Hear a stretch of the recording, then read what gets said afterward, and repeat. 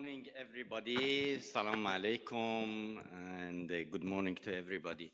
First of all, thank you so very much indeed to all of you who came early in the morning here. It is actually my absolute pleasure to welcome you all on behalf of Emirates Oncology Society to ESMO Gulf. The Emirates Oncology Society is built for clinicians in this region, obviously, to come together and I think, these smaller meetings, which are best of ESMO, they give us the opportunity to sit down together outside of the headline and everything, and then try to dissect the data properly, try to discuss, try to argue, disagree, and basically come with some knowledge out of this one that is going to shape how we treat our patients, and basically most of all is really how to collaborate together for the benefit of our patients. So the first session of this morning is early breast cancer. And with that, it is my absolute pleasure to welcome the first speaker, Dr. Anbar Nouri, our dear friend and colleague from Kuwait Cancer Center. And he's going to talk about the positive trial, which is about the basically interrupting endocrine therapy in breast cancer. Dr. Nouri, thank you so much indeed, and we are very honored to have you here. Thank you. شكرا. Thank you.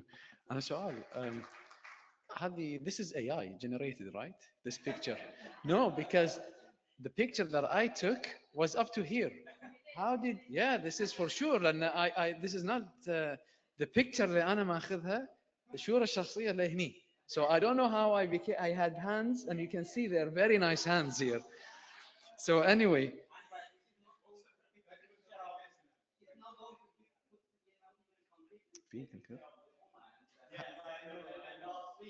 شلون اغير السلايدز؟ And I want to say something else. I will keep saying every single meeting that this picture is not old. I took this picture in 2022, just so you know. So I don't know what happened in 3 years, but this is a recent picture. There, but today my hair, I think it looks good today. So thank you for inviting me here. So basically, I will talk about the updated results from the positive trial, the pregnancy outcome and safety, interrupting therapy for women with endocrine responsive breast cancer. This was an update that was presented in the ESMO. And so the background, many young patients with breast cancer survivors desire pregnancy. As we know in our region, pregnancy after breast cancer does not worsen disease outcomes, regardless of hormone receptor status. We know that. So standard 5 to 10 years of adjuvant endocrine therapy compromises conception in women with HR-positive disease, and this is a problem in our region specifically.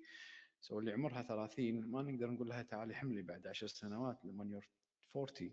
The positive trial evaluates the safety of interrupting endocrine therapy in women with HR-positive breast cancer who wish to conceive and pregnancy outcomes. So this was the design of the positive trial and enrollment. So there was 518 patients less than the age of 42 or at 42 years of age with HR positive stage 1 to 3 breast cancer wishing to become pregnant were enrolled in a prospective single arm only trial from December 14 to December 19.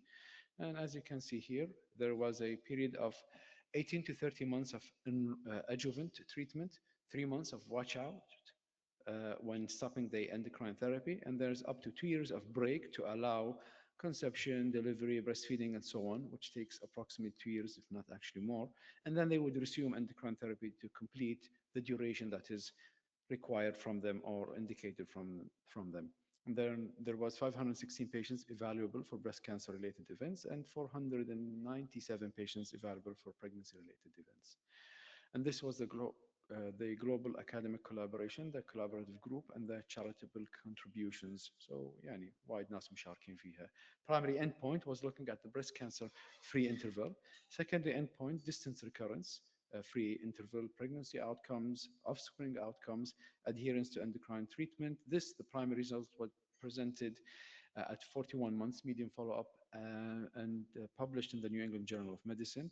And then we have secondary endpoints, which looking at the assisted reproduction outcomes, breastfeeding, translational research, which is endocrine markers for pregnancy. And this is the characteristics of the patients. الغالبية الساحقة, I would say, are between the age of 35 and 39, so almost 50% of the, or half of the patients, I would say. And then if you would see that most of them were never had child in the past, so 75% of them had zero births in the past. The stage, majority of them were either stage 1 and 2, which, keep in mind, doesn't represent our population here. And if you look at the endocrine therapy prior to enrollment, most of them were, of course, on tamoxifen with or without ovarian suppression. القلة الصغيرة had an AI with OFS, which again indicates they lower risk patients. And then around 62%, so 2/3, had prior adjuvant or neoadjuvant chemotherapy. And this is the outcome at 41 months, which was published in the New England. And you can see that the control arm, which is used from soft and text trial, and the difference at 3 years was minus 0.2%, and the hazard ratio of 0.81, and the distance relapse-free interval was also the difference between the two arms at 3 years was minus 0.14%, with a hazard ratio of 0.7. So basically saying that there's no difference. So in the ESMO, they presented the results of at 71 months median follow-up, present breast cancer outcomes, pregnancy, fertility preservation, and endocrine therapy resumption. And so this is the outcome at 71 months median follow-up. So the difference at 5 years between the two arms was minus 0.9%, with a hazard ratio of 0.88 in terms of breast cancer-free interval. And the distance relapse-free interval, the difference was minus 2.1%, with a hazard ratio of 0.67, indicating that there's no excess in the recurrences between the two groups. And if you look at the HER2 negative cohorts, which represent around 74% of the patients, again, the difference at 5 years, we're talking about 1% between the two arms with a hazard ratio of 1 in terms of breast cancer-free interval. And the distance relapse-free interval, the difference at 5 years was minus 1.1% with a hazard ratio of 0.82 between the two groups. And if you look at the outcomes for the 5 years breast cancer interval in specific groups, so HER2 positive, so this is just looking at the positive trial patients, 7.1%. The N positive disease, 4 to 9, this is 23.2%. And the patients with a large tumor, so T3 and above, were 20.2%. So the outcomes at 71 months median follow-up for pregnancy, what happened to those patients? Of the 497 evaluable patients, there was 377, which is 76%, reported becoming pregnant at least once, with a total of 589 pregnancies. 343 patients out of those 377 patients, which is 91%, يعني الغالبية, had at least one live birth. 79 patients had at least 2, and 4 patients had at least 3 live births, which is good. Of the 589 pregnancies, 392, which is representing 2/3 of the patients, were full term, and 30 patients, which is 5%, so رقم صغير, had preterm, with a total of 422 live births and 440 offspring. طبعا في ناس they had twins because they were using IVF.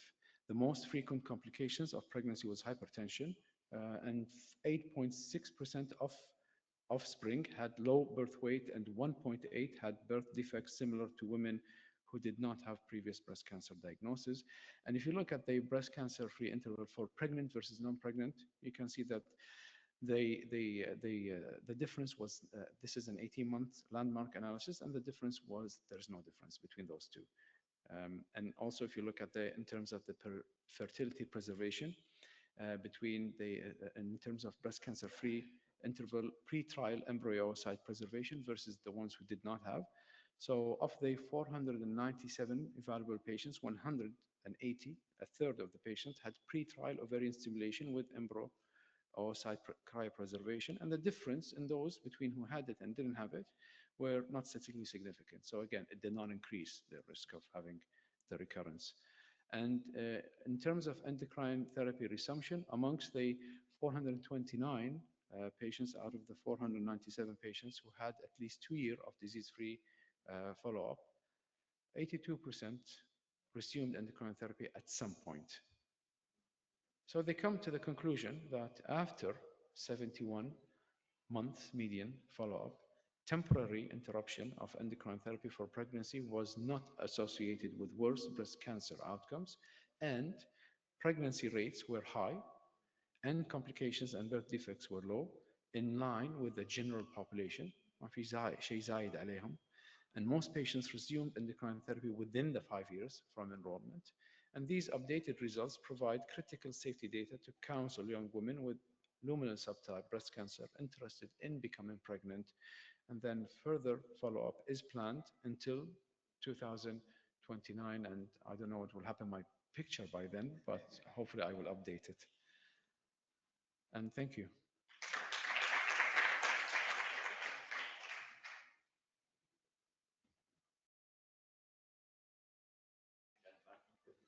Thank you so much indeed, Anwar. So the next talk is by Professor 𝗘𝗦𝗀𝗪 about the overall survival of monarch E. This is a significant data that was presented at ESMO. Thank you so much indeed, Professor 𝗘𝗦𝗪𝗪.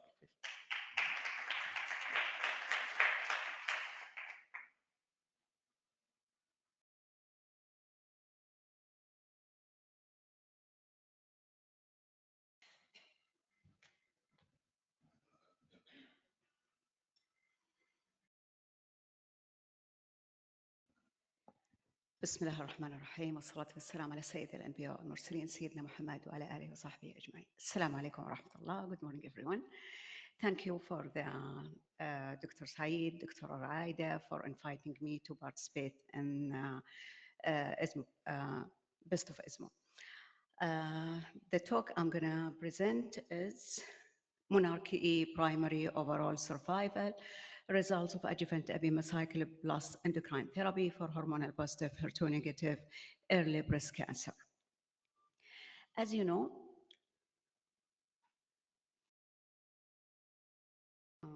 أنا أحرك ولا أنتو؟ هذا؟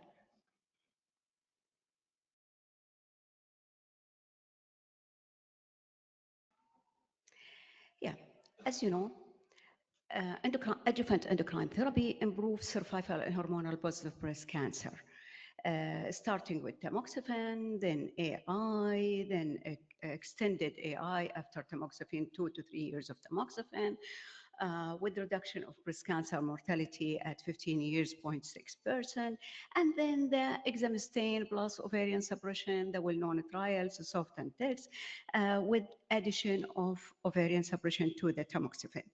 What's next? We knew that adding CDK4/6 inhibitors in metastatic setting improve the outcome significantly. So this has led to the trial of monarch E, the first one, which was in 2019, presented at ESMO, the use of 2 years adjuvant abemaciclib in addition to adjuvant endocrine therapy, and it significantly improved the invasive disease-free survival over endocrine therapy alone. At the 5-year landmark analysis with a median follow-up of 54 months, abema continued to show benefit. So the benefit was sustained. And there is a favorable trend towards overall survival. But nearly twice as many patients in endocrine therapy arm living with metastatic disease compared to endocrine therapy alone.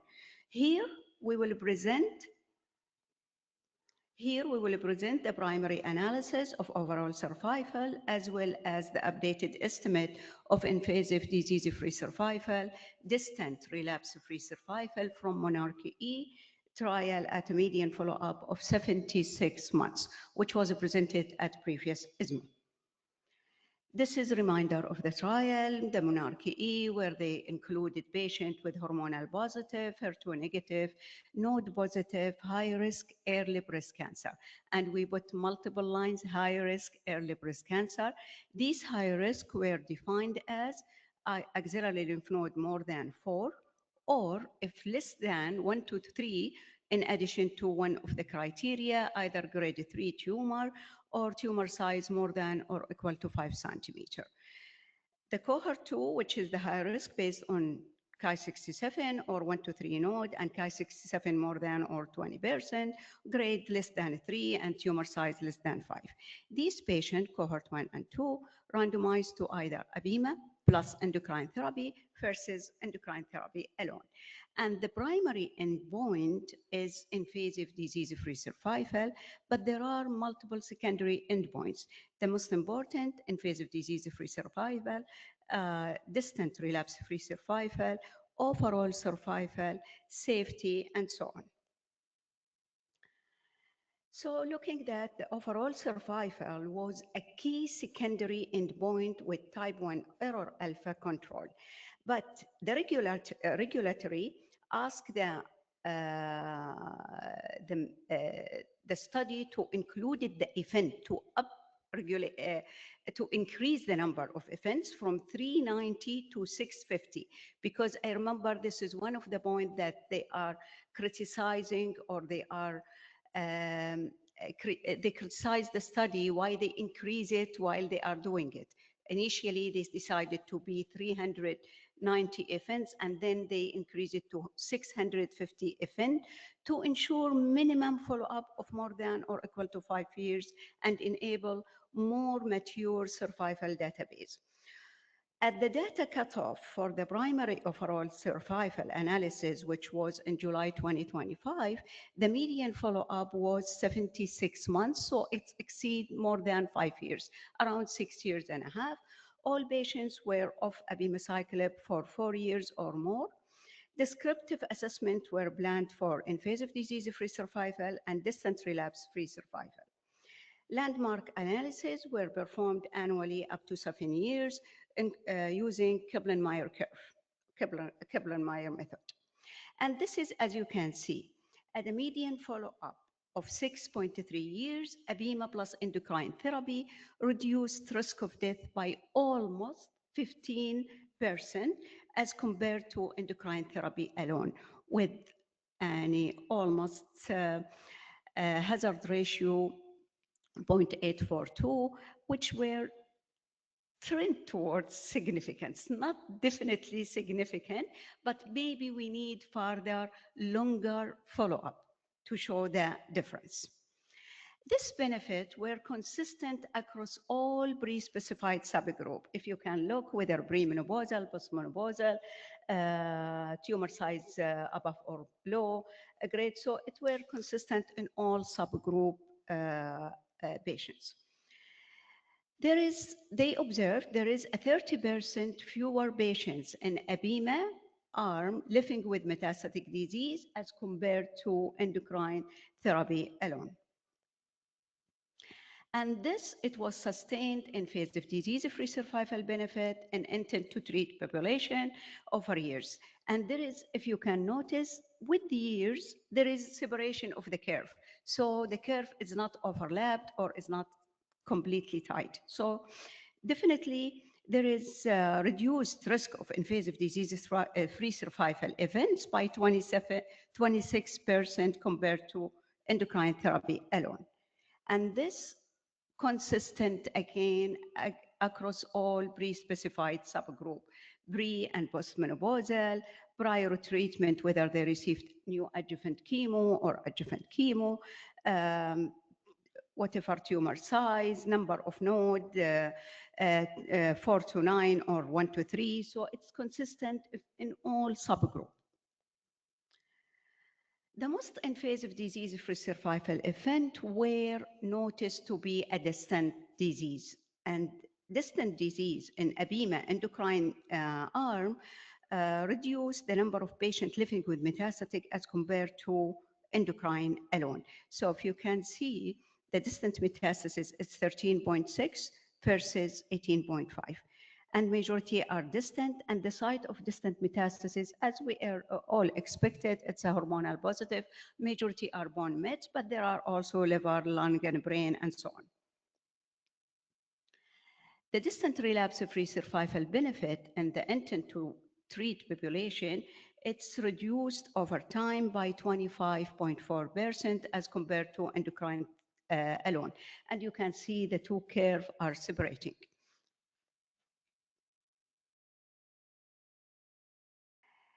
But what is the systemic anti-cancer therapy was given majority after progression or developing metastatic, they received chemotherapy.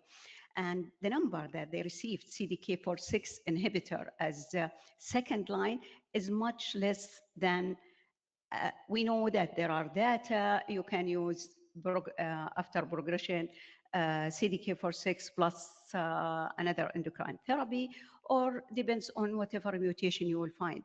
But here, maybe the number of patients that they received chemo is a bit higher than what we expect.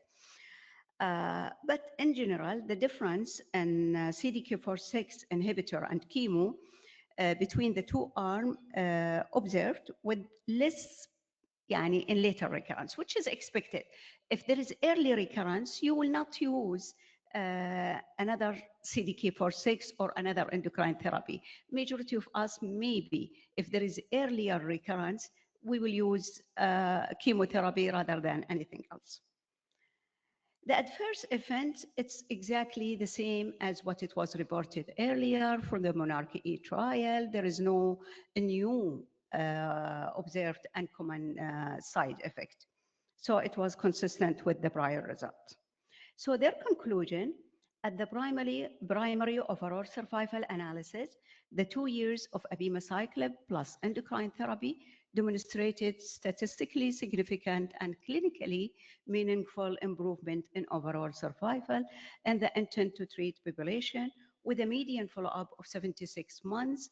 Abema plus endocrine reduced risk of death by 15.8% compared to endocrine therapy alone, with 30% fewer patients in the Abema arm living with metastatic as compared to none. And this is expected overall survival benefit, hopefully with longer follow-up. At 7 years landmark analysis, Abema plus endocrine therapy continue to demonstrate sustained benefit of invasive disease-free survival, distant relapse-free survival, enforcing the consistency and durability of the treatment benefit. Consistent overall survival, invasive disease-free survival, distant relapse-free survival benefits observed in cohort 1 population, which is the intent to treat population. And safety was consistent with the prior reports, and no new signals related to delayed toxicity were identified. So Abema is the first CDK4/6 inhibitor to achieve statistically significant improvement in overall survival patients with hormonal positive, HER2 negative, positive, high risk early breast cancer. With this, thank you.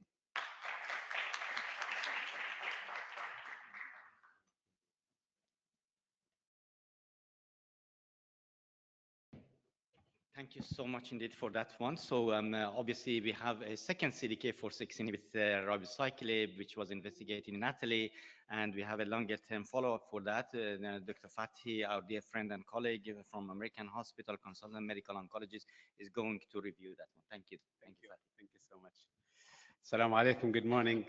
Thanks, Dr. Saeed, for the nice introduction, and thanks for the organizing committee. As you know, this was also presented at the same session in the preferred paper, nearly breast cancer and ESMO, and they are going head to head, neck to neck. So I think we're going to have lots of questions, and I can see Dr. Hassan Ghazal is preparing himself for the question and answers. So, okay, so this is the 5-year Natalie outcomes presented with John Crown from Dublin, and obviously you can see the rest of the authors and contributors. So we know that ribociclib been already approved for as an adjuvant CDK4/6 inhibitor in high-risk early breast cancer, and we know that it's already met the primary endpoint It has improved the invasive disease-free survival at the primary analysis with the median follow-up of 27.7 months, and the hazard ratio at that point was 0.75, and it was statistically significant.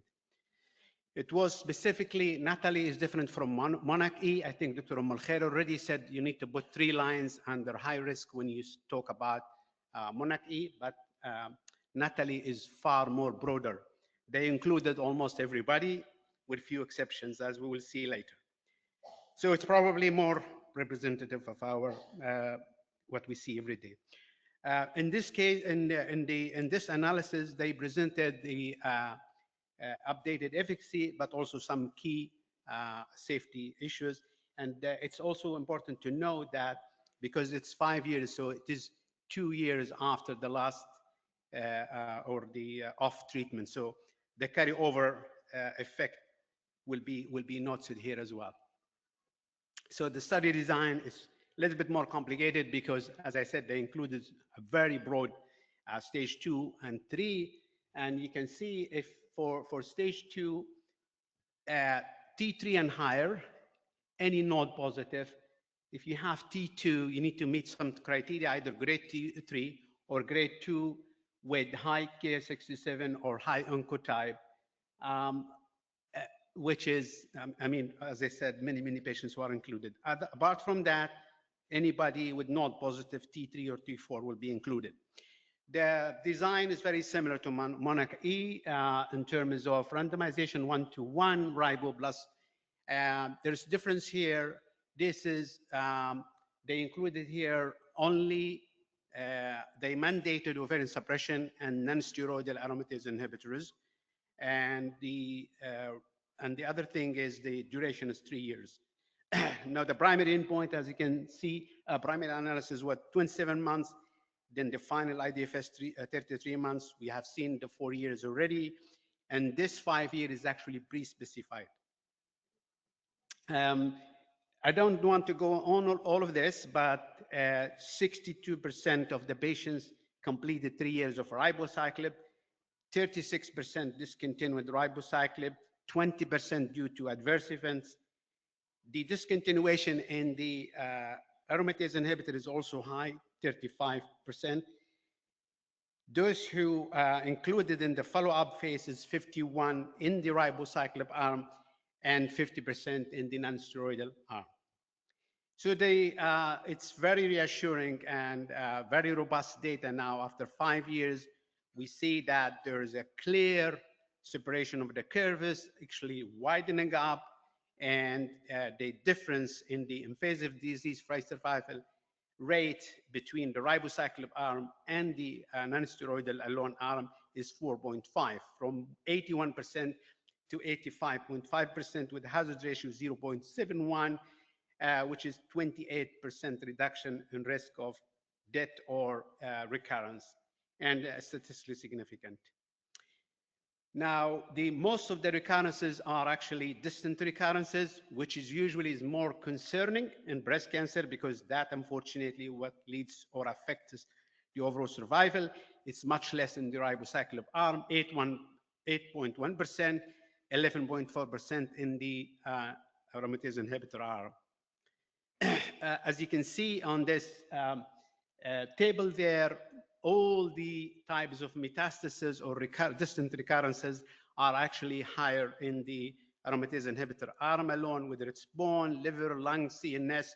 So every single type or subsite of metastasis is more in the, so there is no group benefiting less or more from ribociclib.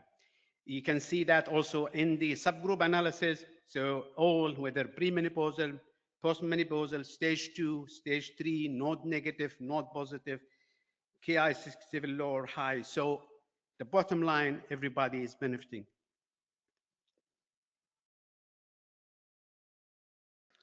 Don't know why it's not changing. Stop. Okay, so the invasive disease, I'm saying the truth, these are data Arf. Invasive disease-free survival by nodal, this is the first time for the node-negative disease, ribociclib showed statistical significance, and the upper limit of the hazard, the upper limit of the confidence interval is less than 1, and you can see the absolute difference is 5.7%. In the node negative, the node positive, similar pattern, more widening of the curves, 4.4, the absolute difference.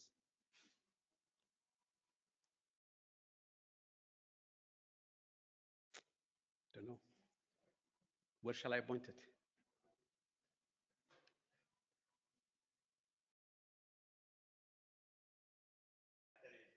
Yeah. Here we go. So, okay, so this is now secondary and exploratory endpoints, but still important. The distant disease-free survival and the distant relapse-free survival, again, similar pattern, same statistical significance, and even the intervals are getting more and more and wider and wider. This is the overall survival. It's not statistically significant yet because of the data are not mature, but you can see the trend. We are nearly there. The difference is 1.6. Remember, in monarchy, it was 1.8. And the hazard ratio is 0.8. And I'm going to show you in the next slide now that the trend is going into the right direction as well. So these are the analysis points. The first one was the primary, which is 36 months. The hazard ratio for survival was 0.89. At the 44 months, it became 0.83. So we are heading down. And now at the 55 months, 0.8. And also, it's also important to note that deaths due to breast cancer and metastasis are higher in the non-steroidal aromatase inhibitor arm as compared across consistently. So there were 5 more deaths on the trial with this 12.9 months extra follow-up, 3 in the ribociclib, 2 in the aromatase inhibitor, but they're not related to the drugs. There are brain hemorrhage, myocardial infarction, gastric adenocarcinoma in ribo, rectal adenocarcinoma, aortic aneurysm in the aromatase inhibitor, and the proportion of secondary malignancies are almost the same, 2.7% in the ribo, 3% in the non-steroidal. So the conclusion, ribociclib plus aromatase inhibitor therapy demonstrated durable, robust, consistent, with more maturity of the data, 28% relative reduction in the risk of recurrence at a median of 2 years post-ribociclib treatment. Sustained IDFS benefit was observed across all subgroups, and the first time we have now achieved the statistical significance even in the node-positive disease, because some people, they think they may not benefit as the same, but if anything, actually the absolute values are better in the node-negative.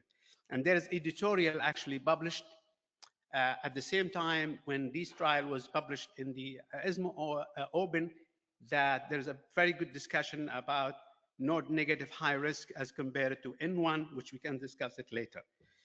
So ribociclib and non-steroidal anti-inflammatory and aromatase inhibitors showed a continued numerical trend for improved overall survival, and watch this space. I'm very confident it will be positive. No new safety signals were identified, and this will sustain or reinforce the message that adjuvant ribociclib is an important addition to our adjuvant therapies for high-risk early breast cancer. The trial was published in the Open ESMO, and these are the acknowledgements, and thank you so much. Thank you so much indeed, Dr. Fatih, highly appreciated.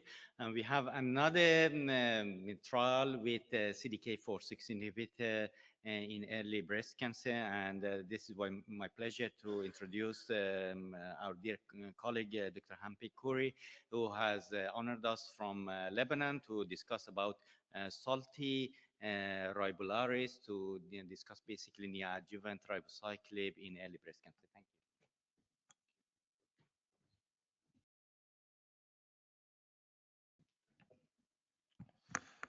Good morning, everyone, and thank you for the invitation.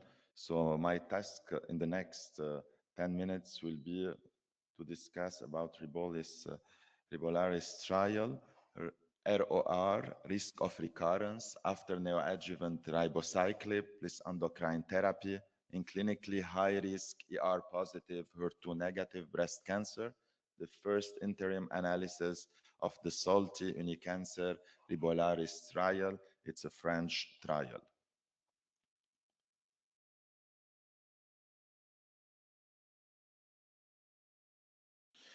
So the results from 𝗕𝗲𝗂 and CORALLINE trials suggest that endocrine therapy and CDK4/6 inhibitors is at least as effective as chemotherapy in patients with high-risk HR-positive, HER2-negative breast cancer in the neoadjuvant setting.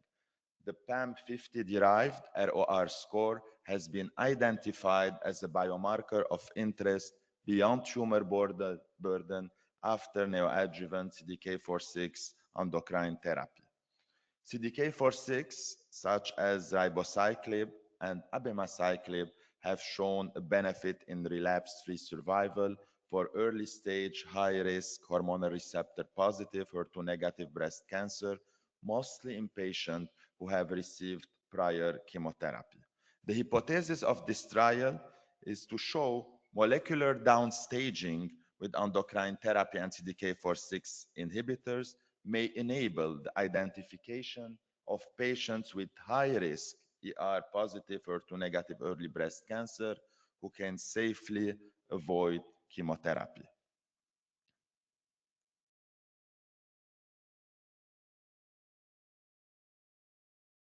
The study designed 1,100 patients, the inclusion criteria, postmenopausal women and some few males, HR-positive, HER2-negative population, the R cells must be more than 10%, clinical stage 2, grade 2 or 3, the Ki67 more or equal to 20%, or high genomic risk platform.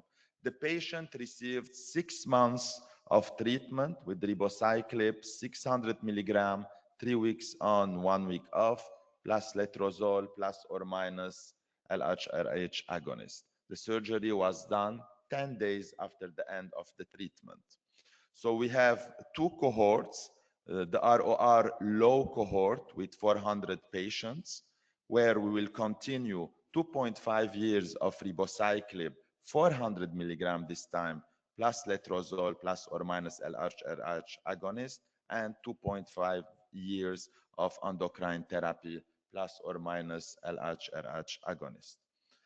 Also, we have the second cohort, where we have around 600 patients with ROR, which is mid-high cohort with chemotherapy as adjuvant, and 2.5 years of ribociclib and letrozole, and 2.5 years of endocrine therapy.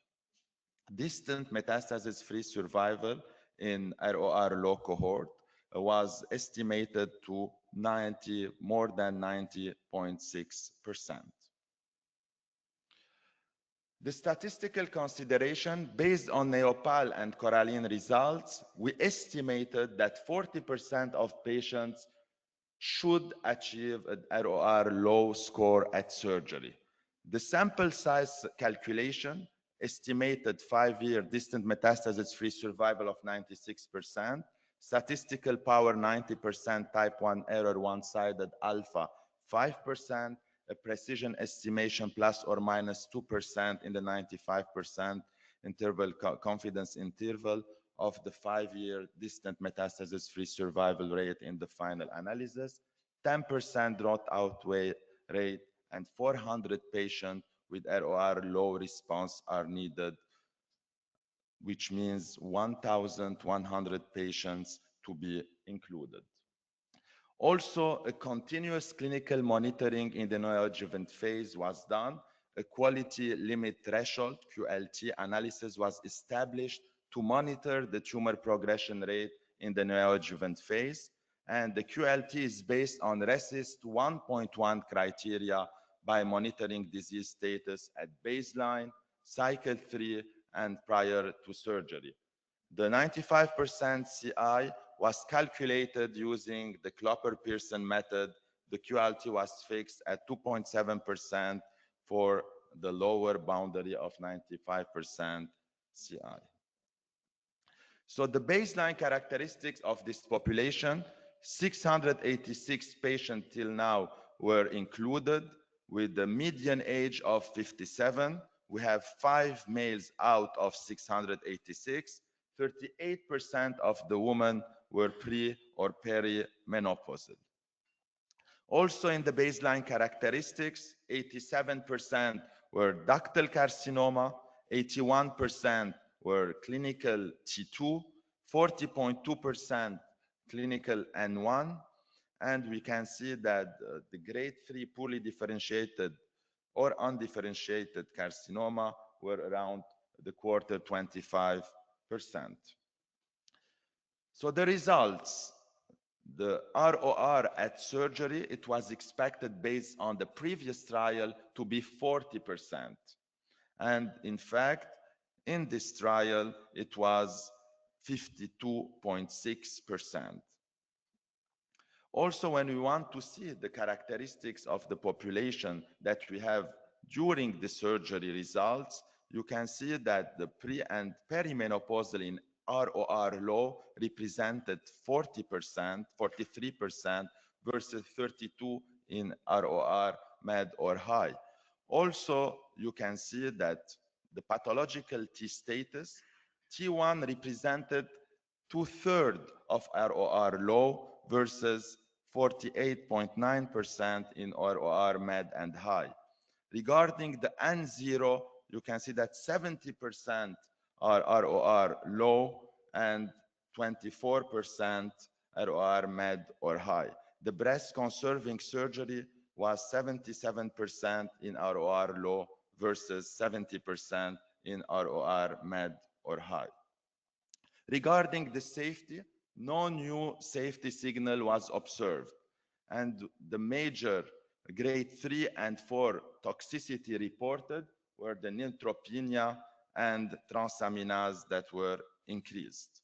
What about the treatment discontinuation? Most common reason for treatment discontinuation were first 70% due to any toxicity, 1.9%, which represent 14 out of 750 investigator or sponsor decision, and we had 15 disease progression that have been observed during neoadjuvant treatment at data cutoff of 686 patients. The take-home message from this study, these preliminary results from the Ribolaris trial suggest that an important subset of patients with high risk, early stage hormonal receptor positive, HER2 negative breast cancer could achieve ROR low disease after neoadjuvant ribociclib plus letrozole and may be candidate to avoid adjuvant chemotherapy. These results confirm and extend the finding of Coraline and Neopal trials, a total of 103, and no new safety signal was observed. Ribolaris trial has successfully completed its recruitment, so waiting for the final results. Thanks to all patients, the SOLTI and Unicancer team, and everyone involved in this project. Thank you. Thank you so much, Dr. Khoury. Highly appreciated. Now we are going to switch gear to look at the antibody drug conjugates that they have moved a little bit earlier in the line in early breast cancer, and they have actually created a lot of discussions. With that, it is my pleasure to introduce Dr. Aida Al-Alawi, who doesn't really need any introduction. She is a medical oncologist and head of oncology at Sheikh Shakhbut Hospital, discussing the what is it called? The Destiny Breast 05 now. Yeah, there are so many destinies that you forget. Yeah, absolutely. Thank you.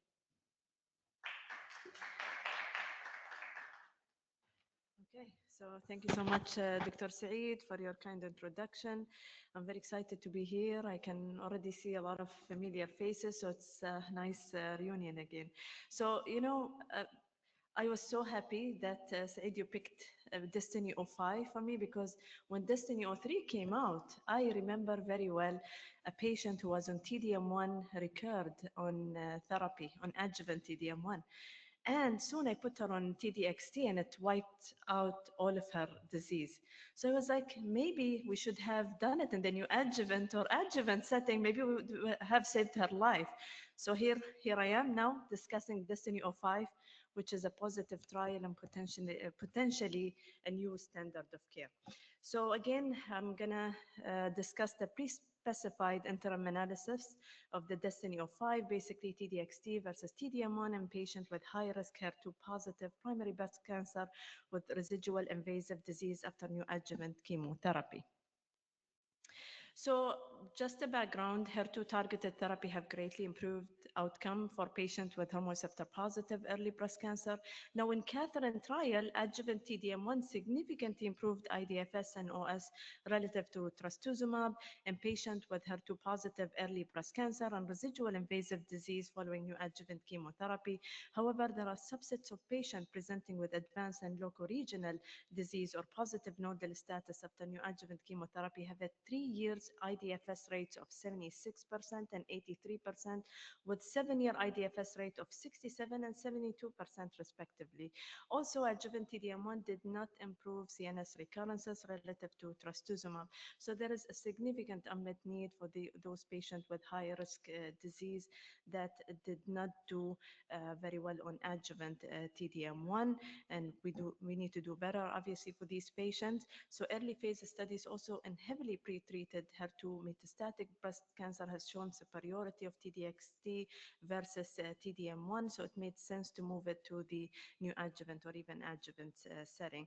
So here is the Destiny Breast 05 study. They basically included a high-risk patient, those with residual invasive disease in breast or axilla after neoadjuvant chemotherapy, and the high risk defined as presentation prior to neoadjuvant chemotherapy with either inoperable early breast cancer, either clinical T4, or those with high burden nodal involvement, or operable early breast cancer with axillary node positive disease after neoadjuvant chemotherapy. So they included about 1,600 patients. They randomized the patient to obviously TDXT for 14 cycles versus TDM1 for 14 cycles, and they looked into primary endpoint, IDFS, DFS, as a key secondary endpoint, and then we do have other secondary endpoints including OS, BMFI, DRFI, and safety. Now, it's worth to note that concomitant adjuvant endocrine therapy was allowed per local practice, and also if radiation therapy was initiated, it could be either concurrent or sequential per the investigator's choice. But for those patients who received the radiation therapy, ILD monitoring was mandated. So all patients anyways had the baseline CT, low dose, non-contrast during screening. A patient receiving radiation therapy either concurrently or sequentially had a low dose CT 6 weeks after the start of therapy, then every 12 weeks while on therapy, and at 40 days follow-up. For those on sequential radiation therapy, meaning after they start TDXT after radiation therapy, had additional CT after completion of radiation prior to start of study treatment. So a little bit on the study status and statistical analysis. Again, 1,600 randomized patients will provide 80% power with 207 IDFS events to demonstrate a statistically significant difference in IDFS, assuming hazard ratio of 0.675 corresponding to an improvement of 3-year IDFS rate from 83% projected in the TDM1 arm to 88.2% in the TDXT arm. In terms of the study status, first patient was enrolled in December 2020, last patient randomized in Feb 2024, last patient final treatment was in Feb 2025.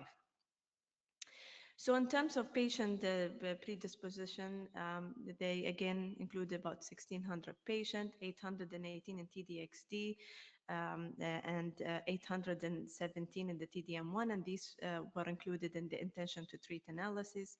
In the TDXT arm, 12 did not end up receiving the therapy, and 16 in the TDM1 arm, and both were excluded from the safety analysis.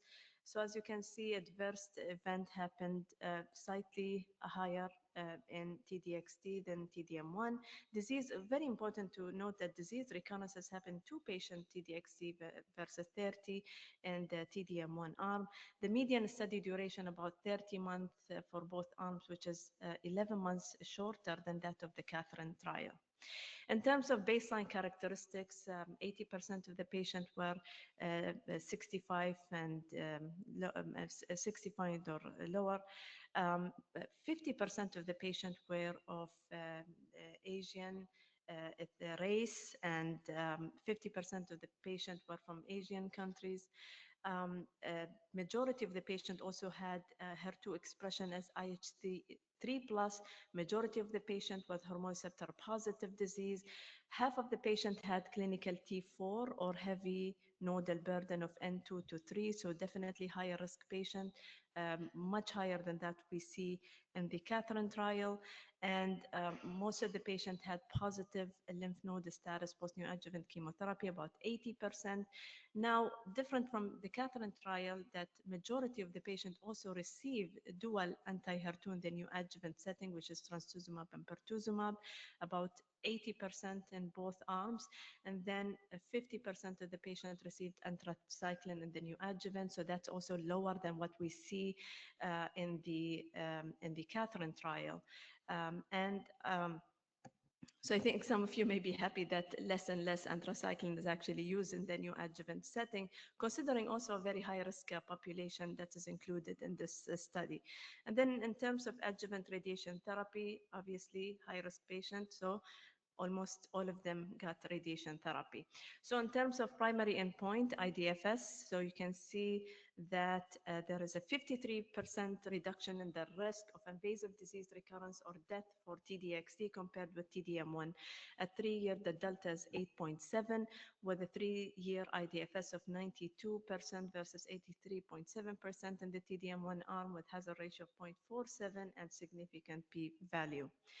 Now, going into the subgroup analysis that favor the TDXD for IDFS, so that's regardless of the patient age, race, region, hormone receptor status, disease status as presentation, pathologic nodal status, and whether they receive single or dual targeted anti-HER2 in the neoadjuvant setting. Now, in terms of categories of first IDFS events, you can see that there is a lower distant and even local regional recurrences with TDXD versus TDM1, and that is including CNS recurrence.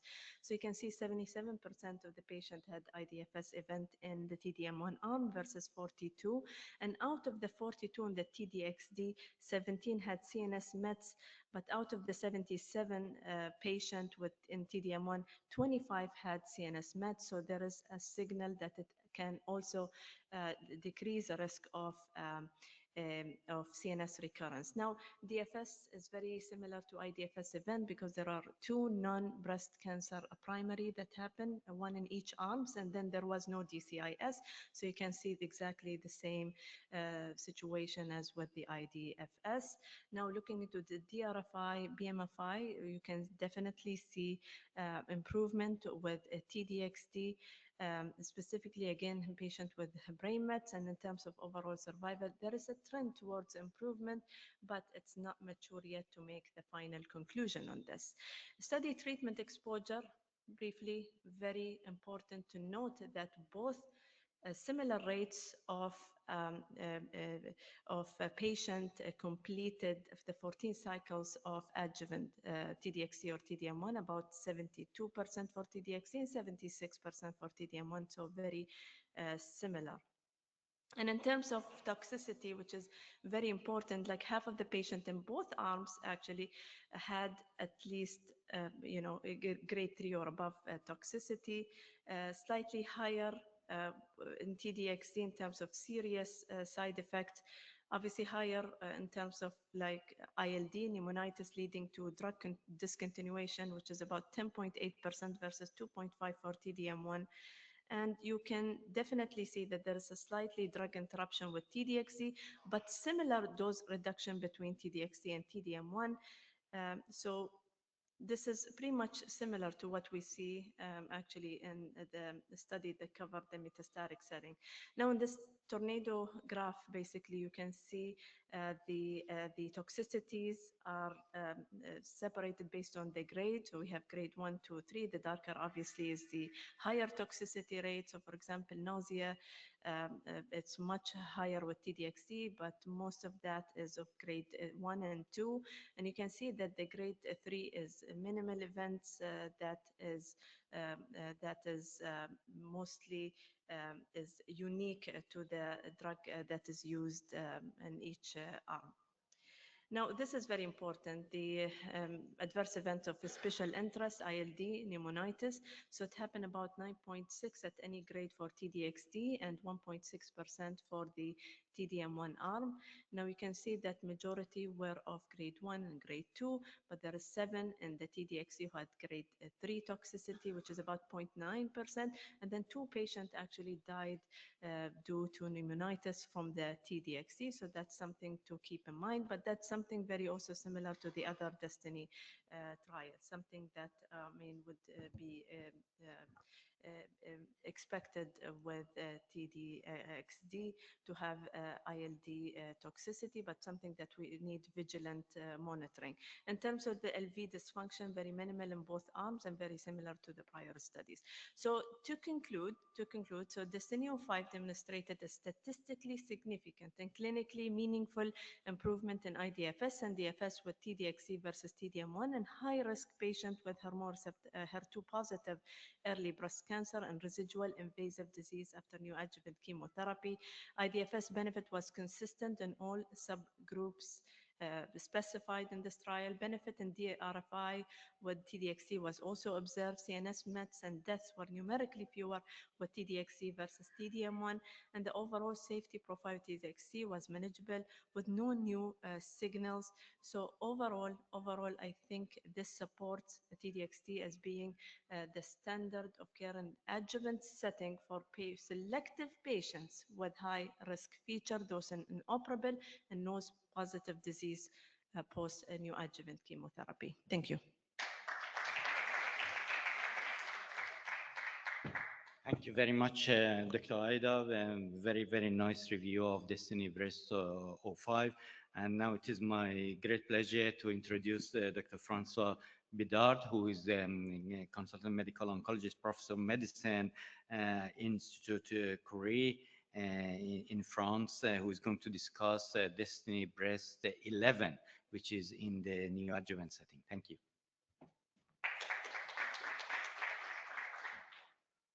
So thank you very much. Good morning.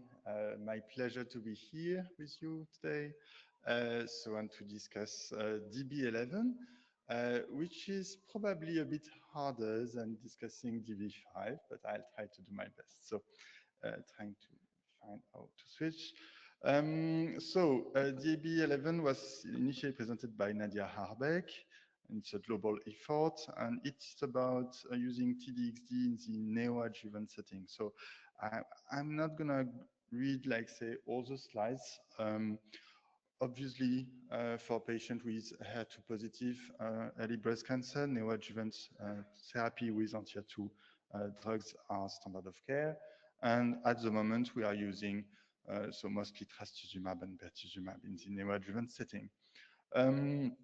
So we have many, many trials and many data that have been accumulated about PCR rates and what kind of chemotherapy we could do. And I don't have it, so I don't see my screen anyway. What we have, is it working? So not working anymore, and my screen is not working. Okay.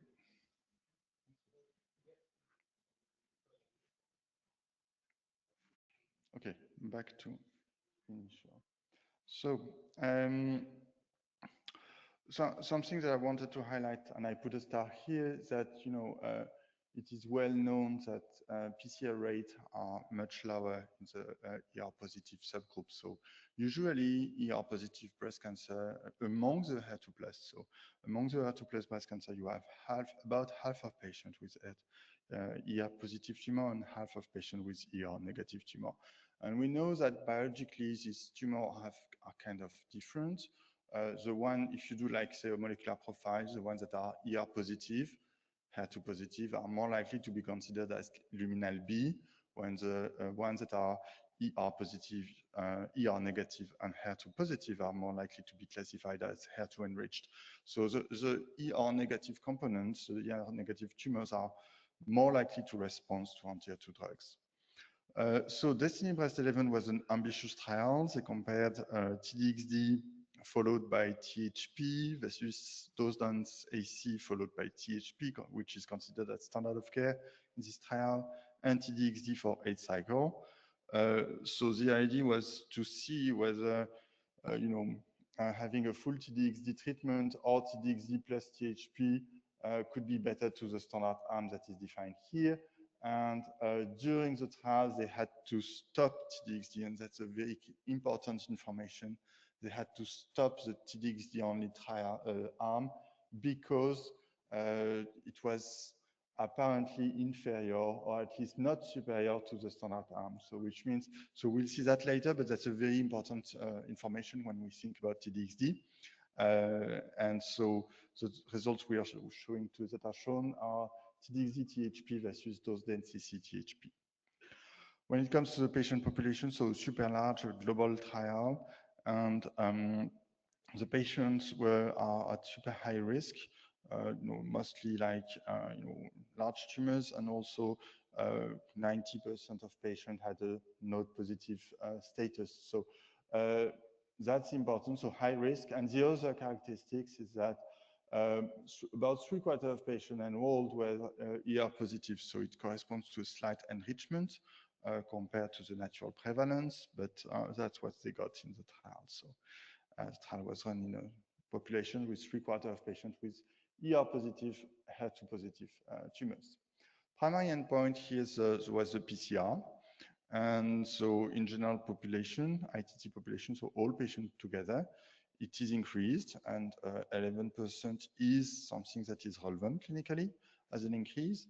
And when you break down by ER positive and ER negative, here you see something that is completely expected, is that ER negative tumor have more PCR with the standard arm, but also much more PCR with TDXD. So it's really like playing a critical role. Again, it's a good illustration that this tumor really depends on the HER2 pathway.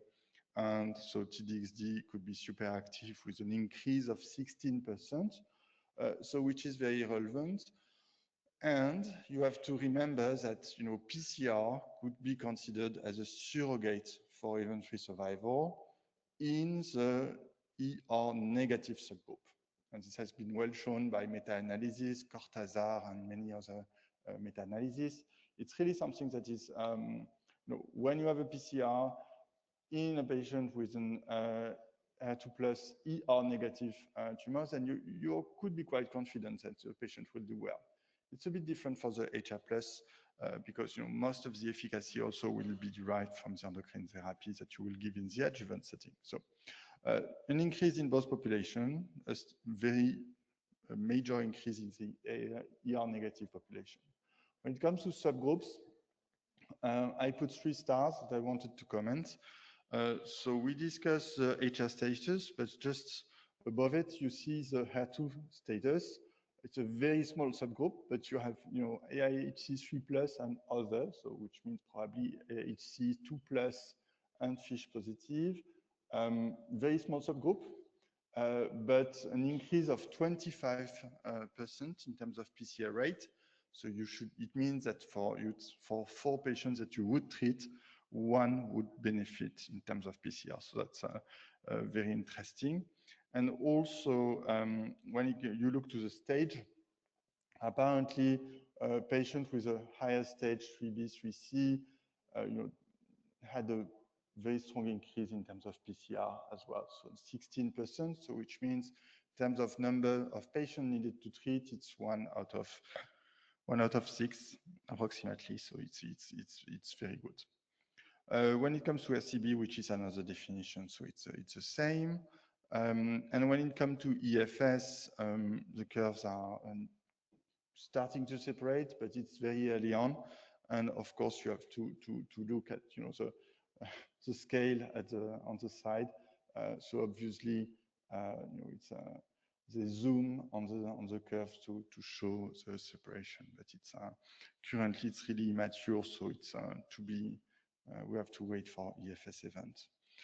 When it comes to post-neoadjuvant treatment, and it's important for patients who did not achieve a PCR, half of them received T-DM1 as a rescue therapy, so which is it could depend on country and access to T-DM1. T-DM1 was not provided as part of the trial, so of course access to T-DM1 depends a lot country to country. So we'll have to, when we look to event-free survival, we'll have to look at the T-DM1 treated patient for the non-PCR ones. Safety, nothing much to say. It's TDXD, so we know very well TDXD now. When it comes to pneumonitis, there is still one grade 5 pneumonitis here, but there was another grade 5 pneumonitis. It's a standard arm without TDXD. So patients were managed with CT scan every 6 weeks. So when you manage closely, you could avoid like too many issues with ILD. So nothing much to say on that side. Here's a TDXD alone, just to show TDXD. So that arm was closed early. And when it was closed, the PCR rate was 43% versus 56% in the standard arm. So obviously, that's a key message. TDXD alone is not enough to treat neoadjuvant HER2 plus patient. So in conclusion, so that's the highest PCR rate reported ever, and it's increased compared to those done AC and THP. Safety is very acceptable. So then the question is what to do with the trial in our practice. Do we, what do we think about it? So this is my personal opinion. So it's, if you remember TDM1, we consider it as a magic bullet. It worked very well in the advanced setting, and then third line it was positive, second line it was positive, and then first line it was not positive, and also adjuvant, post-neoadjuvant, it didn't work that much. So here with TDXD, we know that TDXD has, let's say, revolutionized the treatment of HER2 plus metastatic breast cancer. So it's working everywhere. Hazard ratio were splendid. Even in the post-neoadjuvant setting, just as mentioned in DB5, it's working very, very, very well. Here in the neoadjuvant setting, we are starting to see like some limitations. So, and what are these limitations? So TDXD alone is not enough. So we need to keep the chemotherapy compound. And what has been shown here is that TDXD THP, so have a super high efficacy in the HR negative subgroup. So it is expected, good, but when you see the number actually of patients that will reach the PCR, that's quite impressive. And I just pointed out it's a very, very, very small subgroup, but the non-3 plus also, I don't know if it's related to the biology of HER2, but it could be interesting to be followed. I won't take it into account for my practice, but that's something I would like to see more and to know more later. A lot of debate about the control arm because it's dose-dense AC followed by THP. When many countries have switched to only, let's say, taxane combination plus HP. Let's say it depends first on whether you get access to pertuzumab. Obviously, in Middle East, you have access to pertuzumab. That shouldn't be a problem.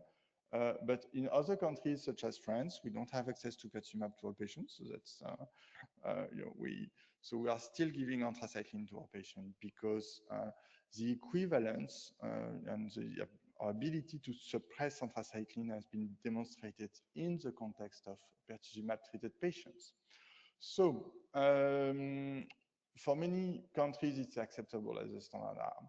And when it comes to efficacy, it has never been shown, I think, that, or at least established reproducibly and reproduced, that anthracene-free regimen would be better in terms of PCR. So it's kind of the same anthracycline-free regimen and dose-density THP in terms of efficacy. We know that there is less cardiac toxicity when you avoid anthracycline, so, but you have also more neuropathy. So for me, it's an acceptable control arm. Again, could be debated depending on country. And something that it's very important is that PCR rate cannot be cross-compared easily between trials. And as I mentioned, the PCR rate in a given trial will depend of the balance between ER positive and ER negative patients. So finally, what do I think really is that we have a super high increase in terms of PCR in the ER negative subgroup, which account for about, let's say, half of the patient population should be. Not in the trial, but in real life, that's quite frequent. And we know, and it's strongly established, that PCR is a surrogate of EFS in the ER negative subgroup of HER2 positive tumors. So that this means that the patient who gain and who have been put in PCR because of TDXD, these patients are likely also not to relapse because of TDXD. So I wouldn't wait for EFS for that subgroup. When it comes to the ER plus subgroup, I would say, that's my opinion, that EFS would be needed to see at least what is happening afterwards. And so I would consider using TDXD as an option for high-risk HER2 plus early breast cancer.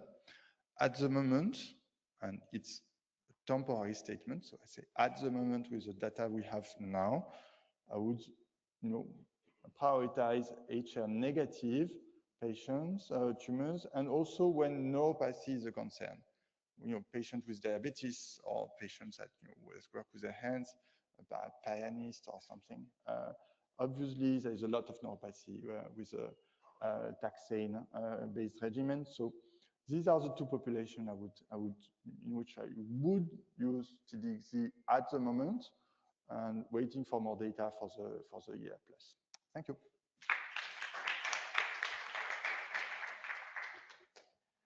Thank you very much indeed. We have kept probably the best one for the last, and really it is my absolute pleasure to introduce Dr. 𝗘𝗦𝗀𝗀, who has come all the way from India to talk about this very interesting and very well received clinical trial that he presented at ESMO this year, and that is Planet with low-dose pembrolizumab in early breast cancer. Thank you.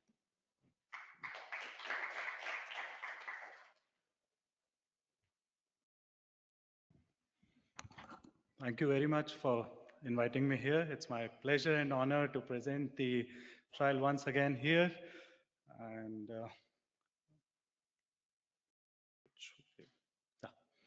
so this is the Planet trial where we looked at what happens when we add low-dose pembrolizumab in addition to neoadjuvant chemotherapy that included anthracycline and taxane in early triple-negative breast cancer.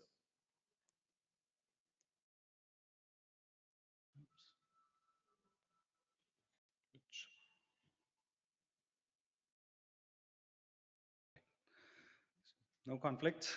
The study was funded by the Indian Council of Medical Research. A little background to this situation. In India, actually, triple-negative breast cancer accounts for 1/4 of all the breast cancer because of our younger demographics. Around 20 to 25% of all our patients are triple-negative.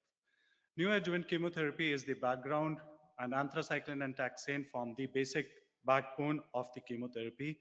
Carboplatin has been debated. We had a recent publication again from India in JCO last month, where carboplatin was shown to improve the event-free survival in patients who are less than 50 years, but still debatable and not used in all circumstances in triple-negative breast cancer. However, in 𝗘𝗦𝗀𝗀𝗀, they included in control arm as well as in the experimental arm carboplatin. So if you're following that, then we include pembrolizumab along with tax-carbo and AC chemotherapy. Now, the problem after 𝗘𝗦𝗀𝗀𝗀 in countries like India and other low middle income countries, actually 2/3 of the globe, is access to pembrolizumab. It's very, very limited. A study from India showed that less than 5% of patients who actually deserve to get an immune checkpoint inhibitor are not able to access this. Interestingly, there are data that come from India again that low-dose immunotherapy again has its own place. A paper was published in the Journal of Clinical Oncology in head and neck tumors, where doses as low as 1/10 of nivolumab standard dose, that's 200 milligram. So they used 20 milligram every 3 weeks. That was found to be associated with an improvement in overall survival in head and neck cancer. That was a randomized control trial. There are several real-world series where it has been shown that low-dose immunotherapy does work in several tumors, including Hodgkin's, small cell lung cancer, non-small cell lung cancer, etc. With pembrolizumab, this data is limited. However, there are data that shows that 1 milligram per kg pembrolizumab is able to saturate all the PD-1 receptors, and this is maintained for several weeks once these are saturated.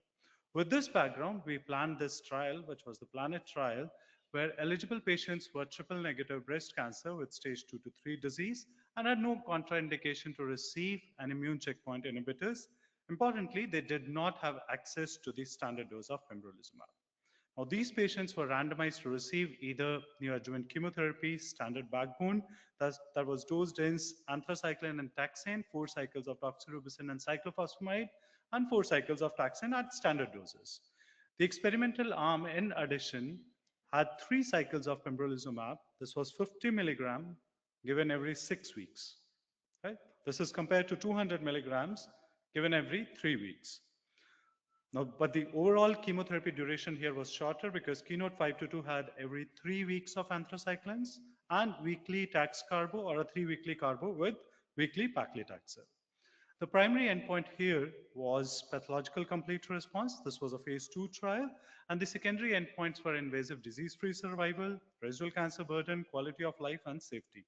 The data for invasive disease-free survival is not yet mature, and it is not even powered to say that.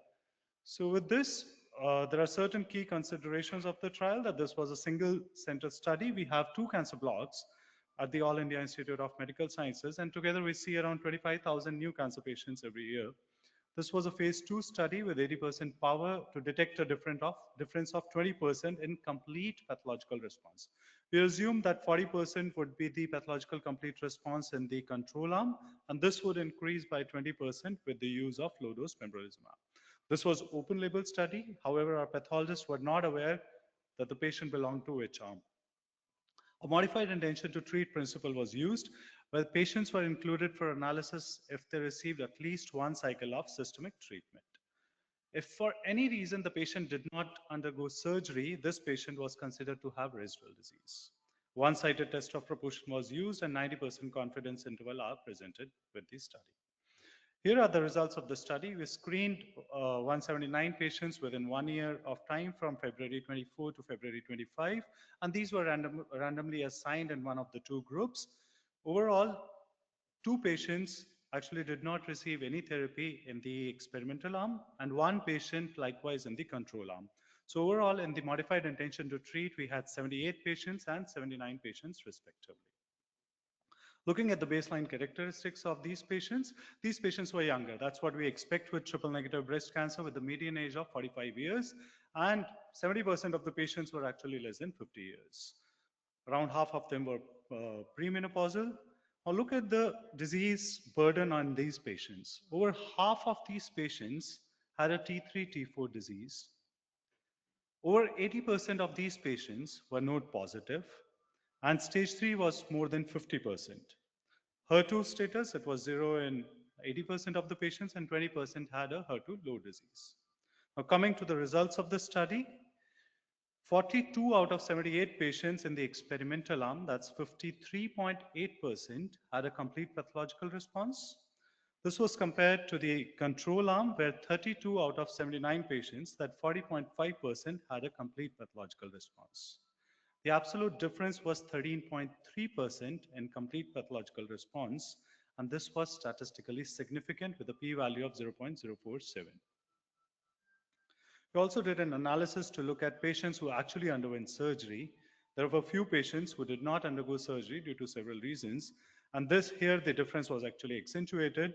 The difference was 56.8% versus 41.6%, because more number of patients actually did not undergo surgery in the experimental arm. 2 patients denied surgery because they were in complete response, and 2 patients were lost to follow-up. When we looked at the subgroup analysis, overall the study sample size was small because this was a phase 2 study. However, we did not find any interaction with regards to age, primary tumor, nodal status, or HER2 status. However, if we look at closely at T3, T4, these are small numbers, so we shouldn't be looking at too much of interpretation from the subgroup analysis. But if we look at T3, T4 tumors, the path complete response was 25% in the control arm and increased to 46.5% in the addition of pembrolizumab. Likewise, the results when we look at residual cancer burden, categories of 0 or 1 were noticed in 71.6% versus 61%. So everything just aligned that it went very similar to what was seen with the primary outcome. We also measured the quality of life using the validated questionnaires of EORTC, QLQ30, and this was done at 3 time points, the baseline, cycle 4, and cycle 8. More than 80% of the patients completed the questionnaires at all 3 time points, and we saw that there was no difference in the quality of life as far as it was concerned with the addition of low-dose pembrolizumab. Now coming to adverse event, this is a busy table. So 92%, and again, very similar in both the arms, had any grade of adverse event. However, grade 3 events or more were noticed more commonly in the chemotherapy alone, 59.5% and 50%. If you look at diarrhea, this was 14% in the pembrolizumab arm and 24% in the chemotherapy arm. Anemia, again, this was a little surprising for us as well, that anemia grade 3 or more was almost twice in the control arm. We don't know the reasons, probably smaller numbers could explain. With regards to immune-related adverse events, overall 10.3% had thyroid dysfunction. This is a little lower than the standard dose, around 15% is what has been reported in most studies. Hypophysitis was 3.8%, and there was 1 death due to Stevens-Johnson syndrome with secondary sepsis and multi-organ dysfunction. Now, comparing the exposure of drugs in both the arms, so over 90% of patients actually completed the planned 8 cycles of chemotherapy. Dose delays were extremely similar, 27%. Median delay was 9 days. Relative dose density was 95% and 93%. So there was not much difference in the exposure to drugs. The planned number of pembrolizumab cycles were received by most patients. Only 3 patients could not receive the planned 3 cycles. And even the number of days from last dose of chemotherapy to surgery was similar. So to conclude, low-dose pembrolizumab increased complete pathological responses when added to dose-dense AC tax backbone, and this was clinically meaningful and statistically significant. If you look at the difference in the KEYNOTE-522 arm, it was 14.5%, which is very, very similar to what we saw in the PLANET trial. Dose was less than 1/10 of the standard dose. So if you look at the exposure to pembrolizumab in the KEYNOTE-522, it was 1600 milligram, 8 cycles, 200 milligram each. Whereas in our study, it was 50 milligram into 3, that's 150 milligrams. So 1/10 of the dose. This says that there's an urgent unmet need to revisit the dose that we have been using. This would significantly improve the access and decrease financial toxicity across the globe. However, there's a little bit of caution. We need longer term follow-up to see that whether there's a difference in the invasive disease-free survival. However, things are aligning up very much similar, and we should see a difference as well. In the end, I would like to thank my institute where we could conduct this study at both the cancer centers, the Indian Council of Medical Research, which gave us the funding to conduct this study, our Department of Medical Oncology, our clinical research team, without whom we cannot do clinical trials. At the center of this are brave patients without whom this wouldn't have been possible. Thank you so much again for having me here. Thank you. Thank you so much, Dr. Batra. So I think it's a time for discussion. We have quite a few very interesting trials, so I think there are quite a lot of room for discussion here. So if our panel can please join us. And I know that I just observed that Dr. Hassan has 1 page full of the question to ask, so we just try to control him as much as we can. I think there are a few hands up, and I think we're going to start one by one, probably from positive trial. I just wanted to ask whether maybe Dr. Anwar can answer that question, whether now with a little bit longer follow-up that we have on positive trial, you feel that more confident that you can recommend interruption of endocrine therapy to attempt pregnancy? Thank you, Saeed, for the question. So a little, like you said, a little bit more confident. You know, as these patients, you know, luminal subtype, we have a lot of data to show 10 years and more recurrence rates. So we would like to see even longer follow-up for those patients. 5 years, I think, is still not enough, but it still gives us more confidence compared to the previous. Now, I mentioned when I was talking that for our region, our population, we have a higher percentage of younger patients. That's number one. The trial had less higher risk patients compared to what we are seeing. So more stage 1, stage 2, much less higher stages, which is not the case in our region, and also lower risk features compared to what we're seeing. Most of our cancers we're seeing grade 3 and above, and so on. So yes, it does give me a little bit more confidence. At least I have something to go by, but I would still like to see more. Great, thank you. Anybody else has any comment? I agree with you, actually. For me, I agree that we need a longer follow-up period, but it's something that I would maybe consider for lower risk patient, but definitely not for, I mean, I would be more cautious in terms of counseling in higher risk patients, definitely. Okay, anyone from this has question about positive trial? It's not a question, but I want just to say a comment.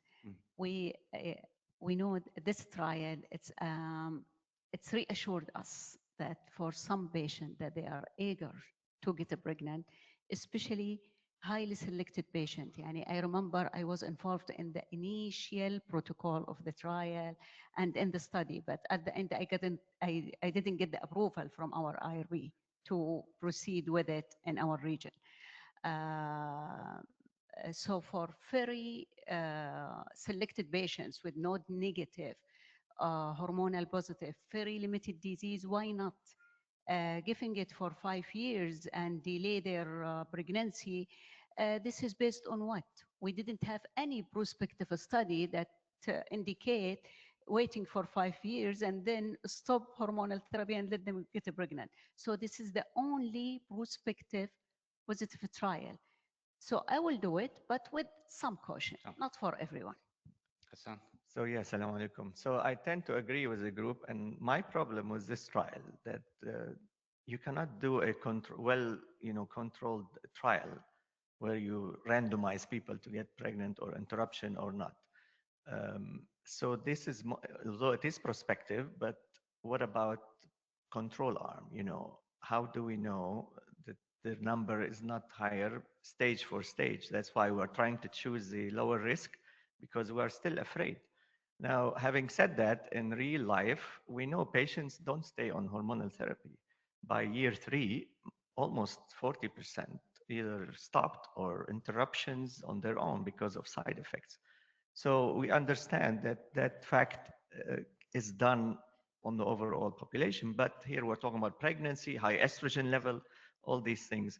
But I think we have signal of safety, but with caution, just like everybody. I think, you know, it's a very relevant trial for our region because obviously we have a lot of young patients as well. So that is, please, yeah. The question is now an era of CD4/6 inhibitors. Like, you know, all of those cases including just hormone therapy. And the panel, I mean, they are very cautious with the patient who's high risk.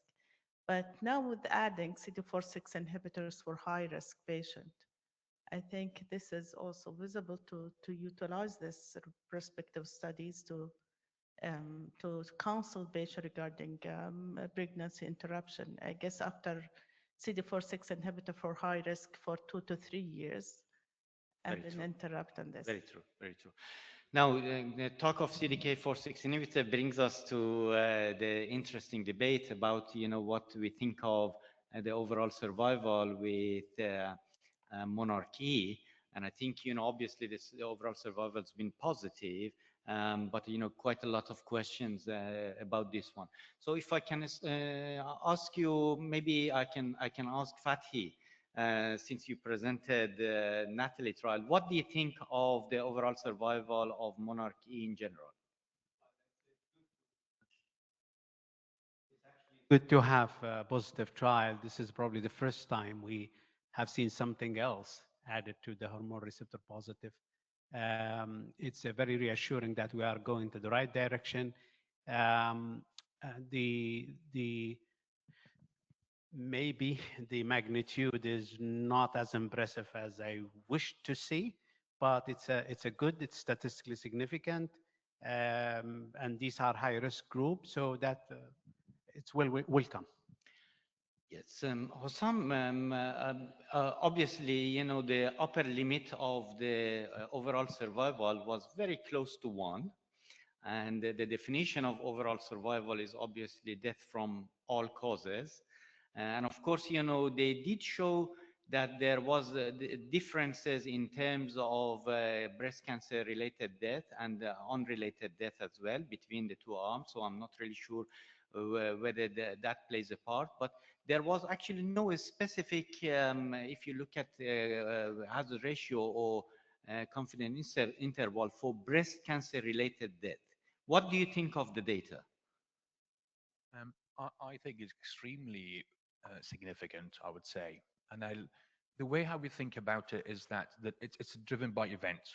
So if you're talking about the hazard ratio, there was, or the delta, it was positive, the range for the confidence interval less than 1. So that's by statistical significance, it's positive. In terms of the number of events, and I need to think about it in the Emirates way, if you look at both events in both arms, there is 51 more ladies alive after 7 years, just for taking the medication for 2 years.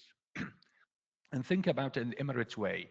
If we manage to save 51-year-old ladies after 7 years by taking medication for just 2 years, I think this is significant to me.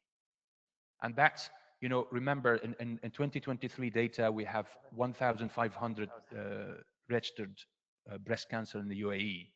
So in the end, after 7 years, if you selected the high group people and you managed to save more than 50 ladies, to me, I think this is significant. And I hope that's the Natalie just following very closely.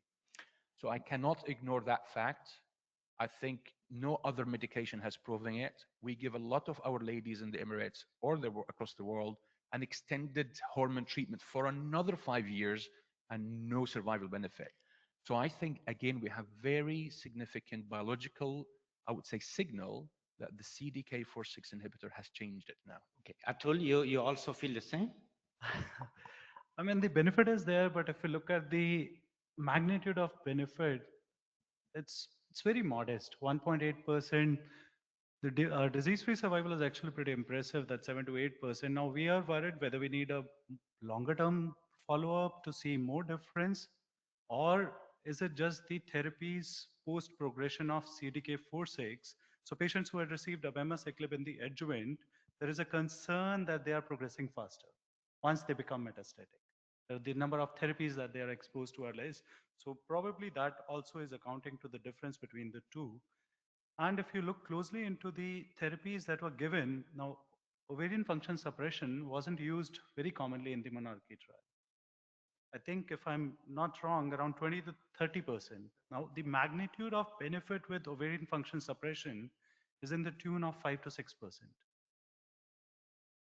That kind of raises a concern again, if that was used, would this 1.8% further shrink to 1%? I don't know the answer. So and that is in super high risk population as well, right? So these are 4 lymph nodes and, you know, grade 3, etc. And I mean, you would have expected that you use more ovarian function suppression in that population, whereas the backbone of the endocrine therapy. Dr. Abulkhair, you presented the data. What is your feedback on that? I think it's a positive trial. It's significant. But still, I think we will see more. Yani, if you look at the curve, there is still continuous separation between the two. Maybe the benefit that we are seeing now is not that high, but it's significant.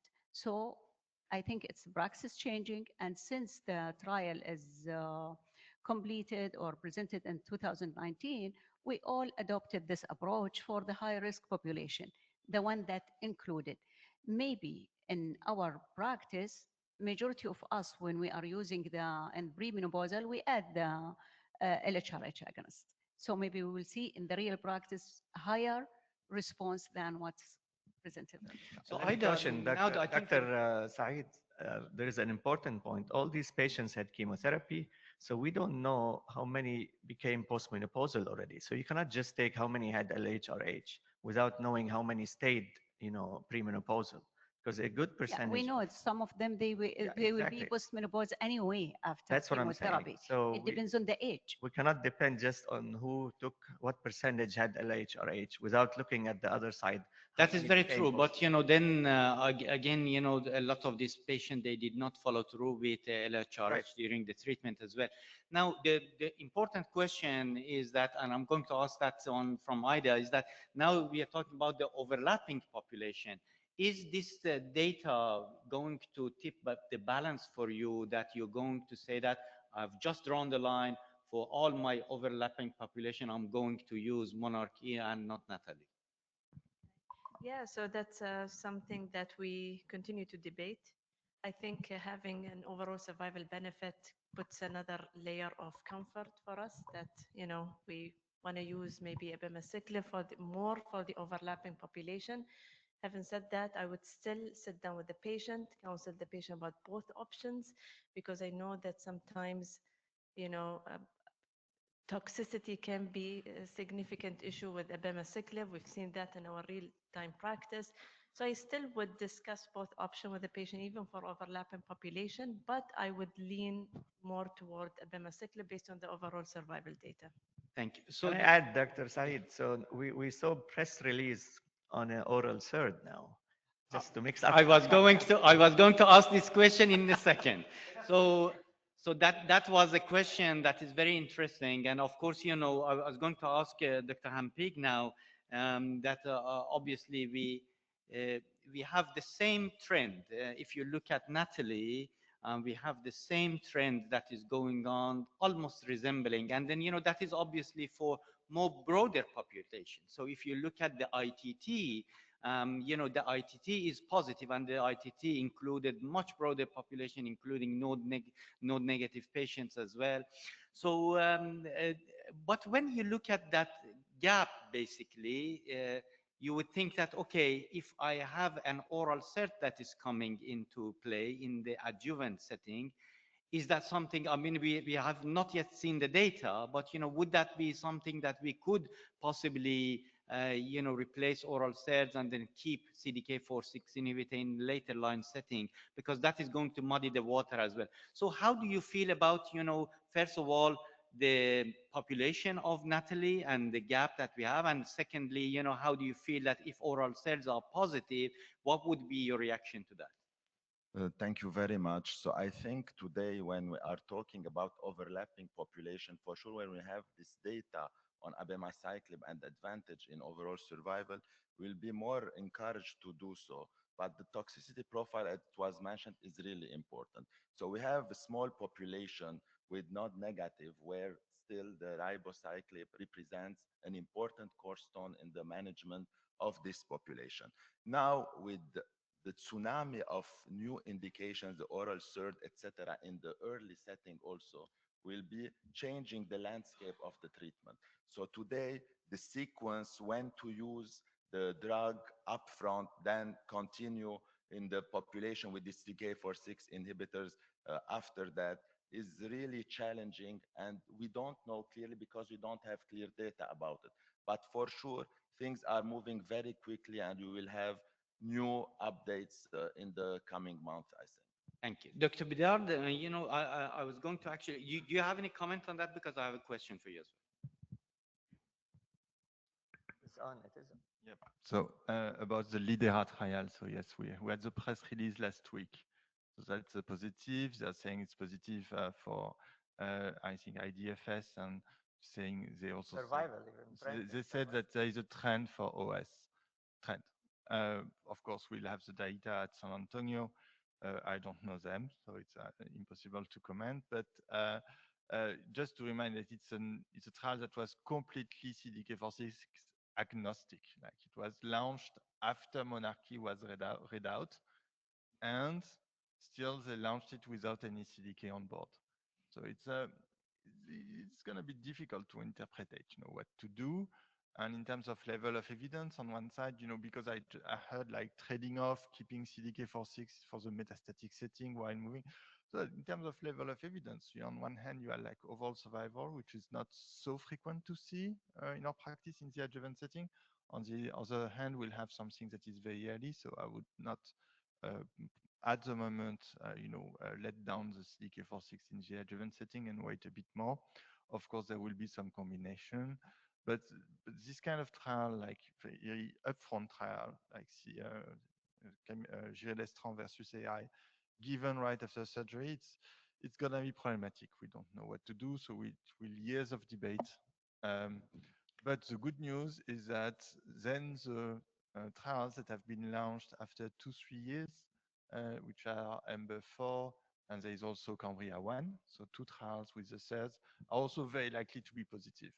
And so that will be easier because then we would have a clear landscape of CDK4/6 for the first 2-3 years, and then stopping CDK4/6 and switching to a set. Of course, we need the data. Thank you. Faisal? So can we move swiftly to DB or? Yes, this is what we're going to discuss. So my question is to both Dr. Aida and Professor Bedard. Let's say it's FDA approved now, TDXD, and the new adjuvant and the adjuvant. Where are you going to use it, number one? And number two, if you use TDXD and the new adjuvant, what are you going to do in the adjuvant with residual disease? Okay. Can't hear you.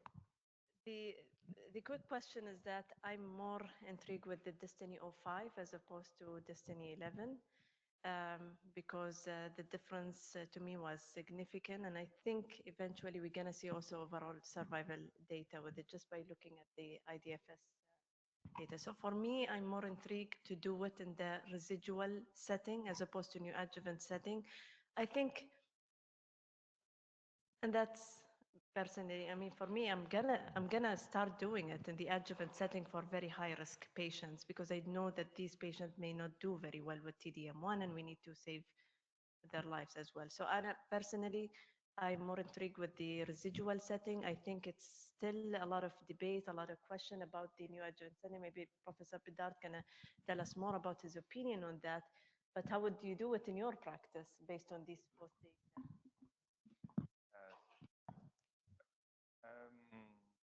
Yeah, so DB5 will be used everywhere, no question asked. Then it's a question, is there a room for DB11 at the moment?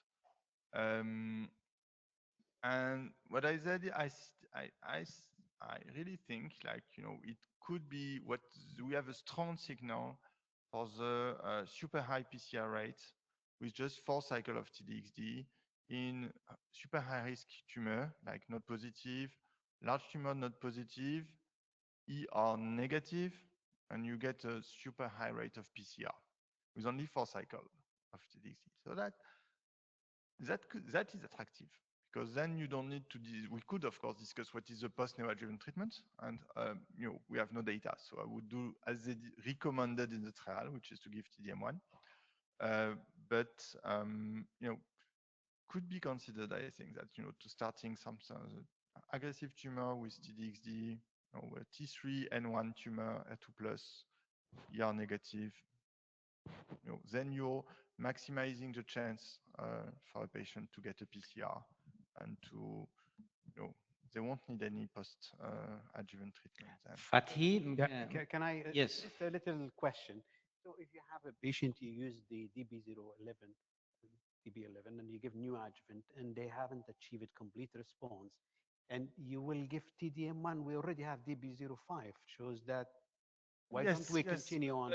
But then, DB5 applies because you're changing. That's the concept of changing the treatment. And as you saw in the, because we have no data, what they put in the trial, in the DB11 trial, is that they recommended to give TDM1 post-neoadjuvant. Yeah, but that's because probably you have the data. Yes. I mean, if you look at all levels, In here too. No, but yes, but not in the context of any of an HER2 pretreated patient. Here's this patient with That would be given because, HER2, you there is don't no get. data on that, to be honest. I'm not really sure if you have any data. If you gave TDXD in the neoadjuvant setting and you have residual disease, then you could switch to TDM1. So I'm not really sure what is the base of. So if that makes things more complicated. Can I comment just on DB05? I don't think we should take it to every residual disease, give TDXD, as No. you mentioned. No. You have to follow the entry criteria. You have to have N positive disease post neoadjuvant or a T2 size. So those were the ultra high risk. So because what was going to happen if I have 5 millimeter, 4 millimeter breast remaining, that's not an indication for TDXD, but it's going to be used, unfortunately, in the community. Yeah, it happens that we just published like last week. It's a small retrospective study, so the level of evidence is 5, so very low, but it's all, we took all our patients at Curie who received TDM1 in post-neoadjuvant, like 𝗕𝗲𝗀𝗃, and we have a 4-5 million follow-up. And what we got is no relapse in node negative patients, and all the relapses were in the node positive patients. So Y, P, N plus tumors, these were the patients who relapsed. So obviously, that was a good idea to focus on this node positive after neoadjuvant treatment. Dr. Abul-Khair, the fact that we had 2 grade 5 events in DB05, does that make you worry? You know, after residual, I will lean to use it more. Destiny 05.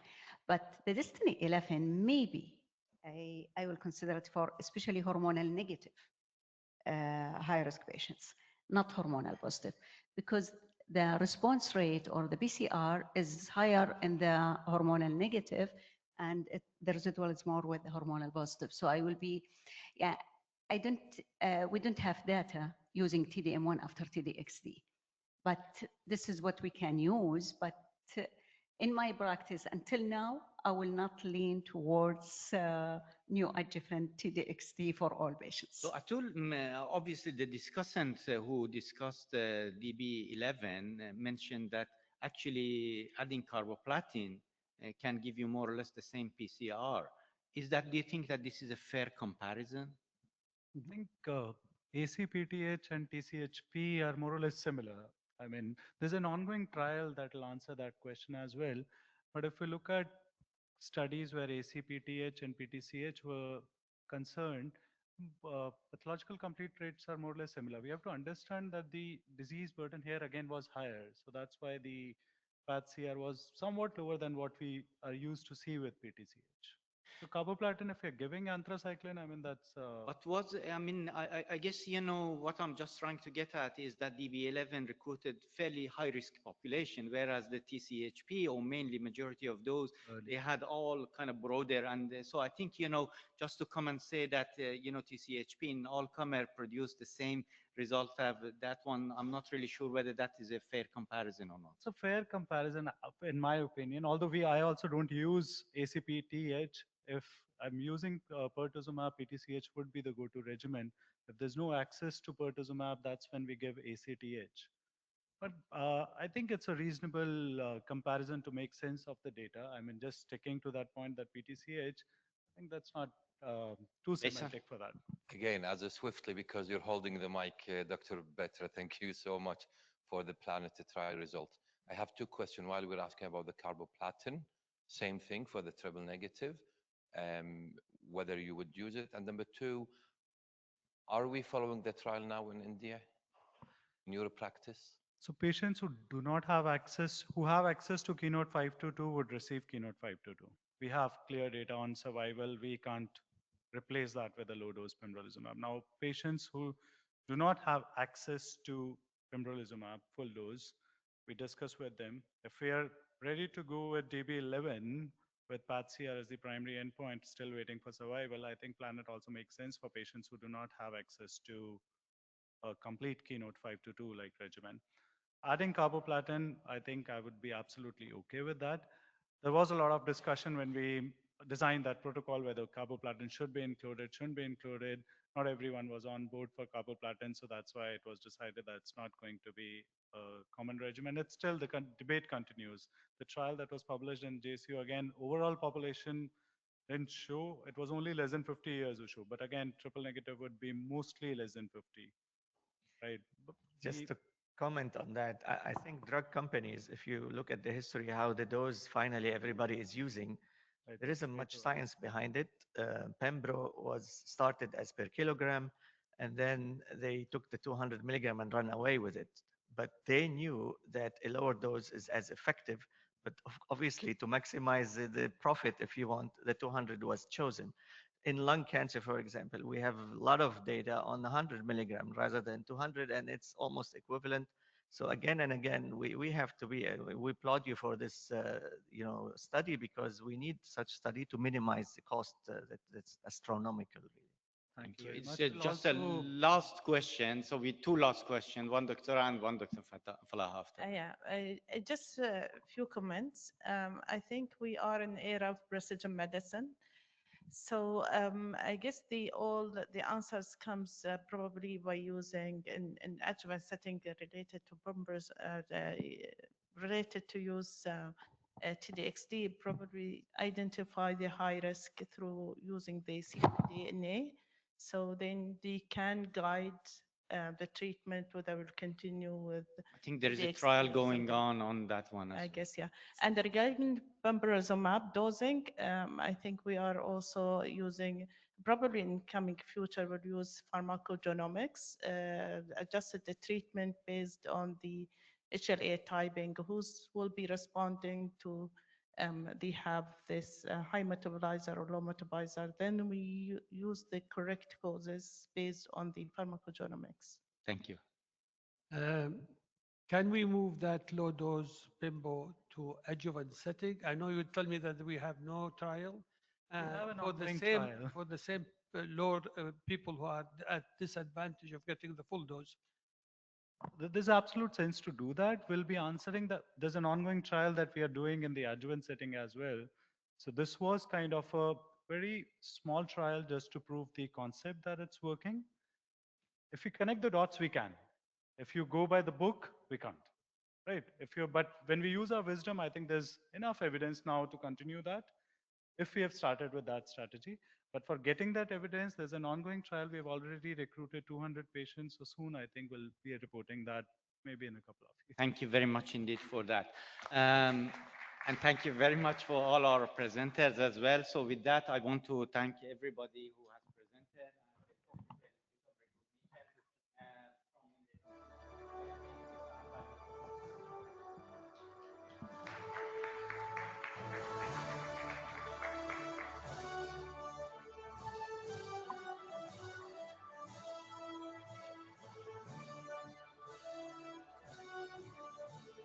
دكتور الخير.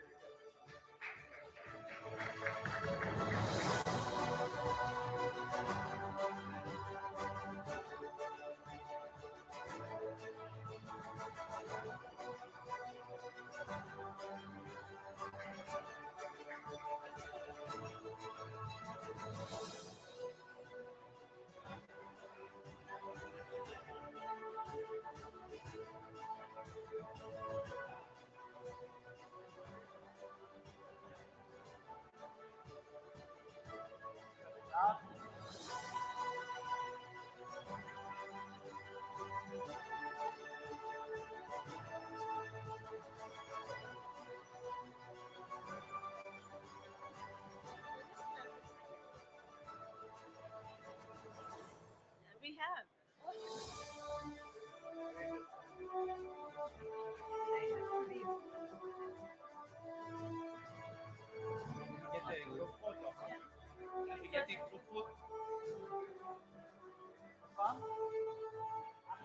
We'd like to get a group photo. If everyone can come to the podium, please.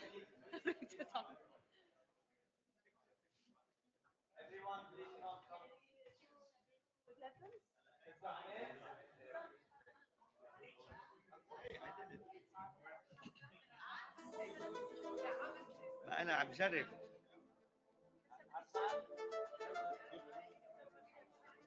You are the chief of the department.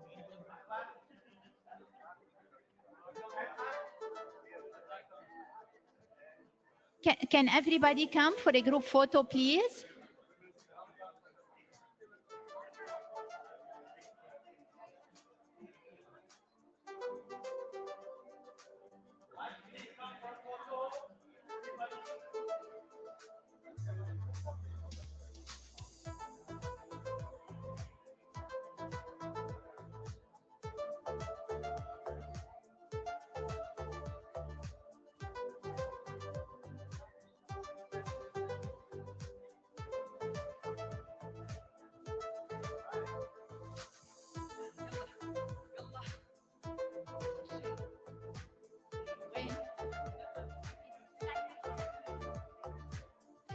أنا بوقف.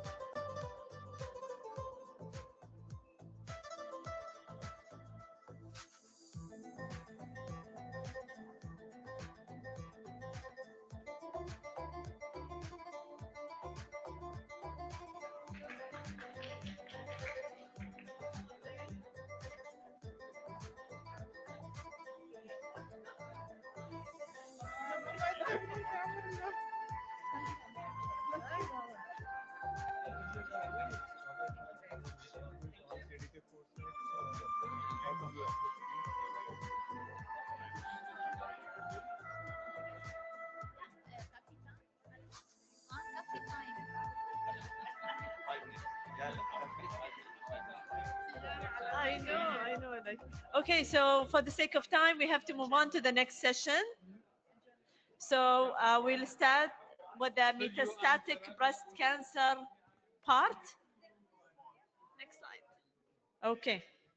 So the first talk will be by Dr. Okay. So I guess I take it back. 5 minutes break and we'll be back.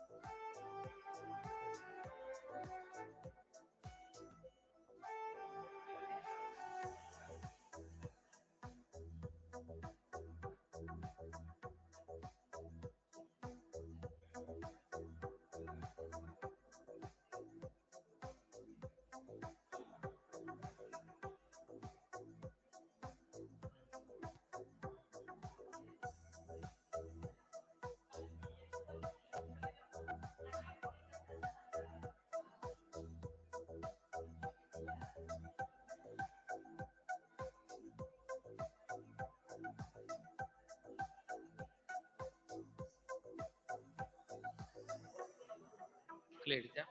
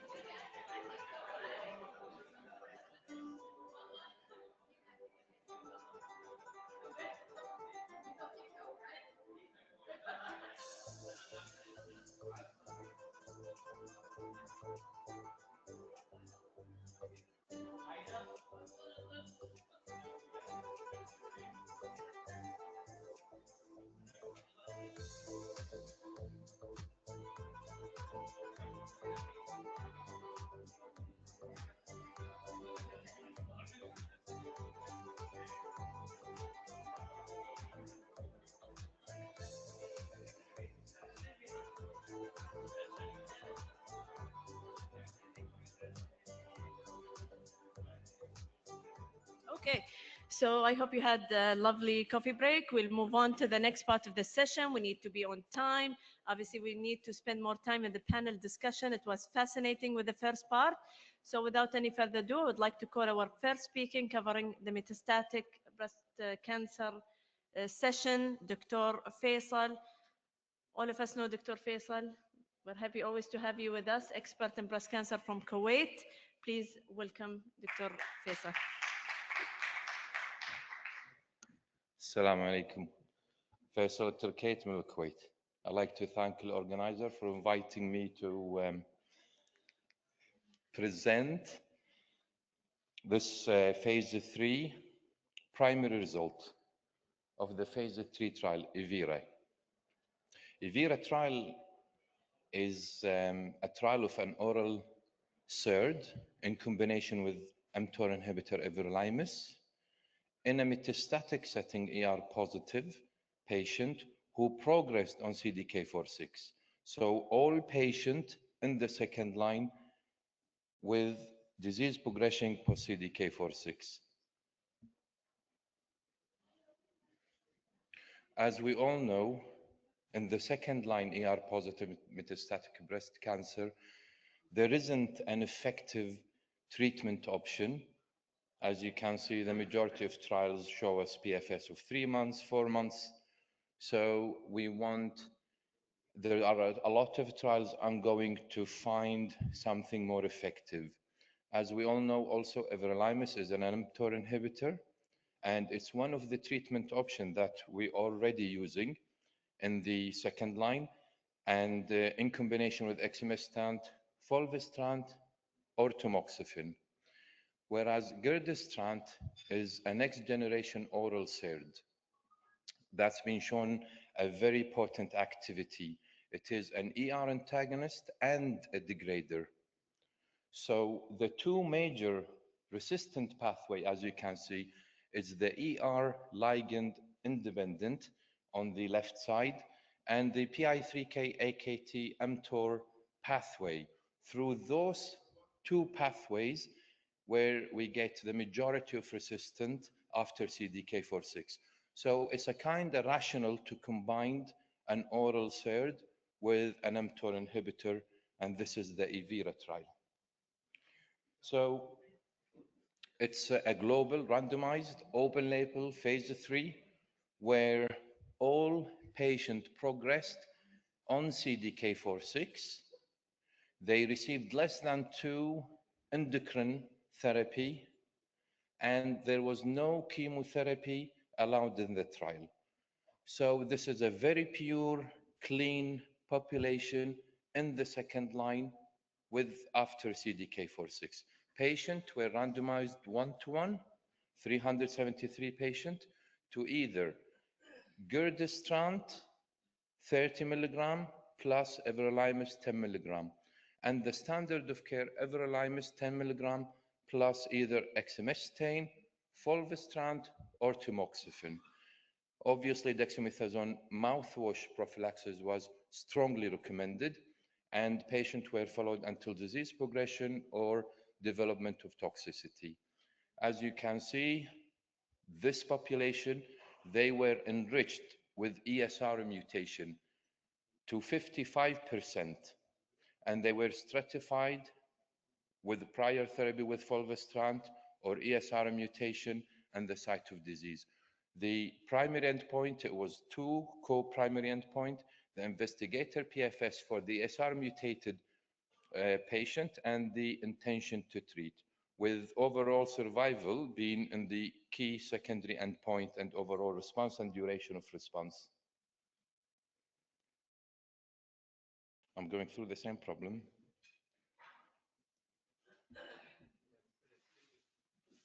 No, not moving. In the future, probably, it needs a battery. Oops, no map. Yeah, yeah. Okay, thank you.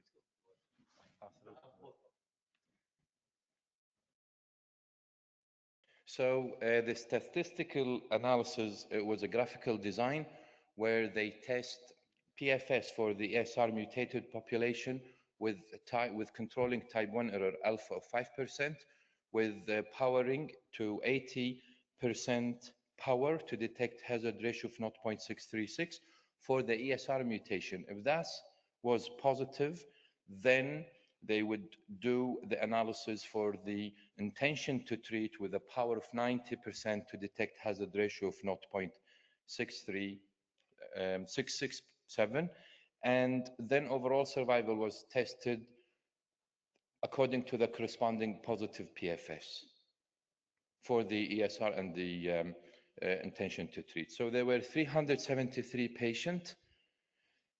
Out of those, in the standard group, there were about 72% received exemestane, 21% received fulvestrant, and 5% received tamoxifen.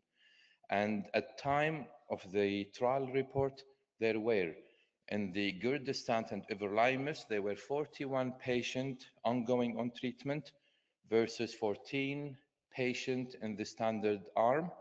And the cause of discontinuing the drug, whether the girdestant or the control arm, the majority was because of disease progression, whereas side effect was only a lower rate because of side effect. So this is a baseline demographic where in the intention to treat it showed, and also the ESR mutation, it showed that patients were balanced in the two arms. In the intention to treat, ESR mutation was at a rate of 55%, and PI3K was at around 30%. 76% of patients, that's a 3/4 of patients, they were receiving treatment in the second line. And fulvestrant was about 50% in both the groups, so it was well balanced. And the CDK4/6 was used as broadly distributed on the 3 available agents we have, CDK4/6. So this is the co-primary endpoint. PFS in the ESR mutated population, we can see that the use of girdestant and everolimus improved PFS from 5.45 months to 9.99 months. So that's nearly 10 months, with a statistically significant hazard ratio of 0.38. This is clinically meaningful, with a 62% reduction in the risk of progression or death. And we can see at the graph, the separation was early and continued to widen. An exploratory analysis was done to check versus whether the control arm was exemestane or fulvestrant, and the benefit was consistent using girdestant against those agents. Adding to what we see in the ESR mutation, the intention to treat population, PFS has improved from 5.4 months to 8.7 months, with a hazard ratio of 0.56 that was statistically significant. And this is translated into a 44% reduction in the risk of progression. The same exploratory analysis was done to compare girdestant and everolimus to the standard of care, whether using exemestane or fulvestrant, it was positive. The key subgroup, forest plot, shows us that the benefit from the girdestant and everolimus is consistent in age, region, menopause, site of metastases, prior treatment, in the ESR mutation, and as well as in the intention to treat. Just to point to you, if you look at the liver metastases, the hazard ratio was 0.39. Prior fulvestrant use, hazard ratio 0.38. And also, what the presenter was Eric Mayer, she mentioned it was also positive in the PI3K mutated group or wild type. If we look at the overall survival, this is an interim analysis, is premature.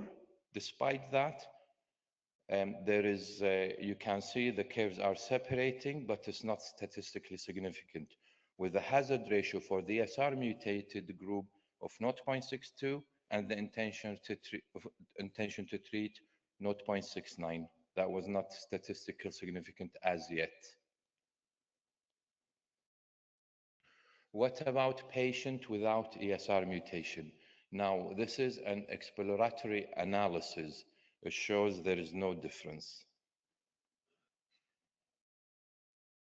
However, looking at the overall response, it is a consistent doubling time for the overall response, for the ESR mutation, for the intention to treat, and for patient without ESR mutation.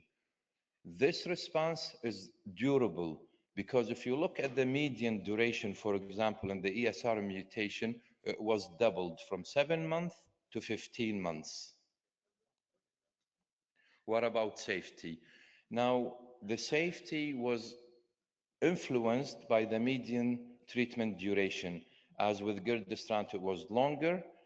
Therefore, having said that, still the side effects were balanced in the two arms, with the discontinuation rate that was considered low, 17% for discontinuing either giredestrant or everolimus, versus 12% in the control arm. Looking at the common treatment-related adverse event, we can see this force plot. Notice this is a very symmetrical, which reflected the fact that there was no serious side effect related to giredestrant.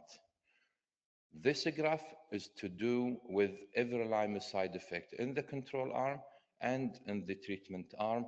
As we know, the stomatitis, the diarrhea, the hyperglycemia. And as we know, oral SERD, there were reports of bradycardia, but with this agent, giredestrant, it was a grade 1, it was mild, non-interruptive, and not needing any intervention. There was no photopsia. So, in conclusion, this is the first oral SERD, giredestrant, in combination with mTOR inhibitor everolimus, showing statistically significant, clinically meaningful improvement in PFS compared to the standard arm. In the group of ESR mutation, there was 62% reduction in the risk of progression or death, and in the intention to treat 44%. The benefit with giredestrant and everolimus was seen across all the key subgroups. Overall response and duration observed irrespective whether ESR mutation or intention to treat. Overall survival still is immature. Safety profile is manageable and consistent with what we know. Thank you very much.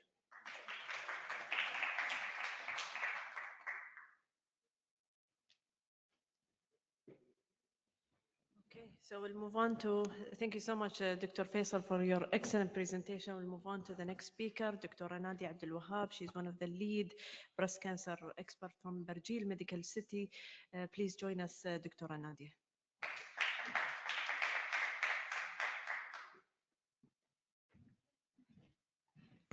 Assalamu alaikum, everyone. Good morning. Thank you so much for the EUS for inviting me. And it's always my pleasure to be here. So, Bismillah ar-Rahman ar-Rahim. I'm pleasure to discuss this new drug that I think will change the landscape in the advanced breast cancer, gedatolisib, in the in patients with hormonal positive, HER2 negative advanced breast cancer. And this drug has been combined in this trial with fulvestrant and with or without palbociclib in the patients with PIK3CA mutation.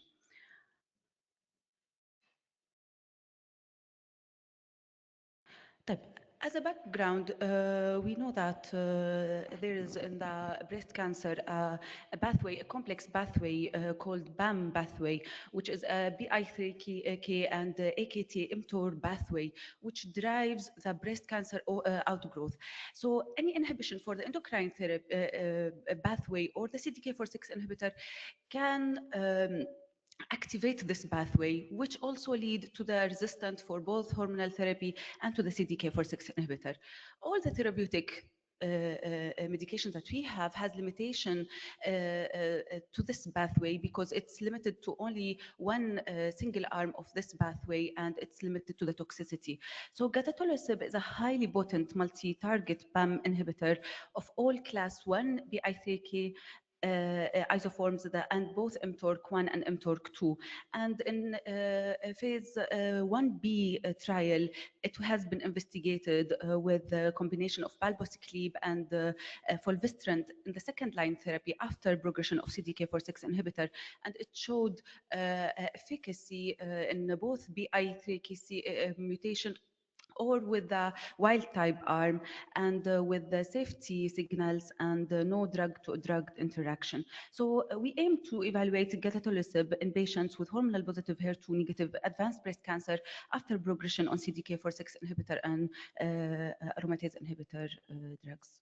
So the design of the study has enrolled all patients who progressed on CDK4/6 inhibitor on or after, and at least 2 lines of prior endocrine therapy were allowed. No chemotherapy were allowed for this design, and patients should have either controlled diabetes 2 or in diabetes 1 population, they were excluded. And this trial has 2 studies. The study 1 for the BIK3CA wild type population, which I will present, and the study 2 with the mutation of BIK3CA, which I think will be presented next year. The study 1 has randomized the patients to the triplet arm, which is the gedatolisib with palbociclib and fulvestrant, or arm B, which is the gedatolisib with fulvestrant alone, and arm C is the fulvestrant arm. What we have to know that there was an optional crossover to arm A or B after progression in this trial. This is the statistical consideration of this trial, what I want to highlight that the overall survival data, I think it will be released at early 2027 after 48 months follow-up. Coming to the randomization of this trial, 392 patients were randomized to the all arms. The data cut of this was 10 months.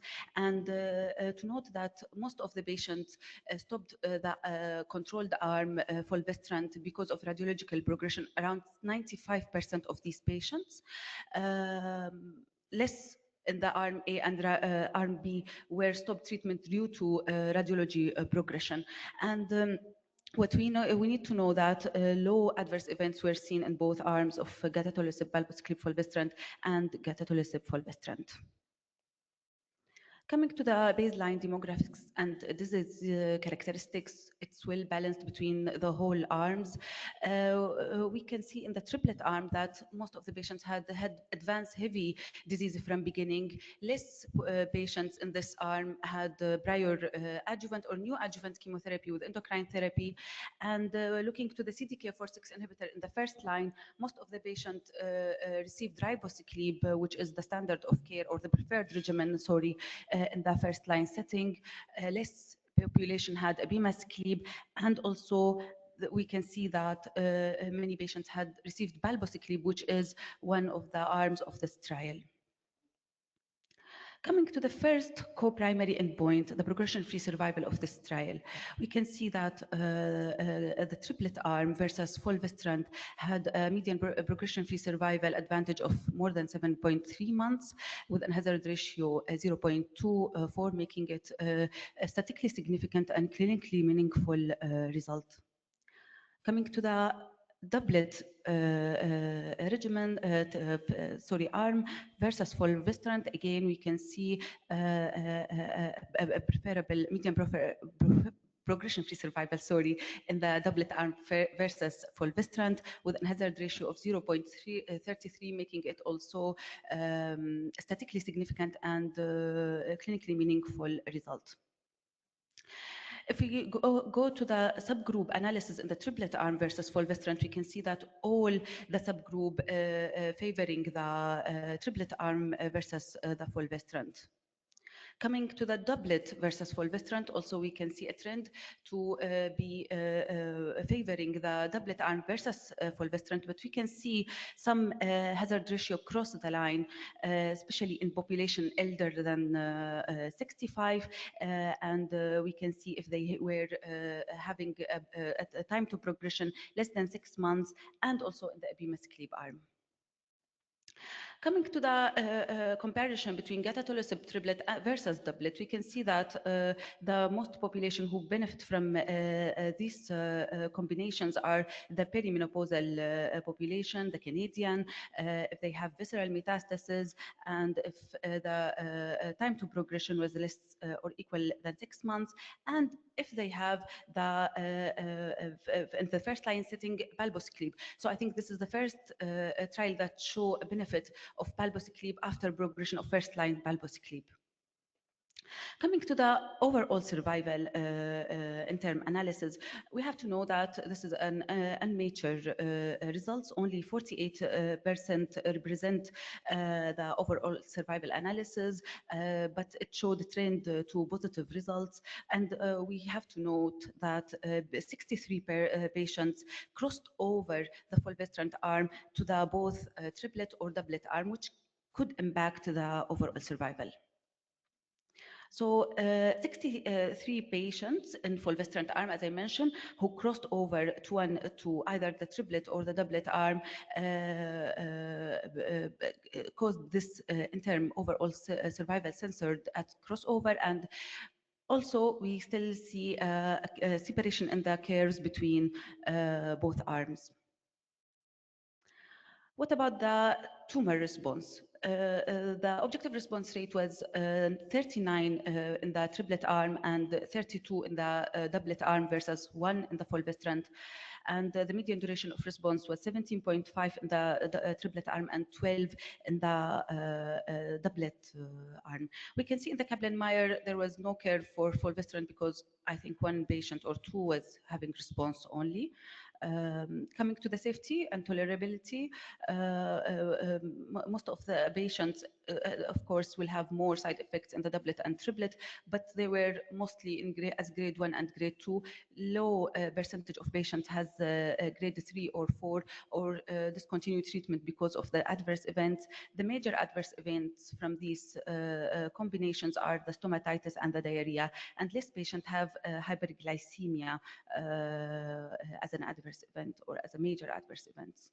So as a conclusion, Victoria-1 is the first study to demonstrate a statistically significant and clinically meaningful improvement in the progression-free survival with BAM inhibition in patients with PIK3CA mutation for all whom received prior CDK4/6 inhibitor.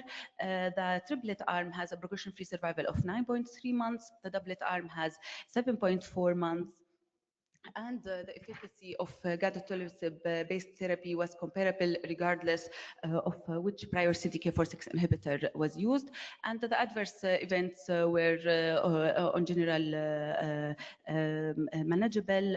The hyperglycemia was low, which is unexpected as a drug targeting the BAM pathway. So the study treatment discontinuation because of the adverse events was low, and this is showing promising standard of care for patients with hormonal positive HER2 negative PIK3CA wild type after progression on CDK4/6 inhibitor in the advanced breast cancer. Thank you so much.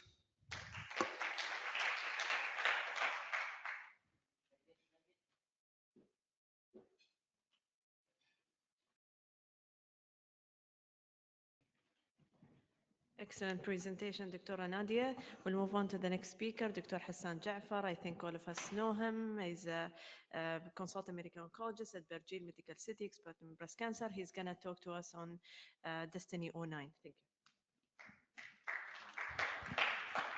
Good morning, dear colleagues and friend. Thank you, Dr. Aida, for this kind introduction. So in the next 10 minutes, I'll try to share with you the 𝗕𝗲𝗀𝗂𝗧.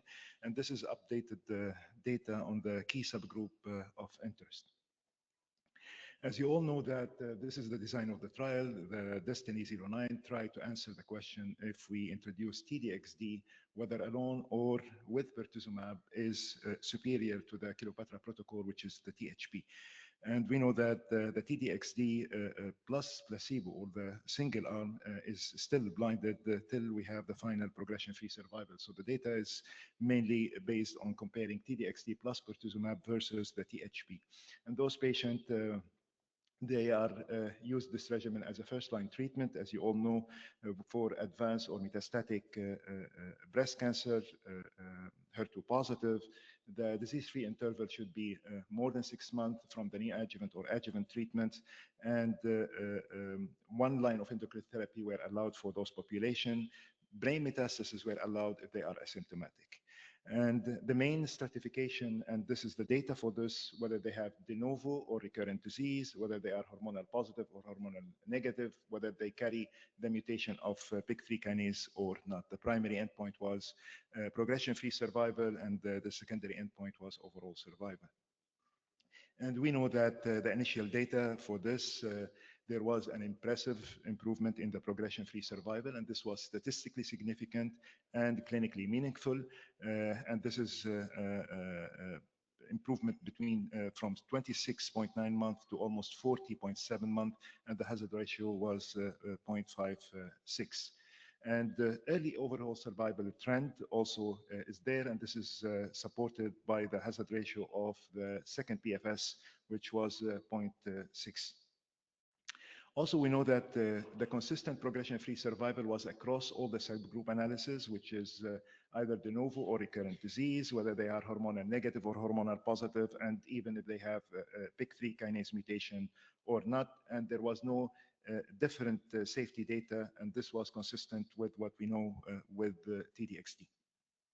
Now, these are the subgroup analysis for the three, whether they have de novo or recurrent disease, whether they are hormonal positive or hormonal negative, and if they have PI3 kinase or not. And all are balanced between the two arms, whether they have the ECOG performance status, the brain metastasis, which is ranging between 5 to 8%, whether they have visceral metastasis, and around 2/3 of those, they have visceral metastasis. So they were balanced between the two arms. If we look into the first subgroup analysis, and this is whether they are presented with metastasis or they have a recurrence disease, we see that the benefit was across both groups. We know that those with de novo have a better outcome, and this is why you see the hazard ratio 0.49, while those with recurrent disease, we have a 0.63, but both are positive if we give TDXD plus pertuzumab versus the THP. Again, if we see the response rate, there was no differences in the response rate in general, but the complete response almost doubled or tripled if you use TDXD plus pertuzumab versus THP.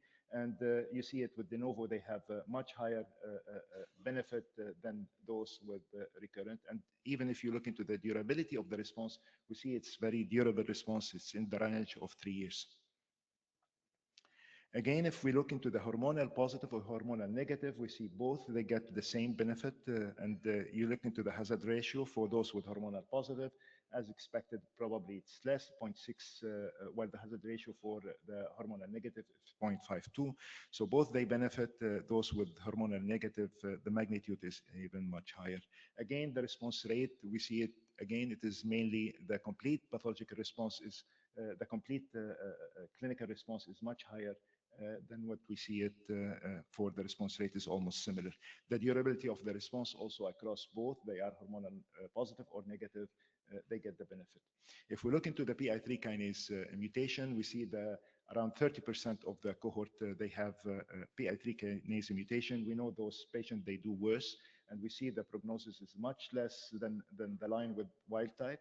But again, the benefit, the magnitude of benefit, you see it, it's 0.52 and 0.57. So whether they have carried that mutation or not, they benefit from TDXD versus the THP.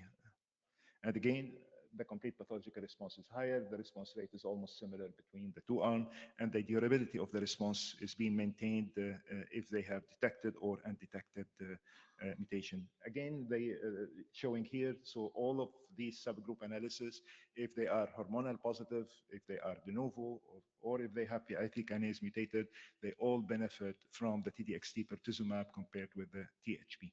If you look into the safety profile, we see that the safety profile is almost similar to what we see it, whether the serious or the grade 3 toxicity, it's almost similar when you compare it with THP versus the T-DXd plus pertuzumab.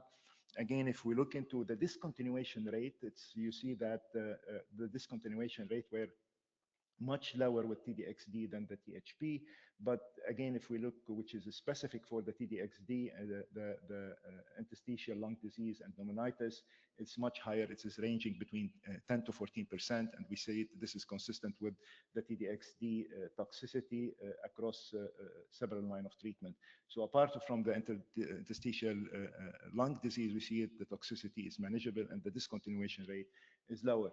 And the conclusion of this study that in this subgroup analysis of DB09, the first line treatment of T-DXd plus pertuzumab demonstrated a clinically meaningful progression-free survival against the THP, regardless to the prior hormonal treatment or PI3 kinase mutation, reflecting the overall population, and the duration of response when you use T-DXd plus pertuzumab in the range of 3 years, which is much better than what we see it in the THP Qilopatrab protocol. And also we see that the T-DXd complete response rate is much higher than in general the response rate is equal. So the complete response rate was ranging between 13.7 to 16.5% in the T-DXd pertuzumab versus 4.1 to 10.7% in the THP in all subgroup. And there is no safety toxicity for T-DXd plus pertuzumab. By this, I finish my presentation, and thank you very much for listening.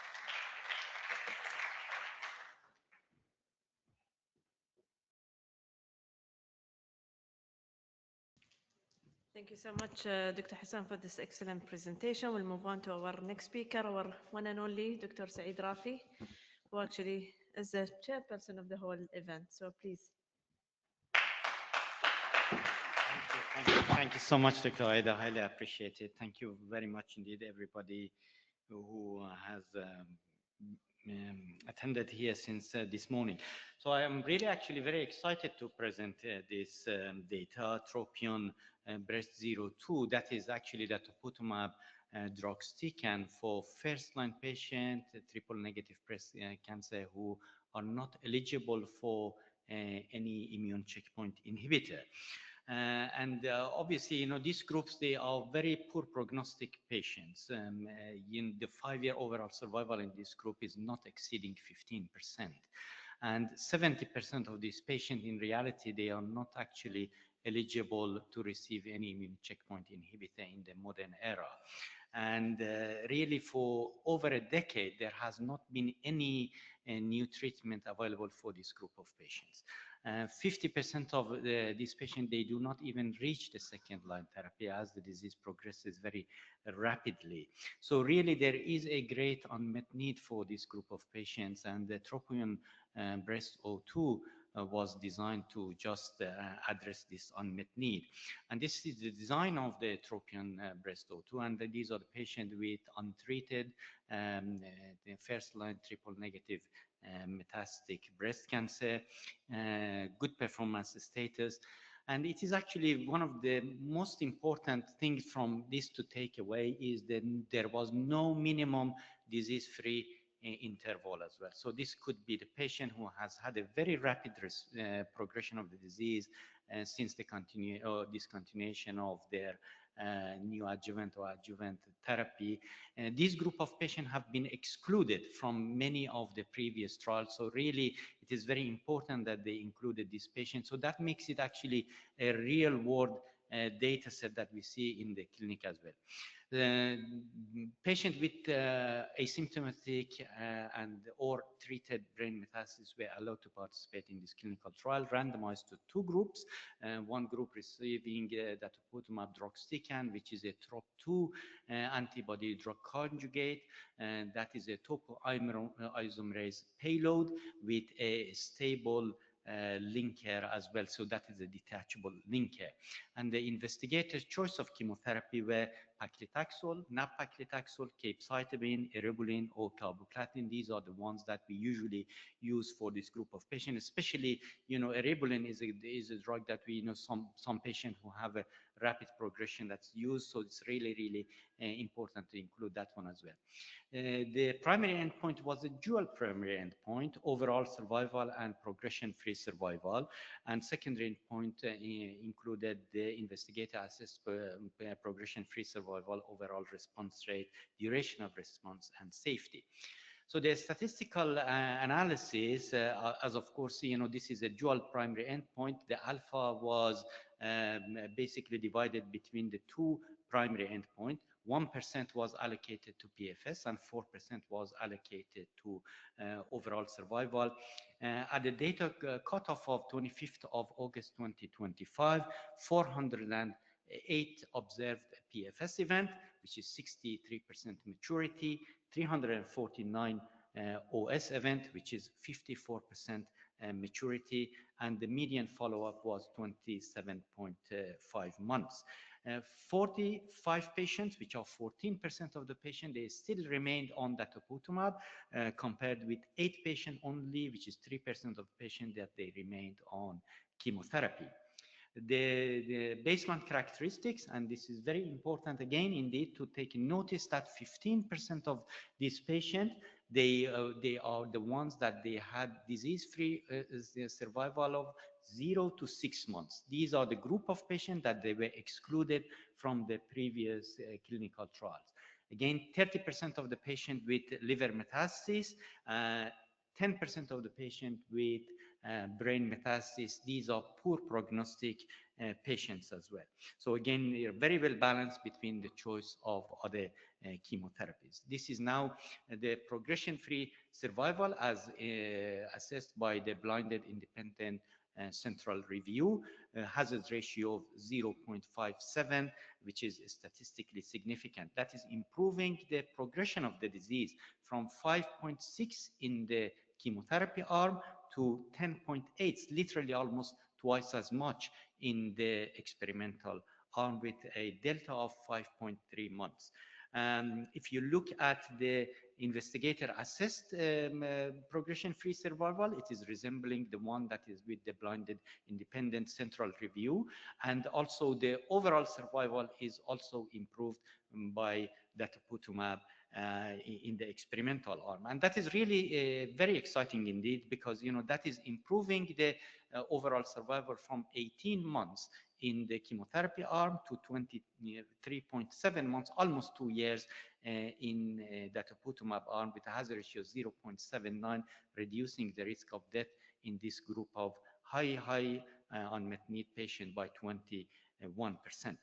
If you look at the PFS, you can see that everything is in favor of the datopotamab deruxtecan, including the ones with brain metastasis, whether they are high PD-L1, low PD-L1, liver metastasis or not. So it's really important in all subgroups.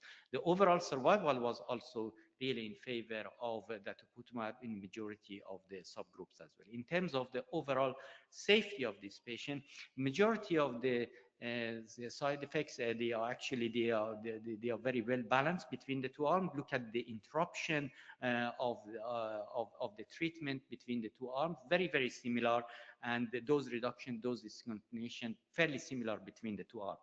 And that is important to notice that this patient actually remained on datopotamab for much longer period of time. 8.5 months on dato versus 4 months on chemotherapy. So this patient, they remained twice as long on dato compared with the chemotherapy, yet the side effects, they are fairly similar between the two arms. At 12 months, 35% of the patient, they remained on dato compared with only 9.4% on the chemotherapy. looking at the treatment-related adverse event, which is more than 15%, majority of these are stomatitis, dry eyes, and nausea, which are more common in datopotamab. And again, taking notice of the adverse event in terms of the hematological adverse events, such as neutropenia, anemia, leukopenia, they are fairly better in datopotamab compared with the chemotherapy of physician's choice. And treatment-related adverse event for datopotamab, again, mucositis, stomatitis, dry eyes, and ILD, fairly low in terms of the high-grade toxicities as well. Majority of these high-grade toxicities, they were also resolved to grade 1 by the time of the data cutoff. In terms of the response, we have much higher response in datopotamab compared with the chemotherapy of physician choice, 33% more actually with dato compared with the chemotherapy, more complete response, and almost twice as much of the partial response in that group as well. So really exciting in terms of the response. And if you look at the duration of response, certainly it's also improved by 5 months in patients with datopotamab, from 7 months on average on chemotherapy to 12.3 months on dato. And the same in the overall response rate in the subgroups. In every single subgroup, it is in favor of datopotamab and definitely statistically significant in all of the subgroups.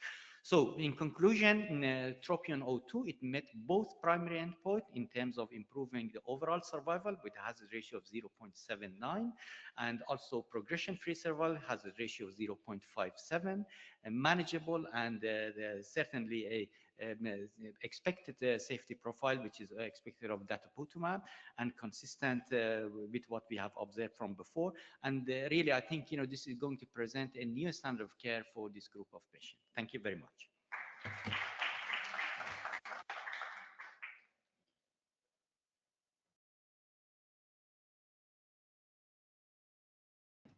Okay, we'll move on to the, thank you so much, Dr. Saeed, excellent presentation. We'll move on to the next speaker, Dr. 𝗘𝗦𝗠𝗢, who is from expert medical oncologist in the breast cancer field from Saudi Arabia, who's going to talk about the ASCENT-03 now. So thank you so much. Thank you for the organizing committee, Dr. Saeed. Thank you for putting this agenda all together. It's truly amazing. Thank you, Dr. Aida. And thank you again, Dr. Saeed, because you've already discussed the biology behind metastatic triple-negative breast cancer. And I share what you just said about that at least 50% of the patient will not be able to receive second-line treatment when they're diagnosed with metastatic triple-negative breast cancer. I'm going to discuss the primary result from ASCENT-03, which is a randomized phase 3 trial that examined SG against chemotherapy in patients with previously untreated metastatic triple-negative breast cancer who are unable to receive PD-L1 inhibitors. I believe this was nicely put by Dr. Rafi, so I'll skip this slide. And we know that SG has been used in our clinical practice in later lines, specifically triple-negative and also in hormone-positive breast cancer. So ASCENT-03 was designed as follows. Patients with previously untreated, locally advanced, inoperable, or metastatic triple-negative breast cancer who are not eligible for PD-L1 inhibitors, either negative, not expressing with a CPS score of less than 10, or PD-L1 positive tumor, but they were previously treated with PD-L1 inhibitors in curative setting, or ineligible for PD-L1 because of other comorbidities that may exclude receiving immunotherapy. More than or equal to 6 months since treatment in curative setting, CNS metastases were allowed if it was stable and previously treated. Randomization was 1-to-1. Patient received the standard dose of SG versus chemotherapy, and I would like to note with you that also combination chemotherapy, gemcitabine plus carboplatin, was on the competitor arm. Primary endpoint was to assess PFS Secondary endpoints included overall survival, objective response rate, time to response, and duration on treatment, as well as patient-reported outcomes. Patients were previously untreated, locally advanced or inoperable metastatic triple-negative breast cancer allocated to either one of these arms, and if they progressed on chemotherapy, they were allowed to cross over to SG. And at least, as it's been reported by the author, there is 80% crossover from chemotherapy arm to SG. So the statistical analysis was done in stepwise fashion. If positive progression-free survival was demonstrated, they will proceed to analysis of overall survival and response rate as well. There were around 349 progression-free survival events by the blinded independent committee. Median follow-up was around 13.2 months. And the data cut off 75 patients, around 25% in the SG group, and around 14% in the chemo group continued to receive the study treatment. If we look at the characteristic table, you see it's quite balanced between the two arms, but I would like to share with you that the status of BDL. So if you look here, the positive BDL included in the trial is basically less than 1%. Majority had visceral metastasis. The main site was pulmonary metastasis in around 60% of the population. Progression-free survival reported by the blinded independent committee showed significant improvement with a hazard ratio of 0.62 and significant p-value. It improved at 6 months from 53 to 65 in favor of the SG group, and from 24 to 41 at the 12 months. Progression-free survival also shown improvement when it's assessed by investigator, more or less comparable to the blinded independent committee. It was a significant improvement through all sub-cohorts in this trial. Tumor response, interestingly, was similar in both arms. So the ones who received SG had same response rate as the one who received chemotherapy. But the duration of response was longer in the ones who received SG, from 7.2 to 12.2 in favor of SG. Overall survival analysis is still immature since the event rate is not that high. And as we mentioned earlier, at least 82% crossed from the chemotherapy arm to SG. And remember, overall survival was listed as secondary endpoint in this trial, not as a primary endpoint. There is a trend toward improved survival, but still this has to be confirmed with follow-up analysis. Safety data is not different than what we know for SG versus chemotherapy. However, discontinuation, interruption, and delay of treatment was reported less frequently in the SG arm. You see here the toxicity profile is compatible with what we know from the SG profile. I would like to say also there are few deaths, around 5 deaths from neutropenia, febrile neutropenia in the SG arm. So basically this is stressing the point of assessing the patient carefully for the use of neupogen support with SJ. To conclude, SG led to a statistically significant and clinically meaningful improvement in the progression-free survival versus chemotherapy, with hazard ratio of 0.6, almost 40% reduction in the risk of death or progression. Objective response rate was similar between two arms, but the duration of response was longer on the SG, and also the progression-free survival too improved with SG versus chemo. Safety was consistent with what we have learned from our clinical practice about SG. overall survival data is still immature, and there is large proportion of patients who progressed in the chemotherapy arm crossed over to SJ. Thank you very much.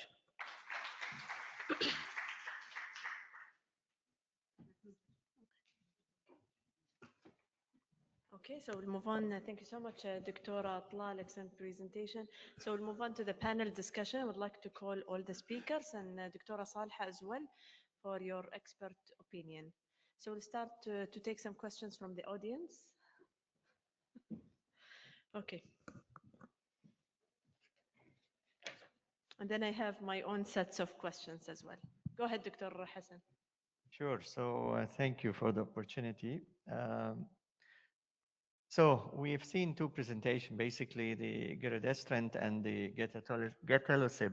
We need to learn all these new names. My first question on the pan PI3K inhibitor, Faisal, I think, presented. What was the rationale of using a PI3K drug in a PI3K wild type? And is that applicable to clinical practice where we have other competing options? So, yeah. So I think it's very justifiable, good reason to use it, because everolimus is a second line option that we use after CDK4/6, and also the pathway AKT, PI3K, mTOR, they all come down to mTOR inhibitor, so everolimus mTOR inhibitor. And then combining this with a very effective oral SERD is a very rational to do it, whether there is PI3K or whether there wasn't. You're blocking two major pathway of resistance that develops in ER-positive breast cancer. And I think that's probably one of the reasons why we see that amazing result, doubling. So how do we choose now? Let's say this has become approved. We have so many other options now. Yeah, so one of the questions came to my mind when I saw the result was, what's the point of checking ESR mutation and PI3K? I think it's very important that we have to check it, because I believe if we're going to use this oral SERD with everolimus, it's kind of like escalation from single agent oral SERD or PI3K inhibitor. You're using doublet. Dr. Nadia presented the triplet, and the side effect is the cost for the EVERA trial. And we have to check, because I'm going to use it in ESR mutated, probably not in all patient with you know, as the intention to treat. ما عم يشتغل خلص مش الحال. I want to add to what you say. I think the BIK3CA mutation should be started to be tested earlier in the first setting. We know that ESRW1 is acquired, but the BIK3CA is presented from the first present of the breast cancer. So moving to test it early maybe will open options in the first line setting more on, or how to sequence the lines of treatment. I don't know. But so now my question to everyone is, if you look at all the second line, the 𝗕𝗲𝗀, 𝗕𝗲𝗀, the ESR mutation, elacestrant, and the rest, to me, this is the first trial that reached the 10 months or goes above the 6 months. The rest, they're all below 6 months in the second line. The EMBER-3 was on. EMBER-3 is the only one, plus this. Every month. But if you look at Bolero trial, Faisal, you know, Bolero reached around 11.2 months. But they were not CDK4/6. That was before CDK, correct? Yeah. These are old Bolero. Yeah. The newer Bolero is 4 to 5 months, like the control. And now we're revisiting Bolero because of EVERA trial. Yeah, so if my question, I mean, if you have now patient with double mutation, would you like to use this combination, or you go for 𝗕𝗲𝗀 kind of regimen? The way, if it's available, I would love to use everolimus plus this for the dole, because in the intention to treat, it was positive whether there was PI3K mutation or whether in the wild type, but also in the ESR mutation. So first thing when I saw the result was, I found the answer for the combined mutation. You know, now instead of, we used to argue, do you use elacestrant or do you use 𝗕𝗲𝗀𝗀𝗀? But now I think with such result, it's I think the cleaner. other question is that placing Serena 6 now trial. I mean, looking into the mutational and then looking into the patient quality of life, and then you do a combination which potentially can be like more toxic. So where would you place it with the So Serena 6? yeah, so Serena 6 is kind of different because it's liquid biopsy. It's in the early setting, earlier than this, right? It's in combination. Yeah, right. But This is sequencing or this is bringing it post. earlier. Yeah, This so is the this is question. yeah, so it's post CDK4/6. Post CDK4/6, the option, we have the Amber, we have the 𝗕𝗲𝗀𝗀𝗀, elacestrant, and we have now Evira and Victoria. Which one do you use? That's the question we have. We keep asking.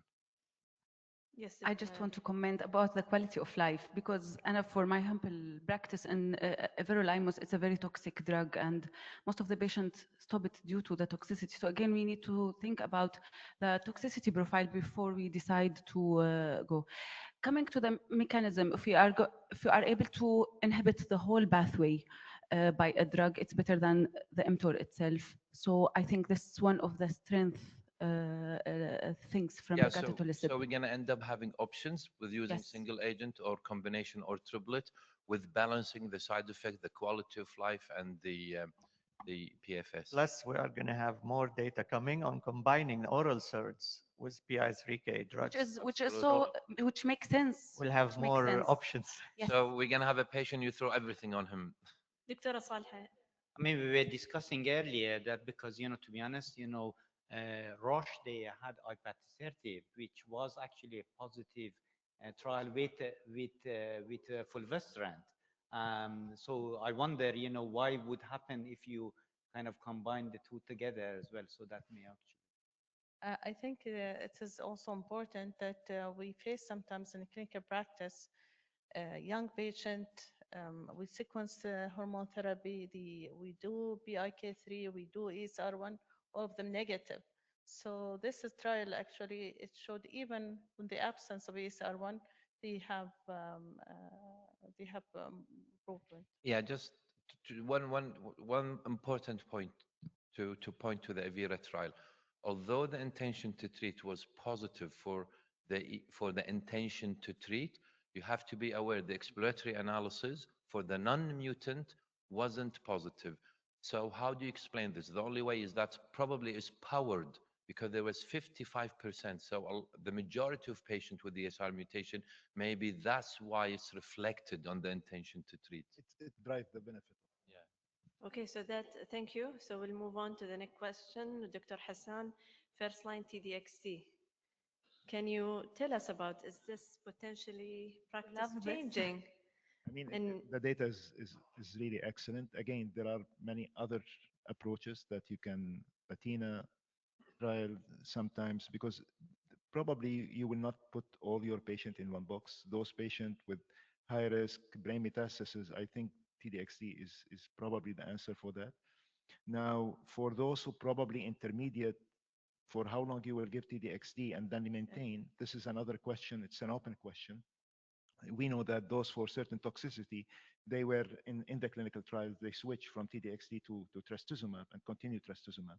And probably you can reintroduce TDXT after a while if the side effect disappear. But I mean, TDXT, whether they are hormonal positive, hormonal negative, PI3 kinase, all this, they benefit from the treatment.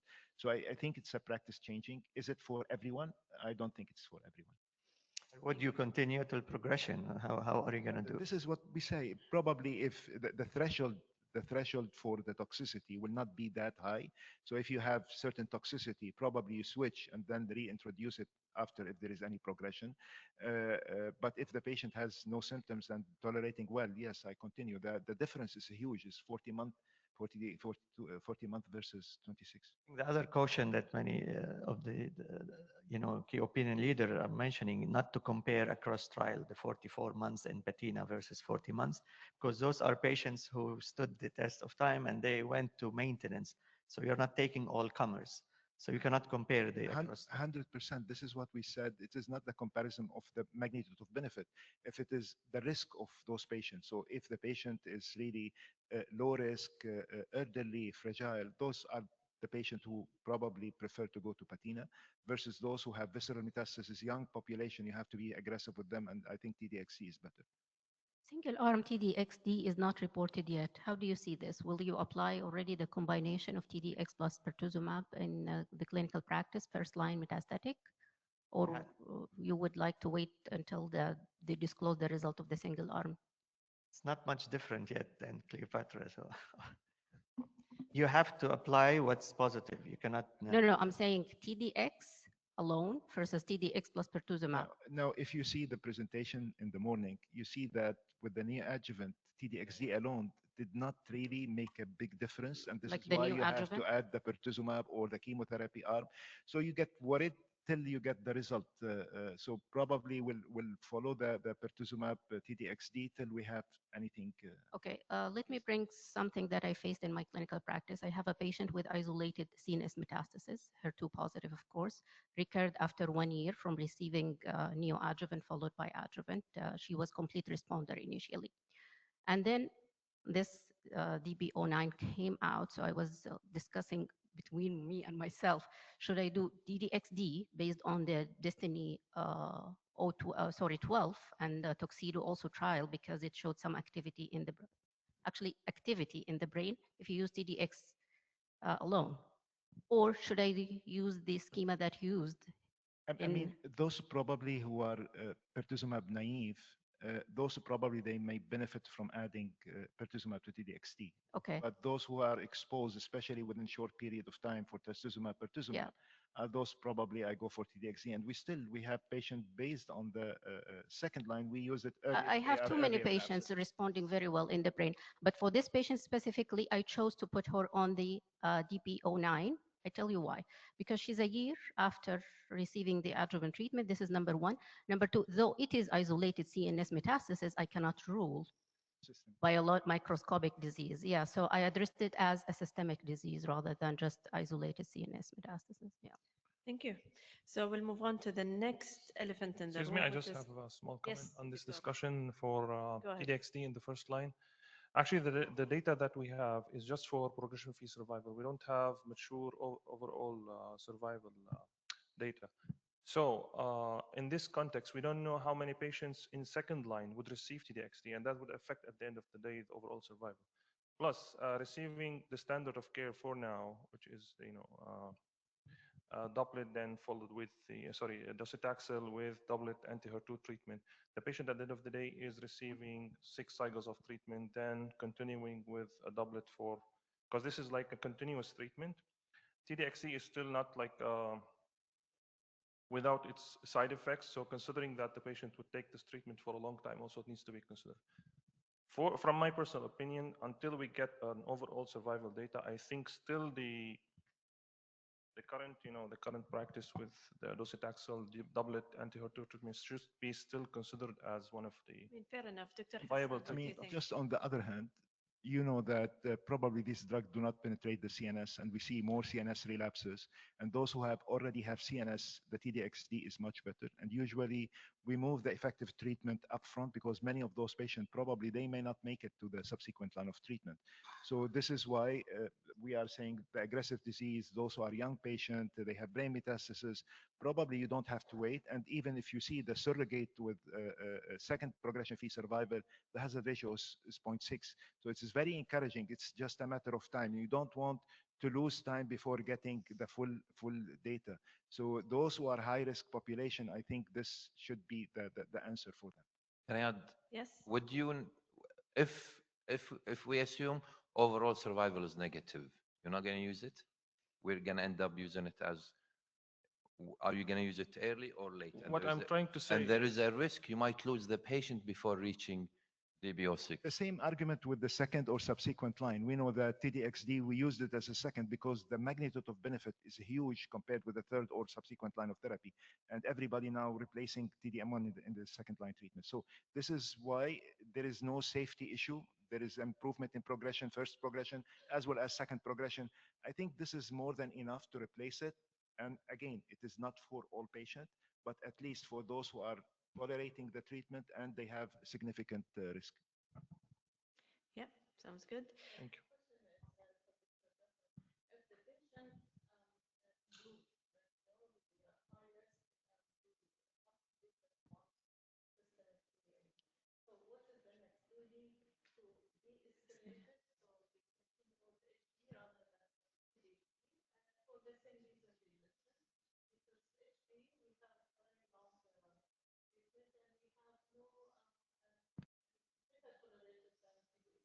We hope to have data for this, whether we can mix between patina and the DB09. So you give like induction 6 months or 12 months, and then you switch them to HP plus hormonal if they are hormonal positive. We don't have these data. Probably in clinical practice, some people, they will do it.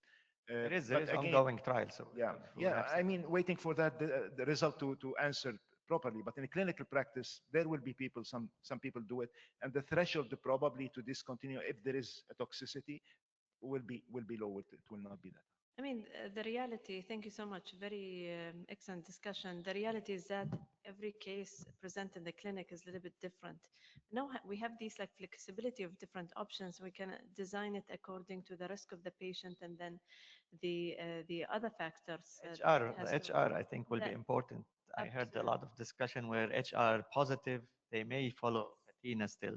HR negative, they would follow. That's what. And then the CNS Mets also plays a very big role. In I just want The to other comment thing something. is just answering to Dr. Salha question. If you look at the trial, actually beyond 1 year and 2 years, we're still having patient responding. So the progression occurred after this duration.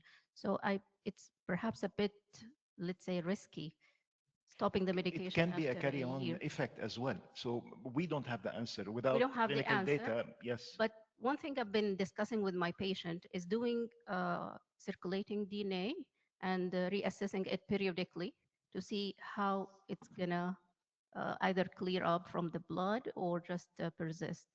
Because I have too many patients on TDXD, at least I remember now 5 of them on, and they've been asking me to stop the treatment. I think we need to move on to the next question. I mean, Dr. Saeed and Dr. Atlal, you presented 2 ADCs in PD-L1 negative, metastatic, triple negative, obviously a huge unmet need in this population. Now, both of them superior to chemotherapy, but we don't know ADC versus ADC, which one will do better. So what's your intake on this? I want to hear your opinion, like how would it impact your clinical practice? Dr. Atlal. It depends. Number one, we cannot compare trials to another trial because, as you see, the design is a little bit different. The primary endpoints were different. For example, in the SJ trial, they allowed crossover to the other arm. Chemotherapy or the competitor arm was a bit different. They used combination chemotherapy in around 40% of the patient. Maybe that's why the response rate was not different between the 2 arms. Primary endpoint was not powered to test for overall survival. So until we have better follow-up, better data specifically on overall survival, SG is an available medication. We have experience with using it. We learned how to manage the toxicity. If data is available, then the data definitely support its use. The design was really, to me, very good, very clean design. They included overall survival as primary outcome. They did not allow crossover. Yeah.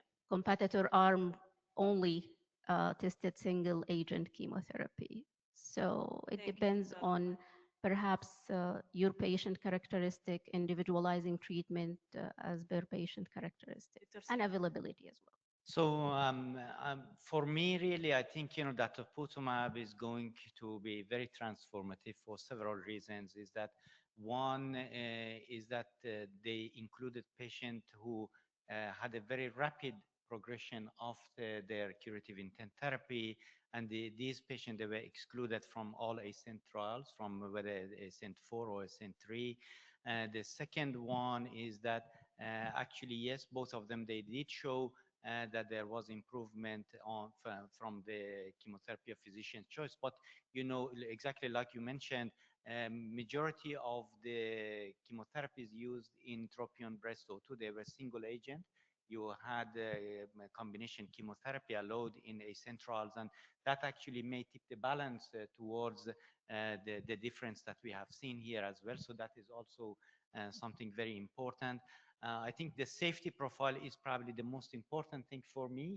It's although that we are learning how to manage SG, chemotherapy is still very toxic treatment. A lot of GCSF support is needed. Diarrhea is really quite a significant problem, whereas none of those are existent with that 𝗕𝗲𝗀𝗳. The availability, the pricing, and things are going to be an issue. But generally speaking, I think as it becomes more available, we will be moving away from SG to the. So I guess really the question, they did not allow patient to cross over in the Yes, TROPION. So I do agree with you. did that inflated the overall survival? This may be the case, but at the same time, I do really commend people at Gilead to allow the crossover. But at the end of the day, we design trials to learn things from it. By allowing 85% of the patient to cross over, we are never going to learn that thing that we wanted to learn. So this was a badly designed trial, in my opinion. Yes, I really think that they did a really good thing in terms of the humanity point of view to allow people to have access, but we will never learn that overall survival things from allowing that. So I think, generally speaking, I think TROPION-Breast02 was a better design. Having said that, they did allow actually patients to receive other ADCs. The over 53% of the patients, they had ADCs upon progression. So, you could argue that actually this patient, they never undertreated, if you like, upon progression. I mean, to go around this ethical issue, sometimes you conduct the clinical trials in a place where you don't have ADC approved. So this is why you see the discrepancy between the crossover. So I think 35 versus 80 something. And also the safety profile, we know that mucositis, keratitis is much higher with that. So we have also to explore this, because sometimes it's much easier to control neutropenia than mucositis. It's just like a grade 3, it's around 8%. Right. And the mucositis was an issue, and but it can impact patient quality of life. We have to see it in the clinical practice. I mean, if it is really significant, but in the clinical trials was around 8%, and there was also keratitis. So we have to balance probably the toxicity. It's a different toxicity profile. It's another option. I agree. It will not replace. Stomatitis is not going to kill you. Those neutropenia, they're going to put you ICU, extremely bad neutropenia, very difficult to actually manage. I have never been able to actually get away with only 2 days of GCSF with day one. Complexity of the treatment, really, I think, we have to have a better ADC. I don't think that SG is going to remain. My personal opinion, SG is not going to hang around for a longer period. In the trial, they had ophthalmologists sitting with the oncologists, right, to check all patients' eye and followed them. In real life, I cannot do this. And we don't have to forget that our experience is in second line and subsequent. So probably using it in the first line will be much less toxic. So I think we have to balance between the two. There's one of the options, so we have to see it in clinical practice whether. Absolutely. So the way I see it, the more the mirror. So as we are talking and discussing the ER positive breast cancer, now we have too many on the blocks, and two on the blocks is fine, exactly, for humanity. Okay, so the other thing, But we know definitely that ADCs are moving to the first line. This is definitely in the triple negative breast cancer. We are seeing that it's moving chemotherapy in all the trials. Actually, we didn't talk about the one with immunotherapy. So obviously, Pembro plus SG is now probably going That's to be a PD-L1 stand positive, no? for the PD-L1 positive. But even I would argue in the PD-L1 negative, we know that adding Pembro, even in the low PD-L1, will have value on top of SG alone. So we've seen that in the neoadjuvant setting, where we see a response rate in the so-called Begonia trials over 80%. So I think off the record. Right. Stay tuned. We're probably going to have more combination with Pembro. Absolutely. Dr. Salha, you want I give the think closer? at the end, we will select the drugs based on the availability in our country and also the management side effects and the eligibility. We've seen patients very aggressive tumors even progress within the new adjuvant treatment. I think that maybe this is the only place maybe we have to consider it in young patient aggressive, progress rapidly in curative side. I think one last comment. I mean, it's just a burning question. We've seen some signal of like in the Tropiano-2 that Asian population actually maybe have done better than when compared to the US population. Can you give us like They more didn't insight? cross over. Uh, They didn't cross over to the antibody drug conjugates. It's not available there. So both, you mean like none of the ADCs? Is that? Makes me surprised because TDXCs actually came from there. So that's the sabab. So Dr. Saeed, I what's don't your think that interpretation? we will have a full explanation for this. I agree. I think there was a little bit of imbalance between the US, Canada, and Europe and the rest of the world in that one. Again, PFS did not have that much of difference. They were similar and both positive. When it comes to overall survival, there was definitely a difference, and I think the company is just trying to understand. Currently, maybe one of the reasons is just what you received actually post-progression, maybe. I see. It's a tolerability, genetics makeup issues as well, I think plays a role in this as well. So thank you. Excellent discussion. Thank you so much. Move on.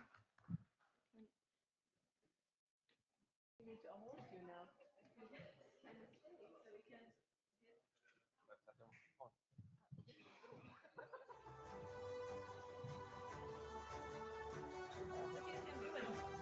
Saeed, you want to do it? You want to do it?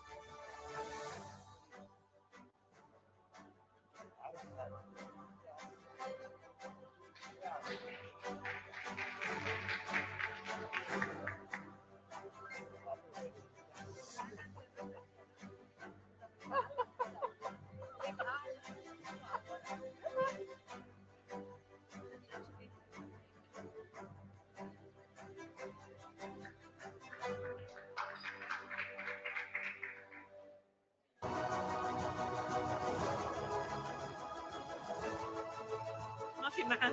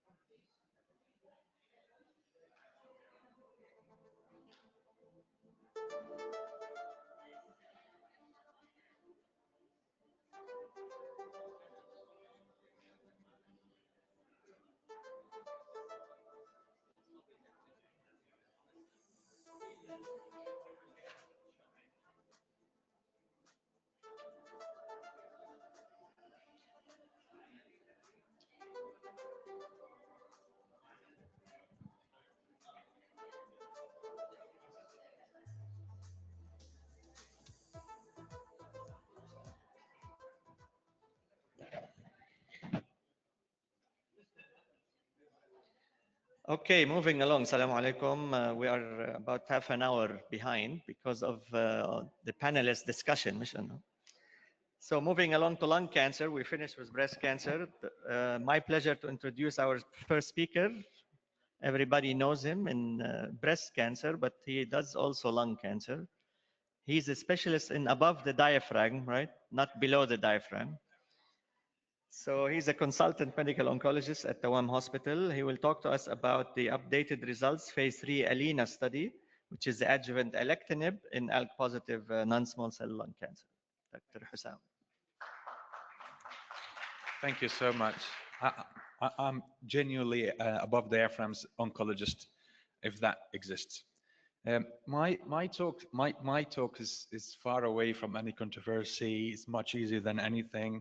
If I show this results to our ancestors, the oncologists, wouldn't believe it. So the discussion is about the ELENA study. It's very subgroup of the lung cancer, doesn't allow to the majority. Presented on Monday, Dr. Țiadeșcu, he's from Poland. He presented on behalf of the investigators. It's a global study, as you're aware. The first time we heard about it must be in 2023, and again in late breaking abstract. And it became practice changer at the time.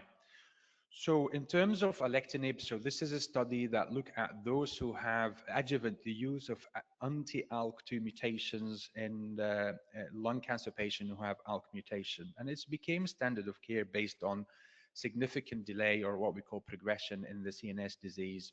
And they initially presented the 2 years, first of all, and now we're coming into the 4 years update. And what great about this study that, again, in all those who have resection for ALK positive with stage 1B to stage 3A were included. And the randomization is very simple. Alectinib, which is the standard of dose, 600 milligram, you give it for 2 years compared to just chemotherapy alone, which is, and then on recurrence, if there's any recurrence, you can choose whatever you choose for treatment later on.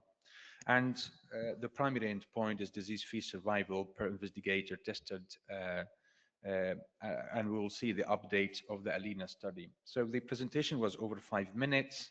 The demographics hasn't changed, thankfully, because you wouldn't expect that to change. Worth mentioning a few things is like, as you can see, their majority are Asian, as you expect it to be. I put down the stage 3A is 53. So if you look at this is very astonishing to me. So can you imagine that 50% as well of the patient have N2 disease? That's quite significant and remarkable for a population of patients who went under surgery. And the disease-free survival, so the initial group to be analyzed are those who are higher risk, so that's stage 2 to stage 3A, and the disease-free survival, again, was astonishing. So that's after 4 years from using the medication, just as I said, for 2 years, has increased from 46.3%, as you can see on the red line, to 74.5%. That's quite remarkable. The hazard ratio is, to me, is very significant, 0.36. Just one point need to be mentioned there, and I hope you agree with me, is that if you look at this line, so the minute 24 months has finished, the line has to drift down. So again, give us a clue that is the 2 years is enough or not. In terms of you expand that group to stage 1B, so a little bit more lower risk, well, the same signal, which again, I think that's for one and ever, I think that's again, finish the business of it's about biology, and is one of the best targets we have, alectinib, to give patients with ALK mutations. There's nothing here I could really put aside. There seemed to be the significance coming to all groups. As you can see, and as I said, look at the N2 in particular, so that lowest one at the bottom, it's remarkable. The CNS disease, if you were not convinced by this drug earlier, you will have to convince that after 4 years of someone, half of them have N2 disease, you can see the CNS disease-free survival is 90.4%. That astonishing compared to 76.1%. I think that's very impressive. And again, that confirms the endpoint. And I'm pretty sure that the main presenter at the time said, believe it or not, we are in the right room, because these are there are what we call locally advanced lung cancers who are still alive, 98.4% alive in 4 years. I think that's very impressive, and I think the precision medicine has to congratulate themselves based on that. That's again important, is what happened after Cinderella story. It's what's the message. So remarkably, not like the breast ADCs, that very poor crossover to these drugs, which is, I would say, in my opinion, a shame. We just heard the story in the breast cancer. Look at this, there were more than 61% managed to get anti-ALK2 and if there is disease progression, which is a little bit reassuring. And then you can see 81 if they have chemotherapy alone. And crossover was allowed. So again, that gives a little bit more, I would say, justice in these patients. So maybe this is what explaining the overall survival is good for everyone. And based on that, I think I've just, and shortly in a few minutes, I've just showed you why this has been chosen for update result, because it's very important. But the message is at 4 years, Alina continues to reinforce adjuvant alectinib as the standard of care for those patients. And on that, I will just finish the study. Again, congratulations for all the investigators. Thank you so much.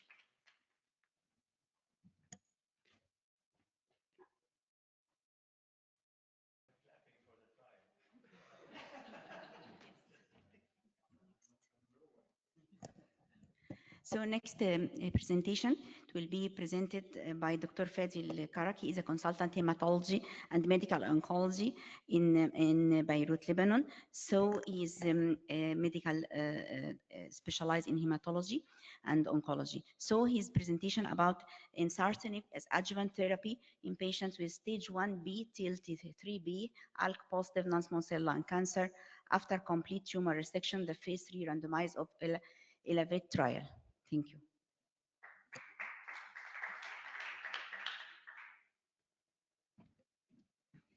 Good afternoon. So I have a similar abstract to present, like the one that was presented before.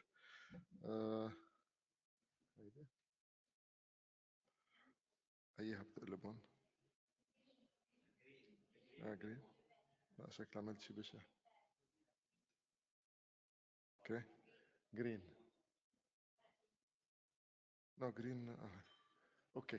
So I'll be presenting the abstract of ensartinib as adjuvant therapy in patients with stage 1B to 3B ALK positive non-small cell lung cancer after complete tumor resection. This is the phase 3 ELEVATE trial.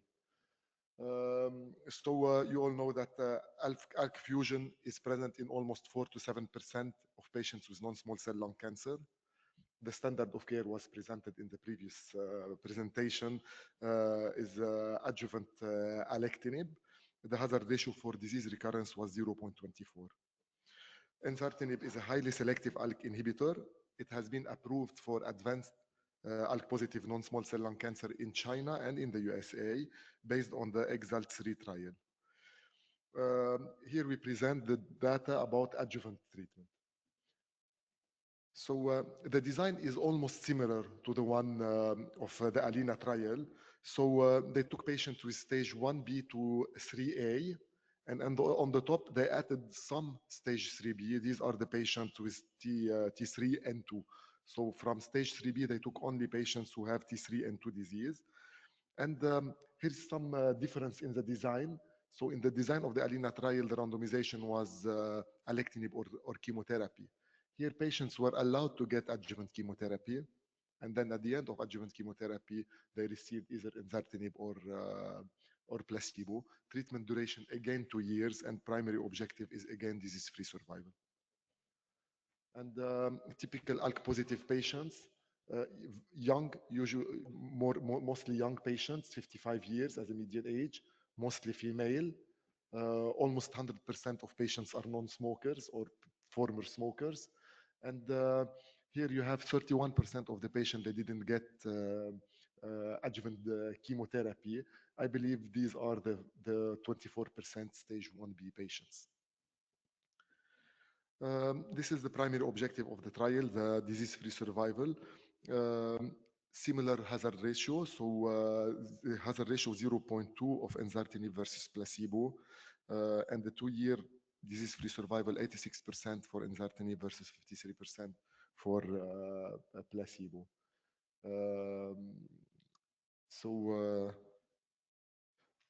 When you look at the subgroup analysis, the hazard ratio is in favor of enzartinib in all subgroups, whether you're less than 65, more than 65, smoker or non-smoker. Also, irrespective of the stage, 1B, 2, or 3, all they benefit, whether you received adjuvant chemotherapy or not, the hazard ratio is in favor of enzartinib. Here's also a very interesting slide. Enzartinib looks very safe. So the treatment-related adverse event leading to dose discontinuation is very low, 2.2%. It was something like 5 to 6% in the ALINA trial. 35% of grade 3 for toxicities. And the toxicities are mainly liver function test perturbation, some rash. So it looks like a very, very safe drug. So this is the conclusion of the authors. Adjuvant enzartinib showed significant and clinically meaningful disease-free survival benefit in patients with stage 1B to 3B, T3 and 2 disease, they mean, as compared to placebo. In the primary population, so this is the primary objective, stage 2 to 3B, the hazard ratio was 0.2. And in the overall population, stage 1B to 3B, the hazard ratio was also 0.2. The disease-free survival was prolonged with enzartinib across all subgroups, including those with irrespective of stage or whether they received adjuvant treatment or no. No new safety signal with enzartinib was noted in the adjuvant setting.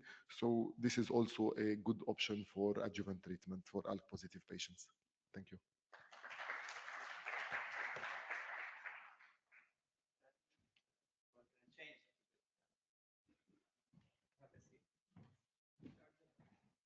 Hussam, we decided to do quick questions because the two abstracts are related.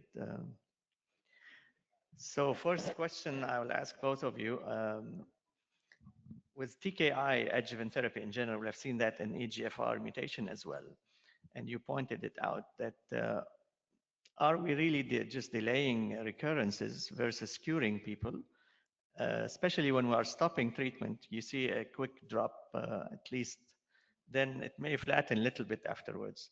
So we saw it again with osimertinib data, and now you showed it with ALINA trial as well. What do you think about, maybe we should prolong the duration?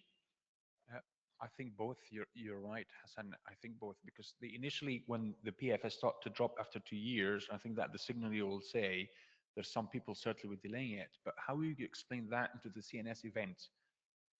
Which means there are some entity in this population that are genuinely has increased the risk of improving DFL or recurrence-free survival. And I think that's a clear message, and I think it's worth proceeding on that. But all these trials has to draw a line somewhere, right? Not just keep going. Any other opinion? No, I fully agree with him. So we will face the same problem with what we do with immunotherapy. So your patients for metastatic disease, they get to 2 years and then you tell them to stop and they don't want to stop. Right. They feel they were cured with this. Now, with the low rate of toxicity related to this drug, I don't see how we will convince our patients to stop at 2 years knowing this drop. Because with immunotherapy, it's easier. We have little more data that stopping may not be different. The overall survival drop after 4 years right. is 1%. So it may be worth to stop at 2 years and just keep an eye on things. Exactly. Then the question about chemotherapy always comes up in these ALK-positive adjuvant. Historically, we have, we always quote 5% survival difference with chemotherapy across all comers. Do you think it's maybe different in this case, where if you are giving a TKI, the benefit from adding chemo is less apparent? So I was I was offered the Alina trial as an investigator in Lebanon, and I didn't take it because I found it not ethical for my patients, because I thought, how I not give chemotherapy as adjuvant treatment for stage 3A disease, for example. But then after the data was presented, I realized that I was so wrong about it. So the majority of benefit for ALK positive patients is driven by anti-ALK, not from chemotherapy. It outweighed. Exactly. I will agree. I remember the meta-analysis for the benefit from adjuvant chemotherapy. Remember, there was a range. Some people drifting to 2.2%. So possibly this group is the least patient group that will benefit from the treatment. Any questions from the public? Yes. Public domain. Audience. When you start seeing that drip or patient recurrence with the lectinib or whatever, can you re-challenge them with the same drug again? Yes. So thankfully, there was. Yeah, they did that data. It was detailed actually in the presentation that even with the alectinib, there was significant re-challenge. By any ALK is 61% we re-challenge. So they have access to it. So I think that's. But almost a quarter or so had alectinib. Alectinib, yes. But does the time of recurrence play a major role, whether 6 months or longer, to re-challenge? So I have to admit that was not detailed in the presentation, or I've never seen the paper looking at the 4 years, but it does make sense if someone just progressed on the drug or just within a few months, I would not do it. But even then, more than 3 months, different to any other drug, I'm happy to reuse it myself. But I'm happy to listen. So I guess the question still may be premature. How do we choose between the two? We have longer follow-up with alectinib. The data looks similar, so I believe we will choose the cheapest. Exactly, or less toxic also. Yeah, you can choose between Porsche and Getter. Yeah, you have the option. Dr. Blanchard, you want to add anything? I see. Can we give him?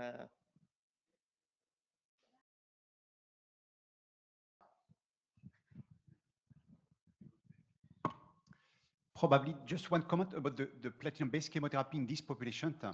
I think what we have seen, for example, in the metastatic disease and what I will presented in the FLORA2 trial, when you compare OC versus OC plus chemotherapy, you significantly improve the PFS and the overall survival. So I think in this population for which you will stop the ALK-TKI after 2 or 3 years, I would say the next question is the role of chemotherapy. And I think in this population, ALK positive, the pemetrexed, which is highly sensitive, I think there is still a role of platinum-based chemotherapy, particularly if we want to improve the overall survival, because for sure, this population will relapse when you stop the ALK-TKI, and probably because you never cured this population in case of micrometastatic disease. And the only way to improve the OS, I think it's still chemotherapy. And so the next question, and what we do nowadays in clinical practice, is to add chemotherapy to the ALK-TKI in the adjuvant setting. And we do the same thing for the EGFR population. So that's why I would not forget the role of chemotherapy in this population, because I think 4 cycles of platinum-based chemotherapy, you might kill the persister cells and you might kill the tumor cells who might be resistant to the ALK-TKI. So that's why I would not exclude completely to not expose patients with platinum-based chemotherapy, because finally, totally agree. Nowadays, especially stage 3, you know, not all. Exactly. You have a high proportion of patients that are probably micrometastatic, probably because you do not perform just before the brain MRI, you do not perform the PET-CT scan, and so on. And so that's why in this case, platinum-based chemotherapy will have an important role included in the ALK population, and particularly because they are highly sensitive to pemetrexed. So that's why I would still use platinum-based chemotherapy, even if it was not used in both of these trials. And I think this is an issue. So that's why nowadays I'm not comfortable to only expose patients to alectinib. And generally, we do platinum-based chemotherapy, either concomitantly with the ALK-TKI or either in sequence, because I think it's still important in this population. So die-hard chemotherapy. What, Fadi, what do you say? The trial, exactly. The trial is not set allowed up to address the question of chemotherapy. It was not to abolish. So completely. No, but his point very well taken. One. That's why I asked the question. In the community, people start to say, why would I use chemo then? You know, they allowed no chemo. I would just go with the single agent. But I think that's a very cautionary note, because we do have data that chemotherapy potentially can cure patients. For sure. And so that's why this is the issue of the trial, because nowadays oncologists say, okay, it was not apply chemotherapy, so I don't apply chemotherapy. Right. But finally, the base design would have been chemotherapy followed by ALTICI versus chemotherapy, what have been done in the ADORA trial. But we don't have this answer. Any last comment?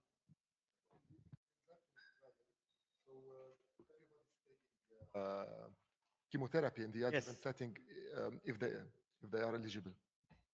Okay, I think we'll move on. Award. Okay. So first award to Dr. Hussam.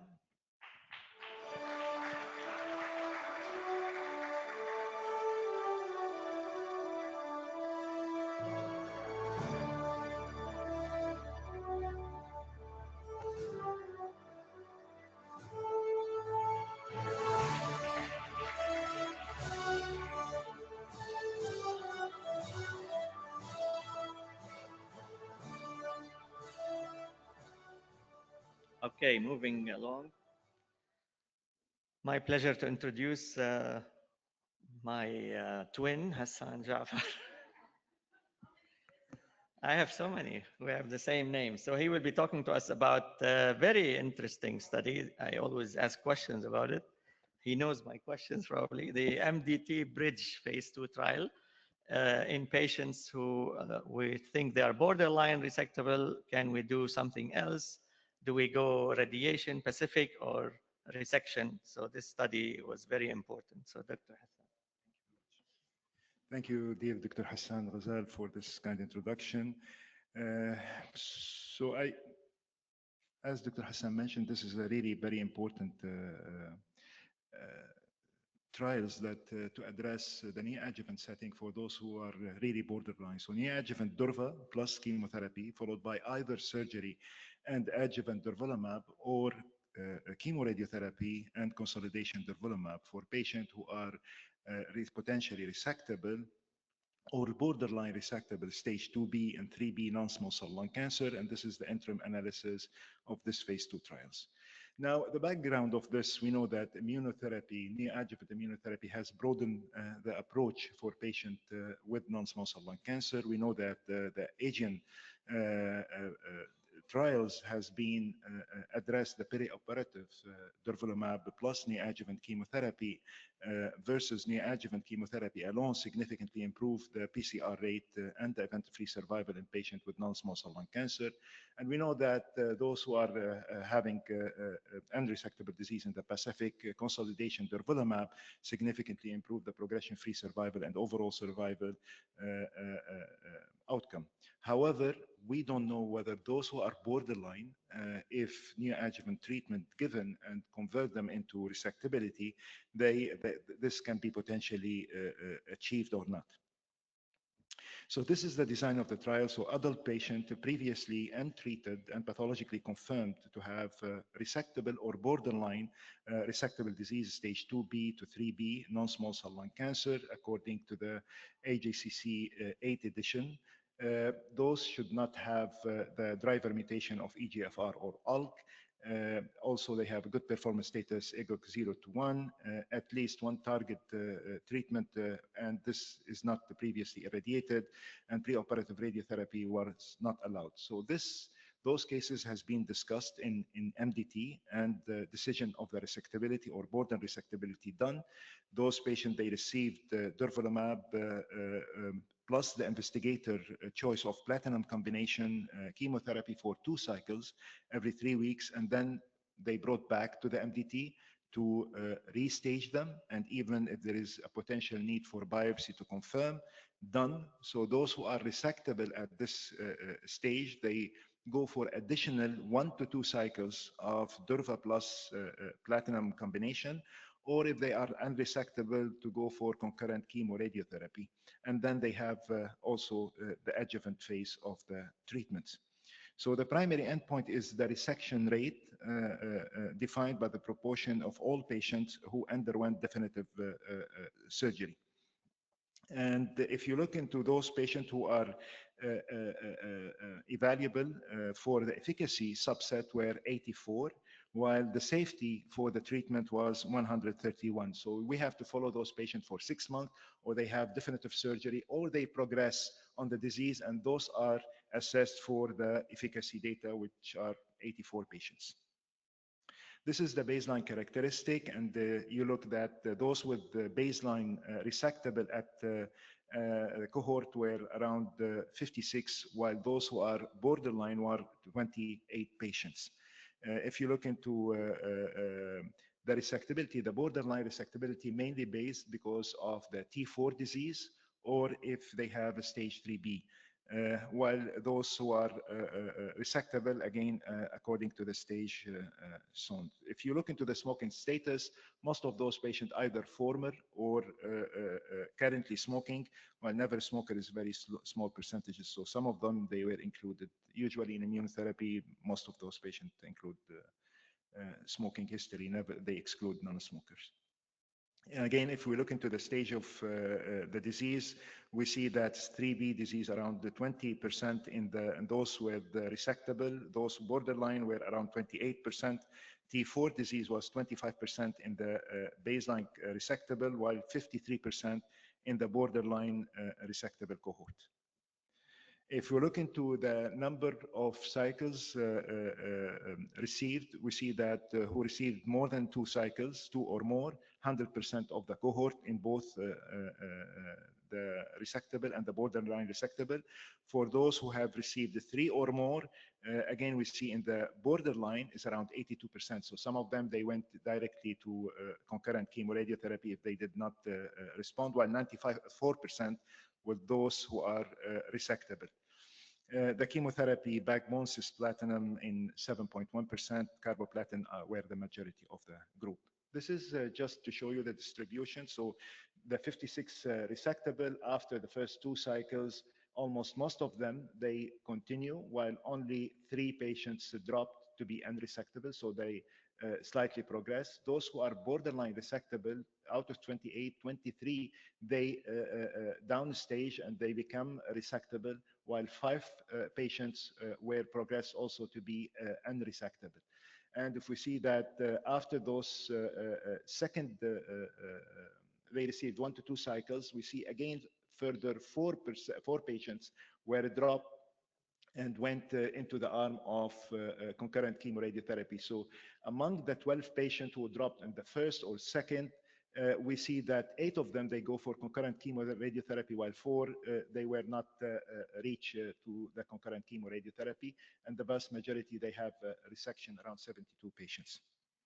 So 95% had either surgery or concurrent chemoradiotherapy after neoadjuvant durva plus platinum combination.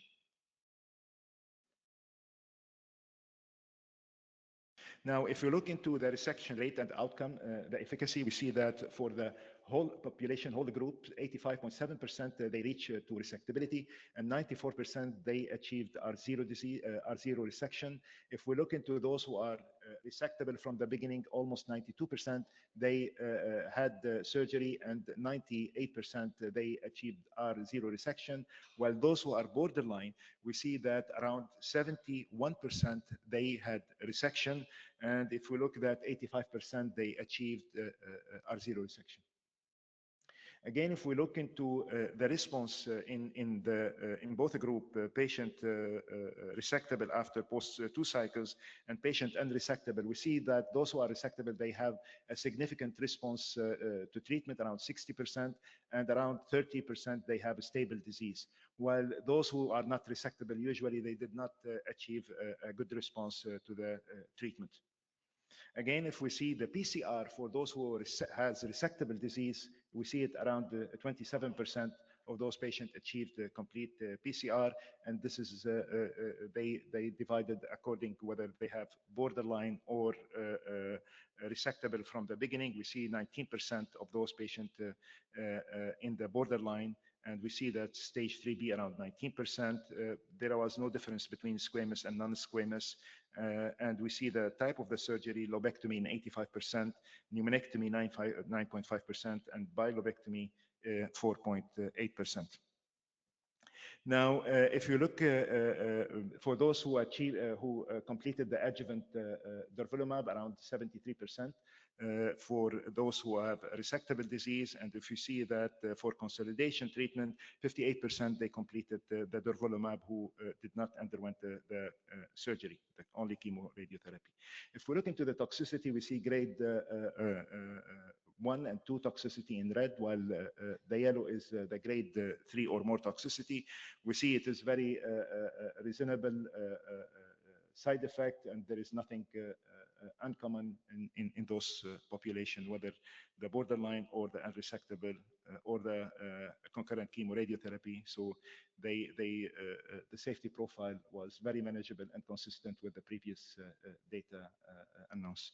So in the conclusion, that this phase 2 clinical trials, it is the first global study prospectively testing the neoadjuvant immunotherapy plus chemotherapy in patients with borderline resectable non-small cell lung cancer, although did not answer all the question, but this is for the first time that those who unresectable can receive neoadjuvant treatment. At the interim analysis, 95% of those patients with sufficient follow-up 6 months or more were able to receive either surgery or concurrent chemoradiotherapy. And overall, 85% of those patients, they have definitive resection, suggested that the MDT reassessment after 2 cycles from the treatment is an exceptional and a reasonable for those cohort. And we see that for 94%, they achieved it for those who are resectable from the beginning, and 82% for those who are considered borderline. So despite the borderline population in this trial, resection outcome were consistent with the Asian protocol. So downsizing those tumor and downstaging those tumor may turn them into resectability. Probably longer follow-up is needed to confirm the outcome of those patients. In a small group of patients, initiation of neoadjuvant treatment for those who can be eligible for concurrent chemoradiotherapy did not adversely affect or impact on the subsequent treatment. By this, I finish my presentation. Thank you very much.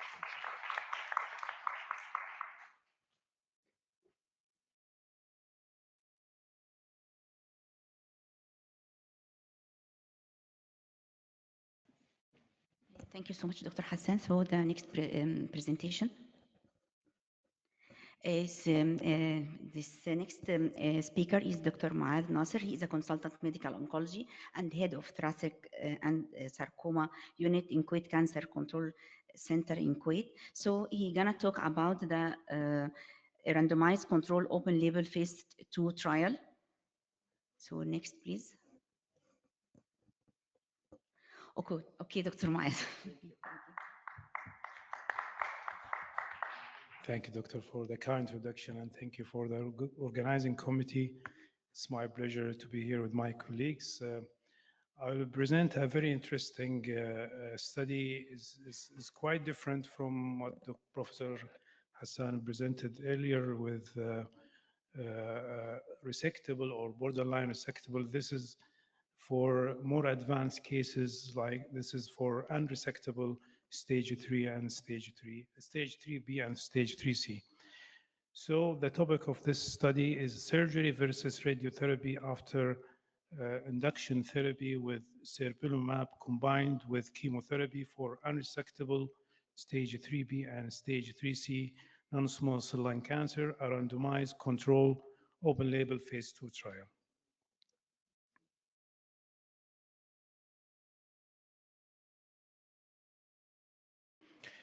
So the name of this study is 𝗕𝗲𝗀, testing the serpilumab as a recombinant humanized anti-PD-1 monoclonal antibody and combining with chemotherapy for 3 cycles. So the key eligibility criteria, they recruit those with histologically or cytologically confirmed unresectable stage 3B and stage 3C according to the AGCC 8th edition non-small cell lung cancer, provided they have good performance status and they have negative driver mutation for EGFR and ALK mutations. So they will they will give 4 induction cycles of 𝗕𝗲𝗪 plus platinum-based chemotherapy, and then according to the results, if the patient is resectable, they will be randomized to either surgery or radiotherapy, and if the patients are deemed unresectable, they will rediscuss the cases in the MDT and they will decide accordingly. So the primary endpoint is event-free survival. The secondary endpoint is overall survival from the randomization, the objective response rate, the MBR, and also the OS, and also the R0 section rate. Most of the patients are male, 96%, and most also of the patients are smoker, 92%. And also the majority of patients, 66%, have stage 3B, and only 8% they have highly enriched PD-L1, more than 50%, and the majority of patients are squamous cell carcinoma. 100 patients have been enrolled, and 50 patients only randomized to have radiotherapy or surgery after they deemed to be resectable, and 21 patients only in both arms have been localized to the per protocol study. So the radiological response in 98 patients are 74%. The MBR are 61%, and the PCR is 47%. And the event-free survival is, the median event-free survival is 17.7 months, and at 18 months, the event-free survival rate is 48%, and the overall survival is not reached for this study, and at 18 months, the survival rate is 77.3%. The event-free survival for the 50 randomized patients at the data cutoff in April 2025 for the intent to treat patients are, as we can see in this Kaplan-Meier curve, the superiority of surgery over the radiotherapy. The hazard ratio is 0.38, and the event-free survival for the 42 patients as per protocol, we can see also superiority of the surgery over the radiotherapy of hazard ratio 0.21. Actually, is more deep than the 50 patients. There is no red flags with the adverse events over the toxicity as per this study. Only 1 patient died because of pneumonitis. Otherwise, there is no safety signals and there is no alarming things for the adverse event. 47% as per the surgical outcome, 47% they have thoracotomy, and 47% they have VATS. The lobectomy has happened 66%, and the R0 section almost 100% in all patients. So in conclusion, this induction therapy with 𝗕𝗲𝗪 and chemotherapy converted half of the patient with unresectable stage 3B and stage 3C non-small cell lung cancer to resectable, and demonstrating a promising survival outcome. And among these patients who've been converted to resectable and also who had surgery showed a trend toward improved event-free survival compared with those who received radiotherapy, and induction therapy with 𝗕𝗲𝗪 and chemotherapy followed by either surgery or radiotherapy revealed no signal, no safety issues. With that, I finish my talk. I will give the mic to Dr. Hassan.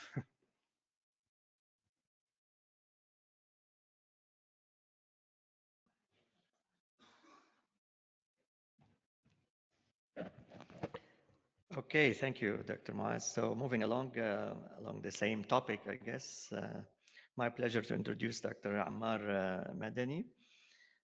who is a medical oncologist at the National Cancer Center in Qatar. He will be talking to us about 𝗘𝗦𝗀𝗧 03, which is a phase 3 trial, trying to improve on Pacific trial, I guess, by giving a different cocktail in the post-chemoradiotherapy in stage 3 unresectable lung cancer. Dr. Ammar.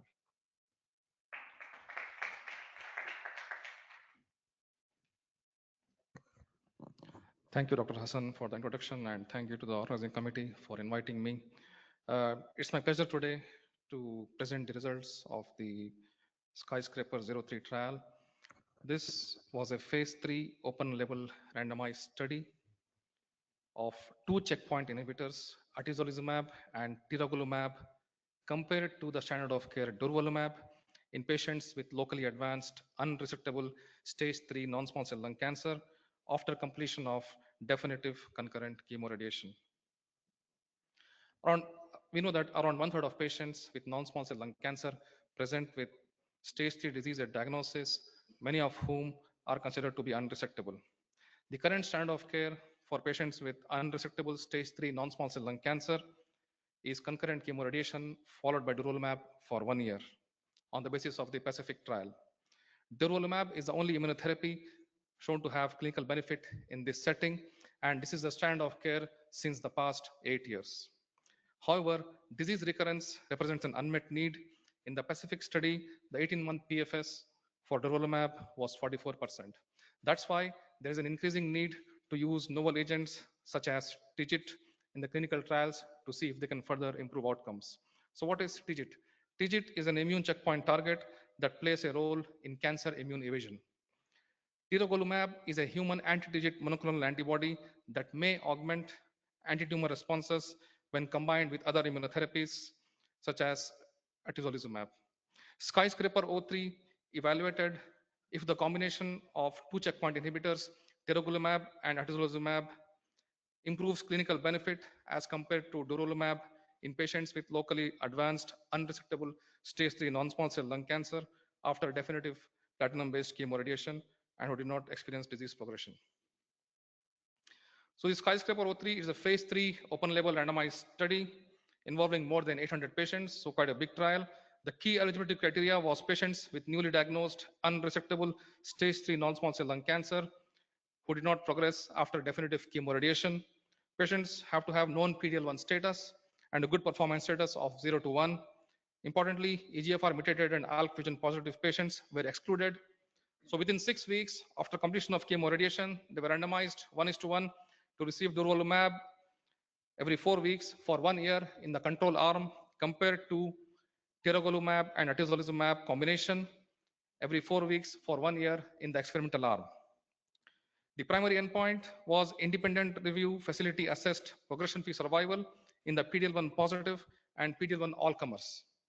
Overall survival was a key secondary endpoint.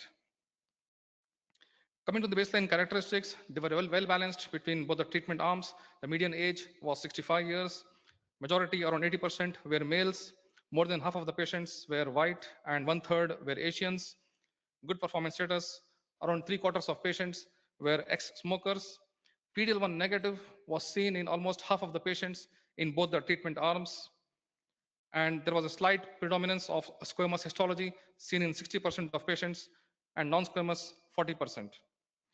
60% of patients had partial response to the prior chemoradiation and 40% had stable disease. So this is the PFS and OS in PD-L1 positive group. As you can see, the primary endpoint of PFS and secondary endpoint of OS was not met. Both the curves are overlapping each other. The median PFS in durvalumab arm was 16 months, which is consistent with the Pacific benchmark, and the median PFS in the combination arm was 19 months with a hazard ratio of 0.96. The median overall survival in the durvalumab arm was 54 months, and in the experimental arm, it was not evaluable. Coming to the PFS and OS in the PD-L1 all comers, also it was not significant. The median PFS in both the arms was around 14 months, and the median OS in both the arms was around 45 months, again consistent with the Pacific benchmark. Coming to the safety summary, the safety-related events were pretty much similar in both the treatment arms. Around 1/4 of patients in both the arms had grade 3 to 4 adverse events. Grade 5 adverse events were seen in 6% in the combination and 7% in the durvalumab arm. The adverse event leading to treatment withdrawal was slightly higher in the combination arm, around 15% compared to 9% in the durvalumab arm.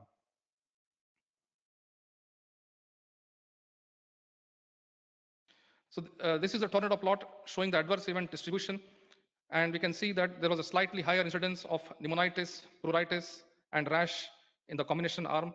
However, the grade 3 or 4 adverse events were similar in both the arms. So in conclusion, this was a negative study. Skyscraper 03 did not meet its primary endpoint of PFS with the combination of 2 checkpoints, tiragolumab plus atezolizumab versus durvalumab in patients with locally advanced unresectable stage 3 non-small cell lung cancer who did not progress after a definitive chemoradiation. The combination of tiragolumab and atezolizumab demonstrated a tolerable safety profile and no new safety signals were identified. Thank you very much.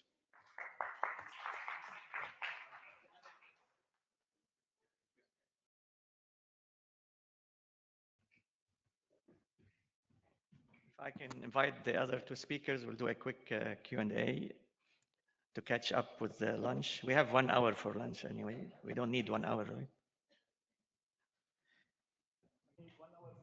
For no, I'll make it quick. Okay, so Dr. Hassan, the most anticipated trial. The question in my mind, how do we, if you have somebody that is not really resectable, do you put them through this kind of design, or you say there is no way a surgeon will say I can resect? And where do you draw that line? I mean, obviously, surgeon may say something, another surgeon may say something, and the oncologist is in the middle. I mean, this trial is just to answer that if you delay, if you give like 2 cycles of chemotherapy, you are not doing harm, no harm for those who need concurrent chemoradiotherapy, and there will be a lot of drop from these. Whether the surgical approach can be better from radiation, this is need a longer follow-up to say it for good that this is better. Although the second trial which been presented showing that there is a better outcome for those who underwent surgery. Although the probably question there that you have complete pathological response in 47. So why surgery have to do better if you have all this complete pathological response? So it is a question that we need longer follow-up to guide us, but at least for those borderline, there is no worries of delaying this 2 cycles chemotherapy, give these 2 cycles and reassess properly to put them. I think the concept of having surgery always, or being able to do surgery, is a bias already to better outcome. So Dr. Muaz's trial that he presented was a phase 2 trial. It was not designed to like randomize patients. It up to if you can have surgery or not was based on your, right? Correct me if I'm wrong. Yeah, so the population is quite different from the bridge. Right. This is all unresectable. Right. Deemed unresectable, stage 3B, advanced stage 3C. And they give 4 cycles of chemoimmunotherapy, and later on they will assess. If the patient converted to be resectable, he will go for surgery, or he will be randomized to receive surgery or radiotherapy.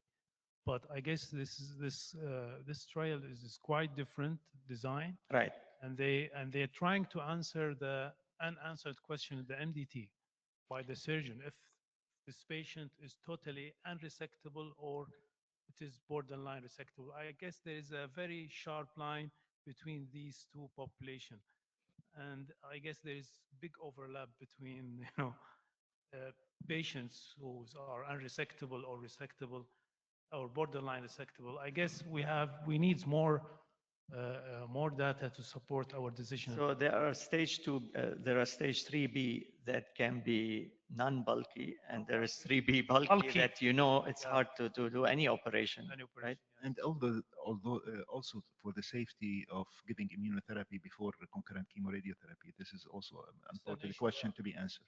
Yes, of course. I mean, we all want to do better than Pacific. Pacific was a prototype. I happened to have been a PI when I was in the US, so I had my own experience with Pacific. As you remember, Dr. Hassan, before the the immunotherapy era in the new adjuvant, we are give just 2 cycles of chemotherapy, and later on, if the patient is unresectable, he will go directly for concurrent chemoradiation with no harm or fears of pneumonitis. But with the immunotherapy, I think we have Yes, or they used to give 2/3 of radiation, if I recall, then assess. If you cannot have surgery, then you finish your radiation dose because you don't want to give 6,000 and try to do surgery afterwards. And Dr. Madani, I guess anti-TIGIT searching for a niche, but it doesn't look like this is going to do it, right?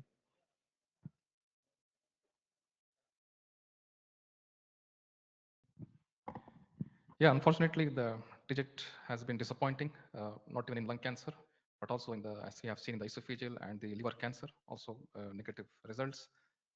And mechanism is sound, but unfortunately, we haven't been able to prove it clinically in any of the other tumors. Yes. Yes, open to the audience. Hassan, how many of these patients who achieved complete resection needed radiotherapy later on? None of them receive radiation. None, yes. And follow up? They follow up with adjuvant immunotherapy. Dr. Blanchard, any comments? If we can give him the microphone. We'll take advantage of Professor Blanchard with us. No, I think you make the good point. So that means nowadays, it's always what we call resectable and unresectable, and particularly the selection of patients that finally go to surgery. So this is the patient with the best prognostic. And so that's why there is a lot of bias. So that's why nowadays it's always challenging how we can, what is the best strategy in this population after chemo IO. So the next step is clearly we need a well-randomized prospective trial to confirm if randomize, right? Randomize if surgery clearly do better in this population in terms of OS versus chemo RT, because otherwise there is so many bias in this type of small trial, phase 2 trial.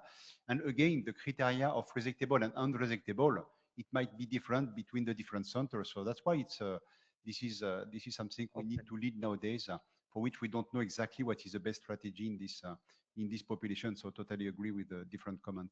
Yeah, that's why one surgeon may say this is resectable, another surgeon may say. It is not resectable or non-resectable. It's a borderline resectable. Right. So it's even more difficult. Exactly. So that means it's always the issue. So depending if you're pushing your surgeon, he will always say, okay, it can be resectable. So the oncologist will say unresectable. So that's why it's always a challenge.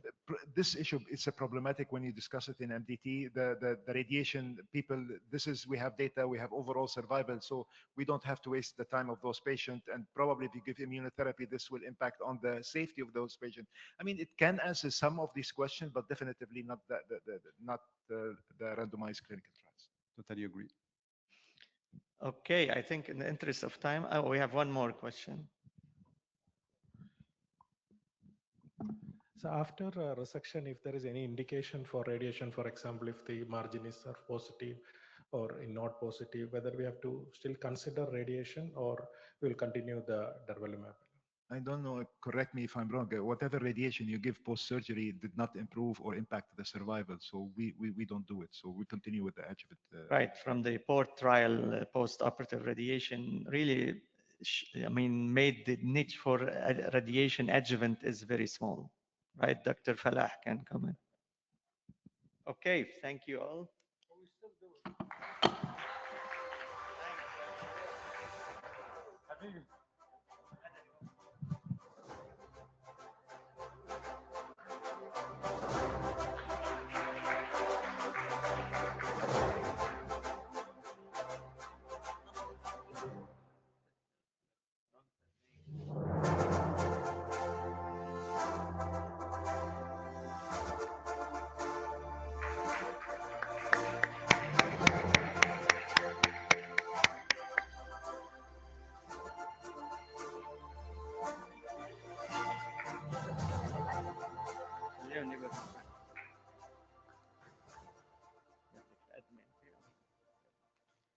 Thank you so much. We are keeping for the long session.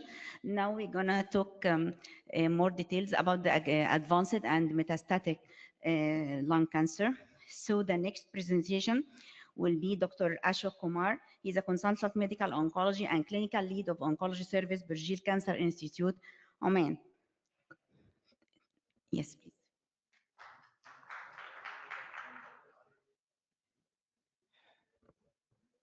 Very good afternoon to you all. It's an honor and pleasure to be here for this meeting, and I'd like to thank the organizers, especially Professor Hassan and Professor Humaid, for inviting me for this meeting. So I landed in Dubai yesterday, and a picture came on my social media about a comparison between Dubai in the 1970s and today. Sheikh Zayed Road in the 1970s was a 2-lane road, and there was a Toyota building that's around 10 floors high. And now you know what Sheikh Zayed Road looks like. So the complexity, the scope of the roads, the ease of transport has all increased, has all improved. But with that comes a risk. You have to choose the right lane beforehand, or you'll be in trouble. I feel that there's a lot of similarities with the treatment of most cancers in the past few decades, especially in lung cancer. When most of us were in training, it was very easy to treat lung cancer, but it was also dismal because we had very few options and very poor survivals. So we were most happy when gefitinib came out because we finally had a drug we could give, which made sure that we didn't have to give chemotherapy. We had good responses. We were even happier when erlotinib came out. And of course, the landmark trial of FLORA trial brought osimertinib with unprecedented 38-month survival in metastatic NSCLC. It was game-changing.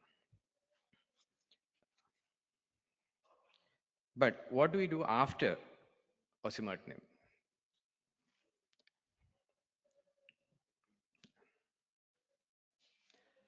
That was a question we were all afraid of. In fact, we were so afraid that we would, even though we had access to osimertinib, we would give gefitinib or erlotinib and then keep osimertinib for the second line. Even though we have this fantastic result with osimertinib, we didn't know what to do after that. We were stuck for the past 7 years giving platinum-based chemotherapy in the second line. But then now even that has changed, and we have a lot more options right now available to us. So I'll be talking about the TROP-T lung 4 trial. The drug is called sacituzumab terimotecan. It's a TROP2 ADC. TROP2 is a molecule that is present in almost all cancers. There is a very high expression in metastatic lung cancer, especially in EGFR positive lung cancer, and it is also a mechanism of resistance. For EGFR positive lung cancer, we know that the third generation is standard of care, but after that we are stuck with the old platinum doublet, which will give us around 4 to 4.5 months of PFS. We have tried a lot. So the first glimmer of hope in these sort of patients who progress was with the Empower 150 trial, which brought the ABCP regimen, but very, very modest survival benefit. But we at least had something to offer the patient other than the old platinum doublet. Then came the Mariposa trial, which showed that amivantamab and lazertinib had a good outcome, and that was again shown in the Mariposa 2 trial. Then there was another trial called Chrysalis 2, which looked at amivantamab and lazertinib after osimertinib. But again, overall survival, overall response was around 30 to 35%.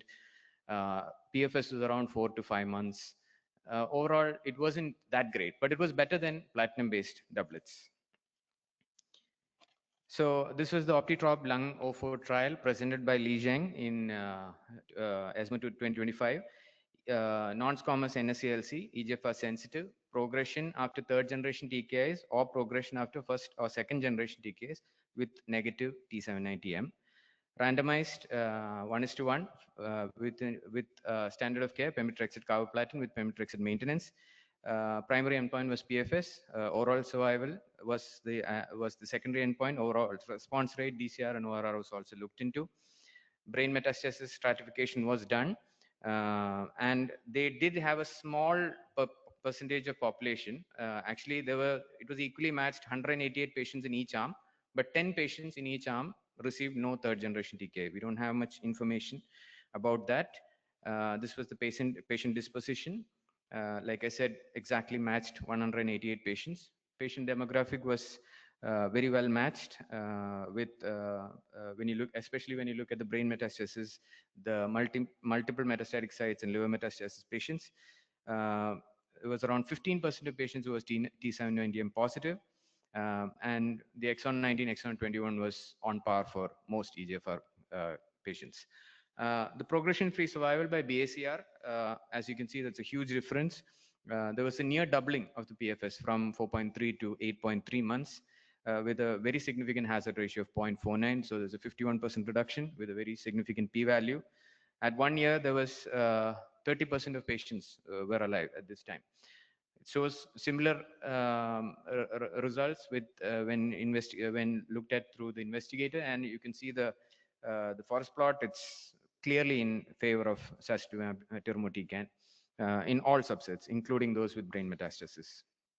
Overall survival, this is what was really impressive, because you're looking at an 18-month overall survival of 48% versus 65.8% in patients who have progressed on osimertinib, which is something that I believe no other trial has done so far.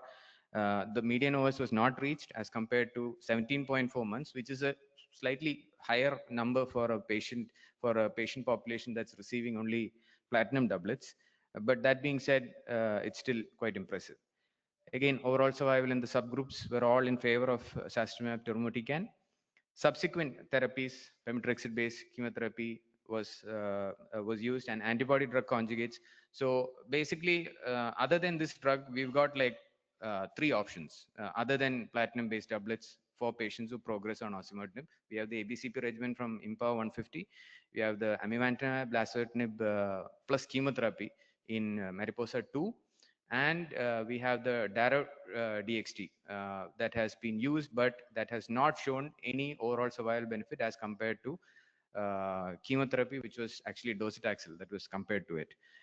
So that was the TROPION trial, TROPION lung trial. So among all these options, it looks like that we have a clear winner in this new drug. Overall response rate, again, extremely impressive for a patient population that has progressed on osimertinib, 60% overall response rate as compared to 43% for chemotherapy. Overall safety profile was actually very good. The incidence of serious adverse events were actually less for sacituzumab govitecan. Mostly there were incidents related to stomatitis, ocular side effects, and skin toxicities, and almost all patients in both subgroups had blood-related toxicities. So this is because the TROP2 enzyme is present normally in these tissues. It's present more in skin, ocular tissue, and in the mucosal membrane. And the best thing is, now, as we all know, since I think 2023 ASCO, it has been an era of ADCs. Every place you go, more than 50% of every talk is about an ADC. And the first thing when we think about ADC, the first dreaded toxicity we think about is ILD and pneumonitis. And it's good to see that in this drug, there was no cases of ILD and pneumonitis reported. So the conclusions, SACI-TMT has demonstrated significant clinically meaningful improvements in PFS and OS compared to platinum-based chemotherapy. Manageable safety profile, no unexpected safety signals.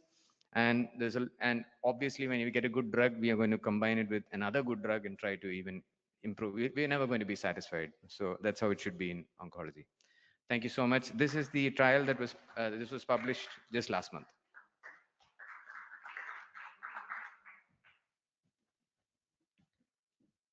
Thank you, Dr. Ashok. So next, my pleasure to introduce Dr. Sangeeta. She is actually consultant radiation oncologist from 𝗕𝗲𝗀𝗃 Medical City for a change. We'll be talking about an important trial. We all talk about it in our tumor boards, etc. North Star trial, phase 2 randomized trial of osimertinib with or without local consolidative therapy for advanced EGFR mutant.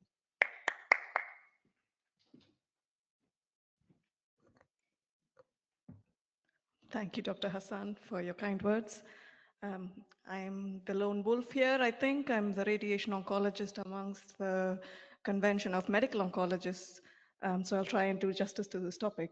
So I'm here to present about the North Star, which is a phase 2 randomized study of a combination of osimertinib with local consolidative therapy for patients presenting with metastatic EGFR mutant non-small cell lung cancer.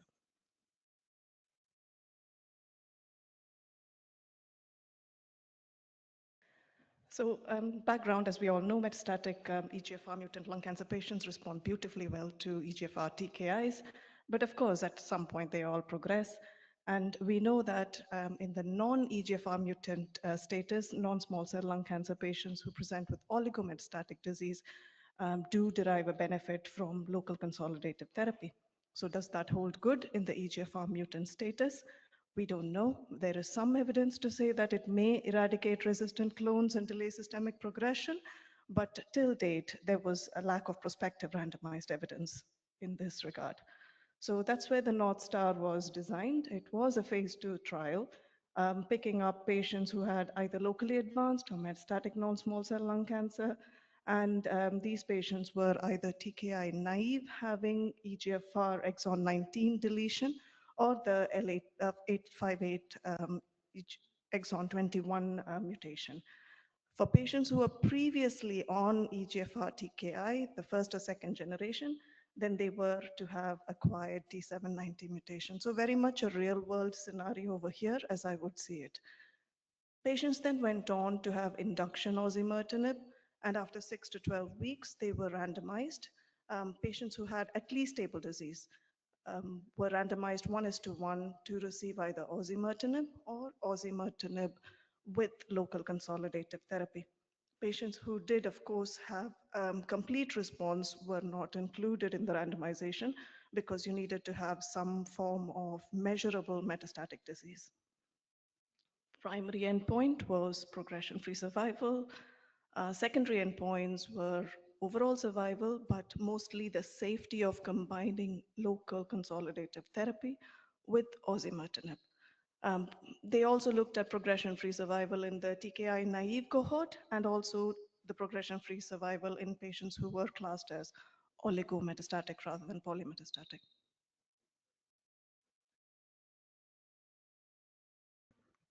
Fairly standard considerations. Patients, they plan to enroll patients with a view to randomize 120 patients so that the study had an 80% power to detect 8-month improvement in progression-free survival. And the study group also used the O'Brien-Fleming test boundaries to make sure they did not close the study at a very early stage. Hazard ratio, progression-free survival using standardized methods of analysis. Baseline characteristics of the patients appear to be fairly well matched between the two groups. As we would anticipate, women form the majority of the patients. And again, as anticipated, exon 19 deletion and the exon 21 mutant patients form the majority of the patient group. And hence, majority of the patients were TKI naive rather than being on first or second generation TKI previously. Now, the next part of it is fairly interesting because they looked at the number of metastases at baseline and also at randomization. So at baseline, about 2/3 of the patients were polymetastatic, having more than 3 metastases. But at the time of randomization, there was another 10 to 12% of the patients who then transformed into oligometastatic. So they classed them under the oligometastatic group. Brain metastasis patients, were 1/3, and again, as anticipated, partial response to treatment was seen in majority of the patients randomized. Just delving a little bit more into the polymetastatic disease, and I found this interesting because this is a very, very diverse group, as you can see. It goes from patients who had, 4 to 5 metastases, all the way through to patients who had less than measurable disease in the form of pleural effusion or lymphangitic spread. Both forms of local consolidative therapy was allowed. So majority of the patients had radiation, but a substantial portion also had surgery.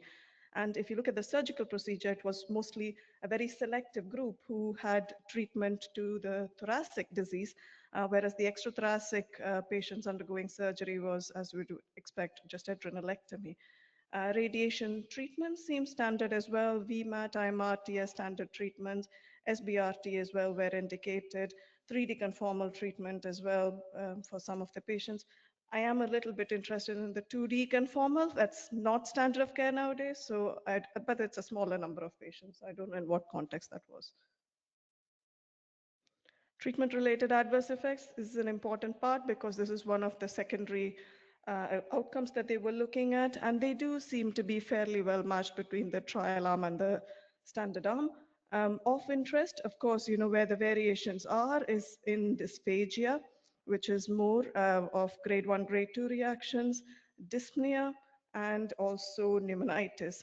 And I would see that these would be directly related to the type of local consolidative therapy that they had, either surgery or pneumonitis and radiation. So it would be interesting to see how this falls in place. Interestingly, no grade 4, grade 5 toxicities, and grade 3 toxicities very, very manageable. So looking at the combination of osimertinib and patients who had local consolidative therapy, as anticipated and seen in the previous slide, patients did have some side effects related to their local consolidative therapy, but in the context of what has been done, these don't seem to be excessive. And of course, it's very reassuring that there aren't any grade 3 side effects of significance, small numbers, and again, no grade 4 or grade 5 toxicities. Coming to progression-free survival, it seems impressive of a median progression-free survival of 25.3 months in the consolidative therapy group compared to 17.5 months with a hazard ratio of 0.66 and a p-value that is significant. And if you break that down according to EGFR mutant status, again, as anticipated, patients with exon 19 deletions have a better median progression-free survival compared to those who had the exon 21. But both groups do seem to have some benefit in median progression-free survival compared to just continuing on osimertinib as monotherapy. Metastasis related, they have classified it into the oligometastasis and the polymetastasis, and oligometastasis patients, we have to look for and wait for further data and the way that is actually written up in future. But of course, osimertinib with local consolidative therapy patients who had oligometastasis seem to have a more higher progression-free survival. I do take on board that the hazard ratio does straddle around 1. So it is trending towards significance, but we have to watch that space a bit more. But let us focus on the patients with the polymetastatic disease. And they have broken it down to say that the patients who were polymetastatic formed the majority of the group of patients who were randomized. And some of them, as we mentioned before, 13% did turn into the oligometastatic state following the induction phase. Among the patients who were randomized finally to receive local consolidative therapy, it's interesting to know that 56% of the patients with polymetastatic disease at the time of randomization ended up having complete local consolidative therapy. Now, this is interesting because how much of complete local consolidative therapy they had does have a bearing on their outcomes, as you will see in the next slide. What I am not clear from this is what do they class as local consolidative therapy? Is it at presentation or is it at randomization? That is not clear, so that is something that we have to look for the final publication to clarify on. But as mentioned, patients who did manage to have complete local consolidative therapy at 3 years, around half of them were still alive and well with no disease progression compared to those who we could only treat partially. So again, goes to show that in keeping with what we believe and do, targeting everything is probably a better situation than targeting whatever we feel we can target.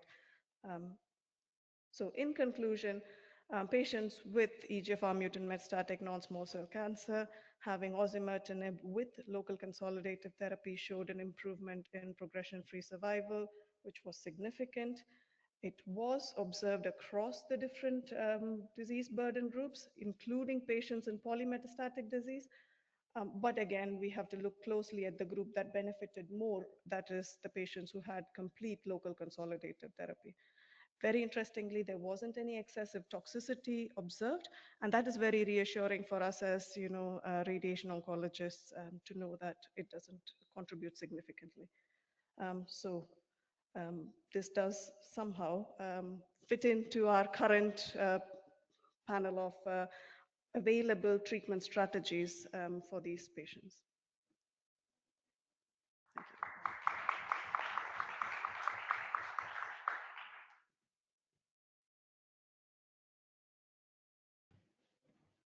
Thank you so much, Dr. Sangeeta. So now it gives me the pleasure to introduce Professor Planchard. He is very well known, of course, he's a professor in Gustave Roussy for the thoracic head and thoracic department. So he's gonna talk about the FLORA-2 exploratory overall survival analysis in patients with poorer prognostic factors treated with osimertinib with or without platinum pemetrexed as first line EGFR mutated advanced non-small cell lung cancer. Professor Planchard. Thank you so much for this kind introduction, and thanks so much for the invitation. So it's a pleasure to have this presentation about the FLORA-2 trial. And so we have already presented the PFS and the overall survival. So it was presented just to focus on patients with a poor prognostic that receive either osimertinib versus osimertinib plus platinum-based chemotherapy, first line in patients with an EGFR mutation, advanced stage disease. So nowadays, FLORA-2 trial have shown a statistical significant improvement either in PFS, but also in terms of overall survival. For the first time, we reach median overall survival at 4 years if patients start with osimertinib plus platinum-based chemotherapy. PFS as a ratio 0.62 and overall survival as a ratio 0.77. Safety profile was as expected and manageable if you had platinum-based chemotherapy to osimertinib, mainly GI toxicity and hematological toxicity. And so that's why nowadays, this is probably the best standard of care in first line in our population, advanced EGFR mutated, to receive osimertinib plus platinum-based chemotherapy. We know on the other side that we have some poor population with a poor prognostic, included, as it was shown previously, patient exon 21, particularly ALL5R mutation, the brain mets, liver mets, bone mets, patient with TP53 commutation, and also patient with ctDNA at baseline. And so that's why we'll focus on this subpopulation in the FLORA-2 according to the overall survival. So just to remind the FLORA-2 trial, it was untreated patient with a classical EGFR mutation, deletion 19, exon 21 mutation. The brain mets were eligible, stable brain met, but also the untreated brain mets, which included around 40% of patients at baseline with brain mets. Patients were randomized either to receive standard of care osimertinib monotherapy versus osimertinib plus platinum-based chemotherapy, either cisplatin pemetrexed or either carboplatin plus pemetrexed up to 4 cycles, and after patient continue with the maintenance with osimertinib and pemetrexed until disease progression or unacceptable toxicity. Primary endpoint was a progression-free survival according to the investigator, and the secondary endpoint, major overall survival. This is something we have already showed with the final overall survival analysis that was performed with 57% maturity. So we just look exploratory data, overall survival according to the population with a poor prognostic, included patient brain mets, patient with bone mets, patient with liver mets, exon 21 mutation, TP3 mutation, and also ctDNA positive at baseline. This is something we have shown in terms of PFS. What about the overall survival in this subpopulation? Just to remind the overall survival that was presented at the World Lung Congress. I was the first presenter of this overall survival. So just to remind, this is the first prospective randomized trial in this population to have shown a significant improvement in terms of median overall survival. So the first time for this population, you reach median overall survival at 4 years, highly significant improvement to hard platinum chemotherapy, improvement of 10 months in terms of overall survival. It was exactly the replication, PFS improvement 10 months, PFS improvement 10 months if you had platinum-based chemotherapy. And you can see the curves are well separated over time, 2 years, 3 years, 4 years. So that's why nowadays this is the standard of care in our population with an EGFR mutation. Particularly, just look the subpopulation with a poor prognostic. Just look the hazard ratio, which is nice because you can see in this case, patient with a poor prognostic, they reach the same hazard ratio in comparison to the patient with a better prognostic. Particularly again, patient with brain mets, EGFR mutation, exon 20 mutation, ctDNA positive, liver mets, bone mets, and TP53, they reach exactly the same hazard ratio in the population with a better prognostic and comparable to the hazard ratio to the overall population. So let's go deeper in detail. What about patients with brain mets in terms of PFS? We have shown PFS was particularly improved in patients with brain mets if you had platinum-based chemotherapy to osimertinib. You can see here on the right CNS, on the right without CNS in both populations, platinum-based chemotherapy to osimertinib significantly improve overall survival, and particularly the 3 years overall survival. And it was particularly higher in patients with brain mets. You can see the rate of overall survival at 3 years, 57% versus 40%. So clearly patients with brain mets must receive nowadays platinum-based chemotherapy in combination with osimertinib. According to the type of EGFR mutation, for sure, exon 21 mutation have a worse prognostic in comparison to the deletion 19. If you just look in the FLORA trial, it's not so clear in patients with exon 21 mutation.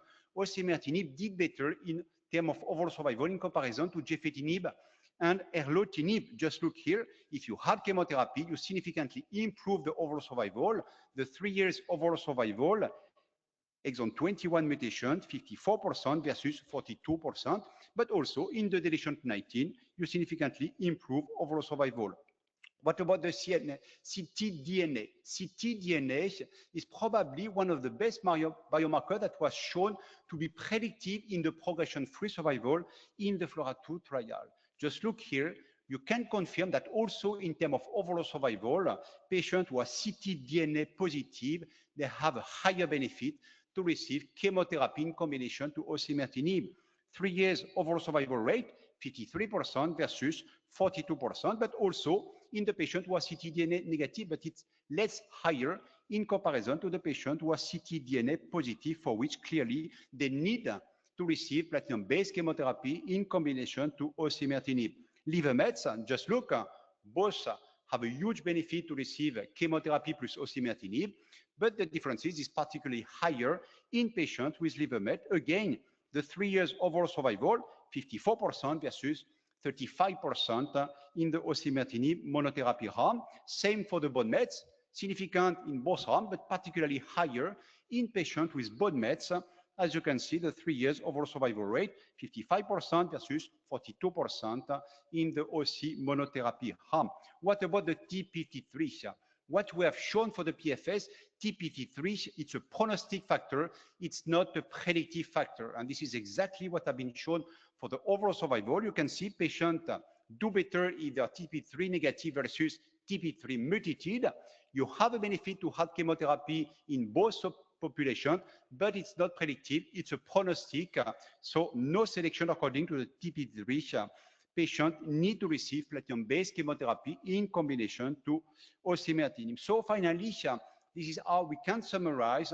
You can see the hazard ratio. You can see the 3 years overall survival rate is highly improved to have chemotherapy to osimertinib, whatever the different subpopulation, and particularly in the poor population subgroup. Brain mets, liver mets, bone mets, TP3 mutated, ctDNA positive at baseline, and exon 21 mutation, highly concordant with the overall hazard ratio in the overall population. So that means nowadays we have a new standard of care in our population, EGFR mutated first line. For the first time, we reach median overall survival of 4 years.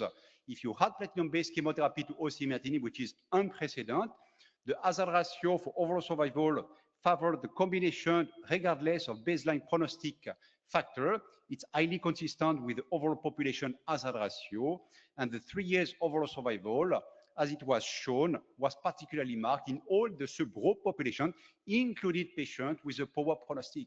And so that's why nowadays this combination should be considered as the standard of care in our patient first line untreated with a classical EGFR mutation, advanced stage non-small cell lung cancer. This is a huge advance after third generation, and nowadays we are moving third generation in combination to platinum-based chemotherapy.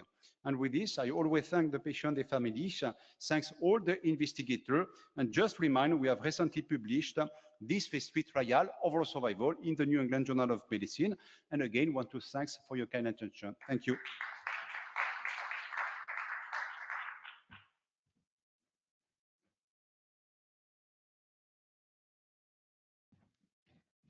Okay, so we're going to keep moving and have maybe at the end a Q&A session. Okay, it's my pleasure next to introduce my colleague, Dr. 𝗘𝗦𝗀 Ramanathan, who is a medical oncologist currently at Zahra Hospital. He will be talking to us about an important subject. Again, in oncology, we have few diseases where we shine, kind of with Hodgkin's disease, testicular cancer, where we can cure or have a prolonged survival. So I must say this is one of the bright spots in lung cancer, the final overall survival in the phase 3 ALEX trial in the ALK positive advanced non-small cell lung cancer, comparing alectinib versus crizotinib. Dr. 𝗘𝗦𝗀.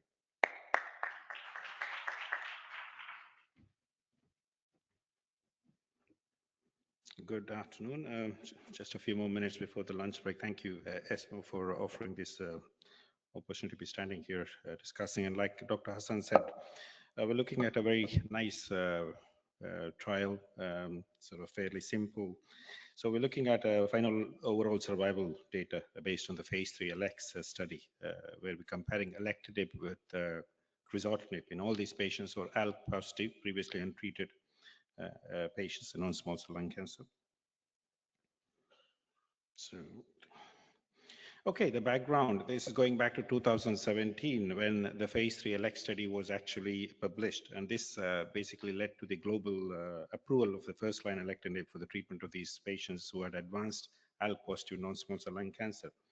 There was a year later, there was a final PFS analysis that was also published, and the investigator assessed PFS, median PFS, was shown as significantly prolonged in the alectinib group when compared to the crizotinib group, 34 months versus 10 months, very significant.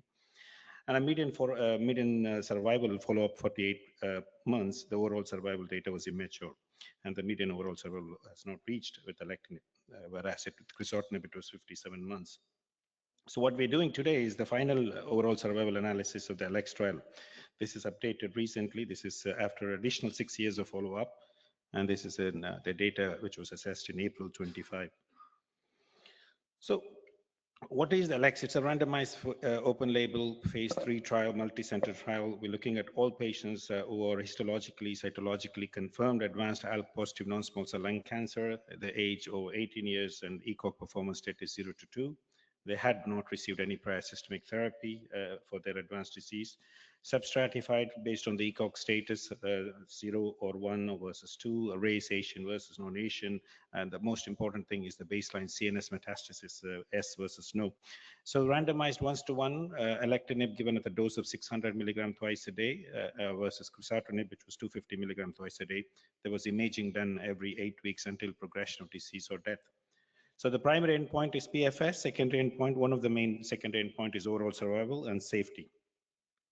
Baseline characteristics, I think we've seen it already, similar age groups and everything. We saw the same baseline characteristics in the adjuvant setup. Important to see, sort of keep an eye on the CNS metastasis. A lot of them had CNS metastasis, 40% of them had CNS metastasis in the alectinib group, about 38% in the crizotinib group. So in the intention to treat population, the overall survival at a median follow-up of 53 months with alectinib and 23 months with crizotinib, the median was 81 months when compared to 52. The p-value is 0.132, so not statistically significant, but a good hazard ratio of 0.78.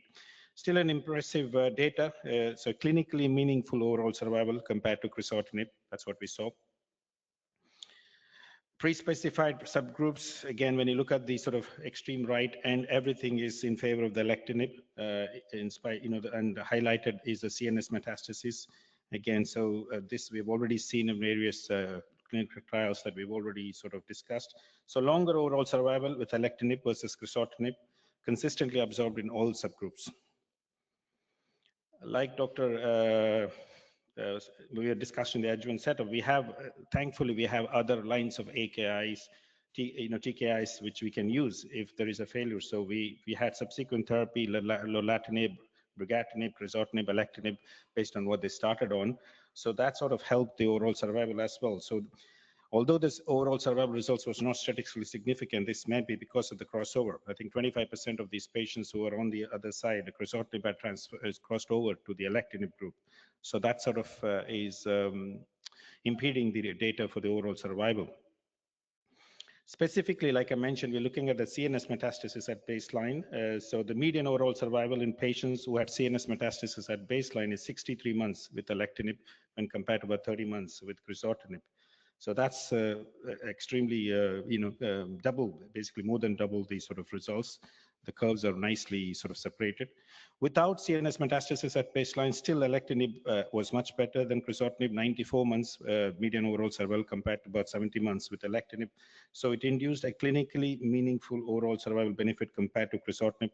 I say that the hazard ratio of 0.7, again, the confidence intervals sort of going on the other side, but clinically meaningful overall survival benefit, whether they had metastasis, CNS metastasis, or whether they did not have anything.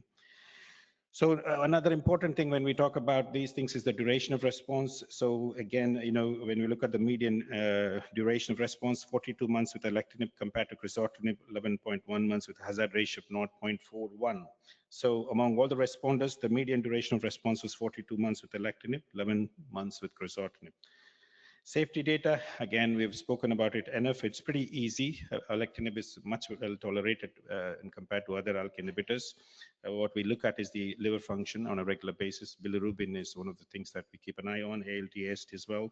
But well tolerated, patients have been in it for many years now, so it's a fairly safe drug. So like I said, anemia, AST, those are the sort of common side effects. So in conclusion, it's the final data of this randomized phase 3 ELECT study showing that first-line alectinib induced a clinically meaningful median overall survival of 81.1 months and a median duration of response 42 months. In all these patients previously untreated advanced ALK-positive non-small cell lung cancer. So 22% lower risk of death with alectinib. It shows benefit with CNS metastasis, patients with CNS metastasis at baseline.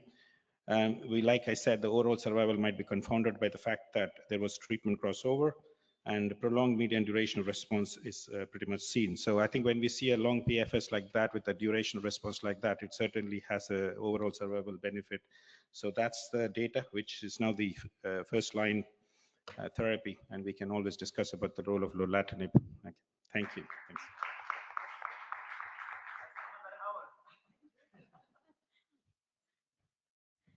Thank you so much. So for the next presentation, I would like to present my colleague and friend, Dr. 𝗘𝗦𝗀𝗄𝗎 𝗕𝗲. He is a consultant medical oncologist, 𝗕𝗲𝗀𝗀 Medical City. And he's going to talk about phase 3 study of ivonescimab plus chemotherapy versus tislelizumab plus chemotherapy as first-line treatment for advanced squamous non-small cell lung cancer, Harmony 6. Dr. 𝗘𝗦𝗀𝗄𝗎, please.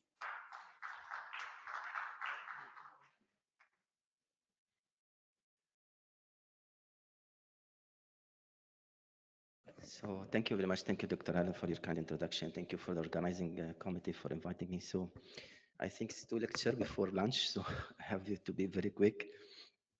This is a phase 3 study of ivonescimab. Now you heard a lot of, new medicine plus chemotherapy versus the tislelizumab plus chemotherapy. Now we're talking about metastatic. We're talking about the role of immunotherapy in combination with chemo for advanced squamous non-small cell lung cancer. So this focus on the squamous group, not on the adenocarcinoma group. It's called Harmony 6 study.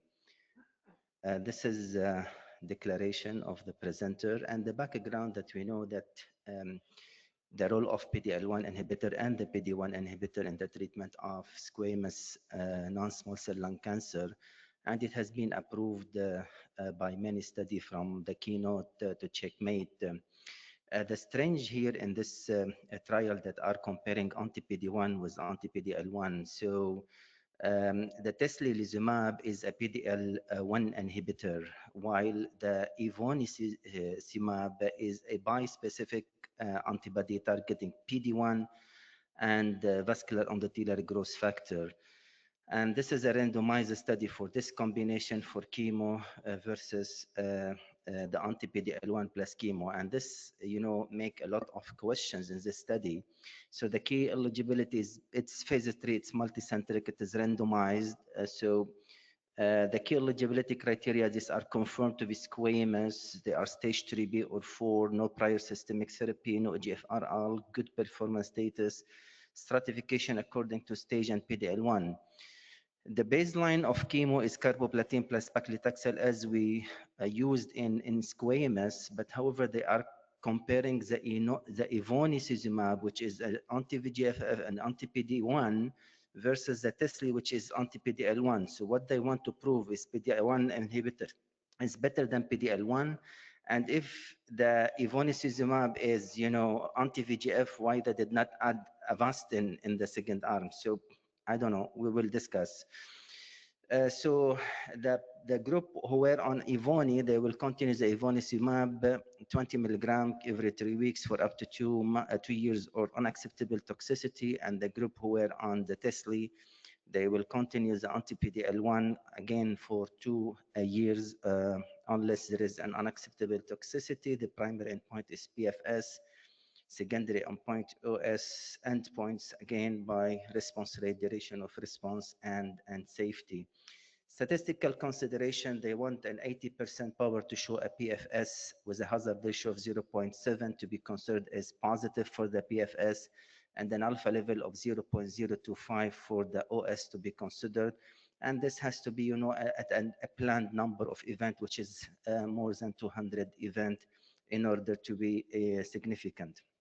However, at the time of presentation, the overall survival from this study was still immature. And this is how they started by 532 patients, and they ended to randomize 266 to this arm and 265 to this arm. And you can see clearly that, on the arm of Evoni, less patients have radiological progression, 60 versus 90 on the other arm, and less patient, more patients are still continuing on treatment versus the Tesla arm, 162 versus 134. This is the patient demographic, which is more or less matching together regarding the median age around, less than 65, more 50-50. Majority are male patient, majority they have very good performance status, majority they are current or former smoker, and more than 90% were stage 4 disease. And the PD-L1 status, about 40% they were, negative, and about 15% they have more than 3 sites of metastasis. This is the primary endpoint of the study, the PFS by independent review committee, and clearly the curve is separated from the start. And at a follow-up of about 1 year, you can see 11 versus 6 months, the progression-free survival with a very significant hazard ratio, 0.6, talking about 40% reduction in the risk of progression and mortality in favor of the Evoni arm plus chemo, with an addition of about 4.2 months improvement in median progression-free survival. If you look at the subgroup analysis, according to the PFF, it seems all in favor of Evoni, irrespective of age, gender, PD-L1 stage, and visceral involvement. And if you go by PD-L1 status, so negative group less than 1, positive more than 1, 1 to 49 more than 50, it seems it is positive in all group, except that PD-L1 more than 50, but this were very small number in the study, so you cannot draw any conclusion. So it is positive irrespective of PD-L1 expression. And the response rate is the same. You can see more response rate toward the Evoni arm than the Tesla arm in all, with significant longer duration of response, 11 versus 8 months with a significant p-value. Safety summary, we know, the chemotherapy side effect, it was the same in both arms. The immunotherapy side effect, it was the same. However, there is more side effect of anti-VEGF for EVONI like hypertension, proteinuria, whatever, some dysphonia and some epistaxis, but there was no safety alarm to tell you like, you need to do anything. So if you know these side effect and you educate your patients and you can detect early, you can manage properly and you can't continue the combination. So in conclusion for this study that the ivonescimab plus chemotherapy significantly improved PFS for advanced squamous cell. First line, as we said, median PFS 11 versus 6 months, hazard ratio 0.6, significant p-value, and favor the combination of EVONI plus chemotherapy, irrespective of, I think, PD-L1 less than 1, more than 1. Tumor response against was high. The tumor response was more durable. Overall survival is immature yet, and there is no significant safety issue to report, which was consistent. And as we said before, how to, accept this study, it will be negotiable. Thank you very much.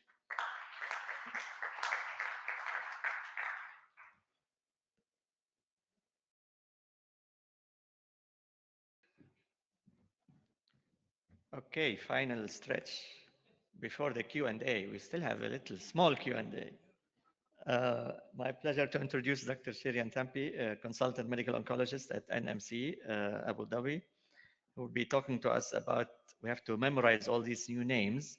First line therapy with serplulimab, with chemotherapy, with or without HLX04 in advanced non-squamous cancer. Again, the Astrum 002 phase 3 trial.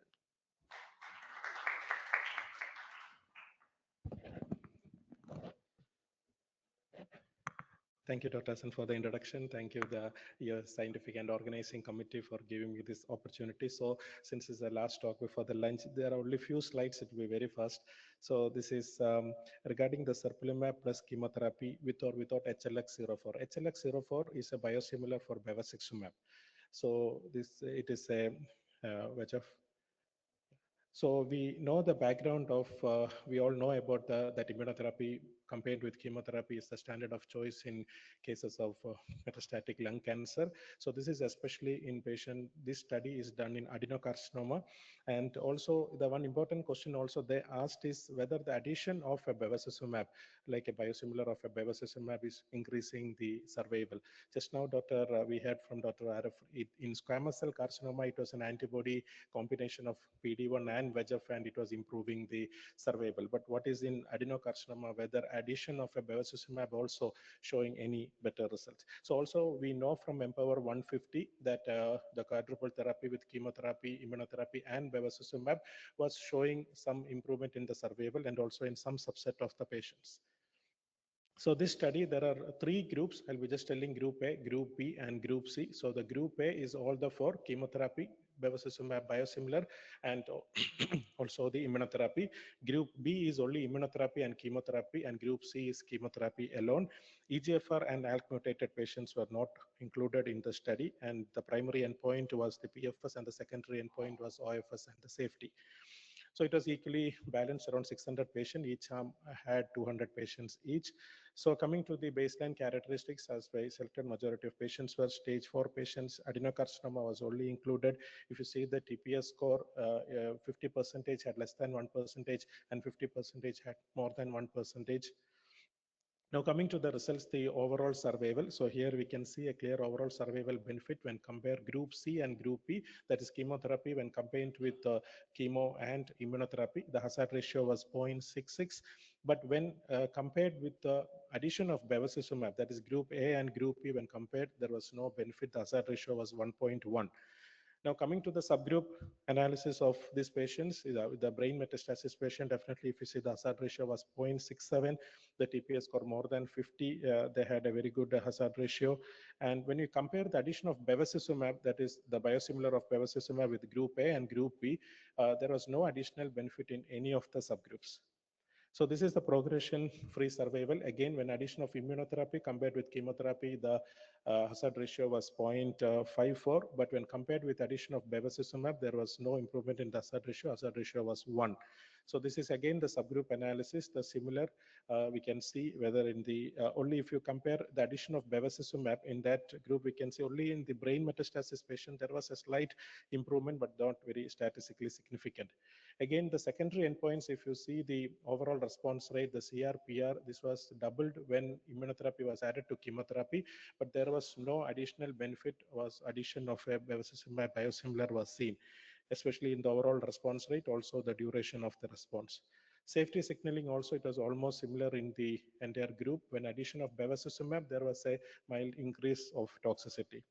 So in conclusion, the addition of serplulimab to chemotherapy significantly improved the OS and continued to confer improvements in efficacy endpoints of treatment-naive patients in adenocarcinoma, metastatic adenocarcinoma.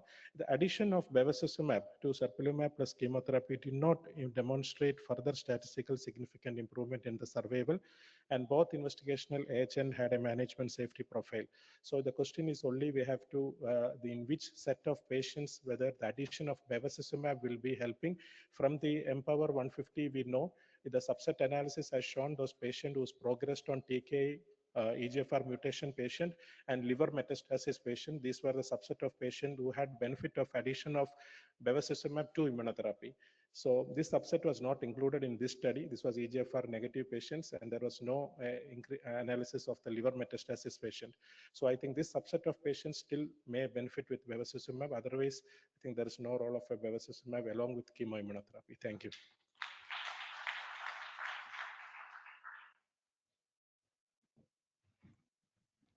Okay, we're going to have 5 to 10 minutes only. So, yes, please, the speakers, Dr. Professor Panchar, Professor Shahal, everybody else, Sangeet. Okay, Dr. Aida, go ahead. Actually, to Dr. Blanchard and to the whole panel, basically. So I recently had a young patient, 35. She is a female non-smoker, comes with a new onset cough, gets a chest X-ray, there is a mass in the lung, and then the whole staging scans the patient with metastatic non-small cell lung cancer to the bones, to the mediastinum, and then 2 very tiny lesions that was picked up on the MRI of the brain. So here is the question: the TP53 was wild type, completely asymptomatic except for this dry cough of new onset. So my question, like in real-time practice, now we have 3 different options: single agent osimertinib, we have the combination FLAURA2 and the Mariposa. So what would you be the best approach for this particular patient? Thank you.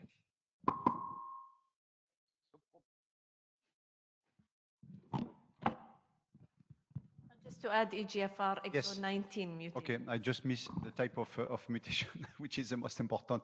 So that means if you have an EGFR young lady, brain mets, highly symptomatic, so that means in this patient, typically, I would go for osimertinib and platinum-based chemotherapy. So that means in terms of improvement PFS, improvement in overall survival in this population, and probably if you look the ctDNA, it might be positive. So that means the brain mets, you have seen its unprecedented benefit on the brain met for the PFS and the overall survival. So that's why for me, there is no doubts. It's platinum-based chemotherapy plus osimertinib. Yeah. I would say the things which is important, remind in the FLAURA2 trial, we particularly look at the intracranial brain response. Osimertinib monotherapy, which is probably the best TKI for the brain mets, intracranial brain response, 16%, which is nice. Osimertinib plus platinum-based chemotherapy, 50%.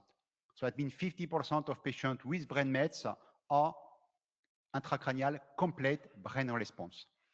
If you look the data Mariposa, they have never shown any data on the intracranial brain response. If you look the CNS PFS Mariposa over the first 2 years, it's exactly similar to osimertinib monotherapy.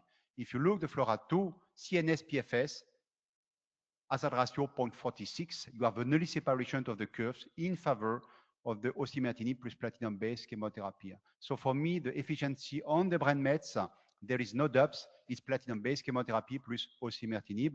And particularly, you will spare all the toxicity of Mariposa with amivantamab. I guess the other question is that which population would you consider the Mariposa protocol? Is there any particular patient? Honestly, if I want to be honest, I don't have any population of interest to go to AMI and lazertinib. It's too much toxic. There is no biomarker. We don't know the subpopulation of efficiency. There is no brain mets efficiency. And nowadays, the trial do not show a significant improvement in median overall survival, what they have shown in the overall survival. So that means if you take this and the safety issue, if you want to have 60% infusion reaction, if you want to have 60% of grade 2 higher skin toxicity, if you want a patient 40% of venous thromboembolism, if you want 40% of peripheral edema, if you want the patient to come every week the first month and after every 2 weeks.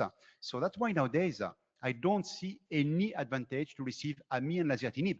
I don't tell that amivantamab is not a good drug. It might be a good drug in second line in patients who are MET positive. So give me the good population to receive AMI and lazertinib when you see the huge side effect of this combination. So that's why nowadays in France, the health authority do not want to get access and to reimburse the combination. They say no value, too much toxic, too much costly.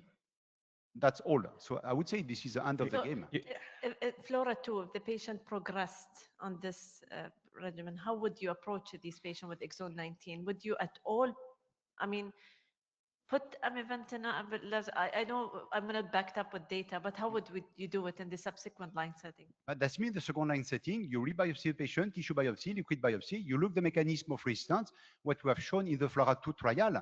That means the mechanism of resistance plus chemotherapy is exactly the same as osimertinib. So you look the MET amplification. If I have a patient MET positive, I'm happy to go for a specific ADC, 𝗕𝗲𝗎 ABB 400, or I go to amivantamab, which is an excellent drug for the MET amplifier. And otherwise, you can re-challenge patients with platinum-based chemotherapy. In FLORA-2 trial, most of the patients, second-line treatment was chemotherapy, and the most frequent chemotherapy was platinum-based chemotherapy. Because patients, finally, they receive a short course of platinum-based chemotherapy. Median duration of pemetrexed is only 8 months. Median duration of osimertinib is 30 months. So most of the time, the patient you can re-challenge with the same chemotherapy. Exactly. You don't spare the possibility of second line. And nowadays, you have all the ADC. I'm quite happy to expose patients with an ADC, datopotamab deruxtecan, sac-TMT, excellent drug, second line treatment. You have multiple options post-FLORA-2. So I'm really happy in this patient. The other important financial toxicity you didn't mention, but of course, obviously, financial is financial toxicity because you are using too expensive agents, of course. Exactly. Let me ask you. So for the discussion on the other side, they think of, well, we will have a better sequence of agents if you start with AMI plus LAZ and you avoid any chemotherapy in the beginning. How do you defend that? But the things, you avoid chemotherapy, but you not avoid the infusion and you not avoid the toxicity. So that's why for me, it's not a good way to think. That means chemotherapy is backbone in this population.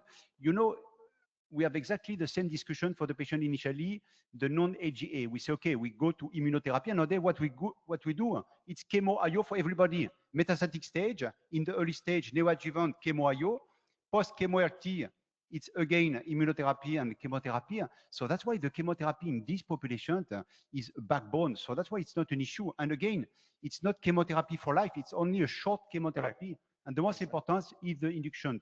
So that's why the things to say, okay, it's chemotherapy free with AMI laser. I say, okay, but it's not intravenous free. It's not toxicity free. You don't have the brain mets efficiency. So that means the quality of life for the patient. And we used a lot initially in the trial, this type of combo in the Chrysalis trial. It's a nightmare for the oncologist to manage all the toxicity and for the patient. So that's why in first line, I would say never. Dr. Saeed. So there is undoubtedly a benefit in patient with CNS metastasis at the end of the curve. You see that there is definitely a crossover. At the beginning of the curve, you lose around 20% of your patient with brain metastasis within 12 months of initiation of the chemotherapy plus osimertinib. In fact, you know, OSI and chemotherapy together, they perform poorly compared with single agent therapy. The same is true also for patients with EGFR exon 19 mutation, with liver metastasis, with PIF3. How do you explain that, you know, this combination is more superior to single agent? I know, by the way, that is also true for Mariposa as well, the same. But, you know, in terms of the patient selection, how do you convince yourself that you're not going to actually do worse favor to the patients at the beginning where you're selecting a combination therapy for the patient? The things I am looking, this is something we have seen for the OS. So that means we have to look this population for which you have the crossover. We had initially the same thing with the immunotherapy. And the things I am looking is particularly for the PFS. If you look the PFS curves, you don't lose any patient that progress more quicker with the combination versus the monotherapy. So that means at baseline, whatever the curves, they have an early separation. So when you look the overall survival, that means there is other factor that should be taken in cautious. So that's why nowadays we don't have a specific explanation of the few patients that probably do worse in terms of overall survival. But in terms of PFS, you don't observe this crossover. So that means whatever the combination do better than the monotherapy. That is whole argument of using something in combination hit them hard, especially with the brain metastasis. But if I don't know which of these 20% of my patient or 80% are going to actually benefit or do not benefit, how do I select the patient? That means nowadays, if you have a patient, but just look again the PFS, you don't lose any patient in terms of progression-free survival if you do the combination versus monotherapy.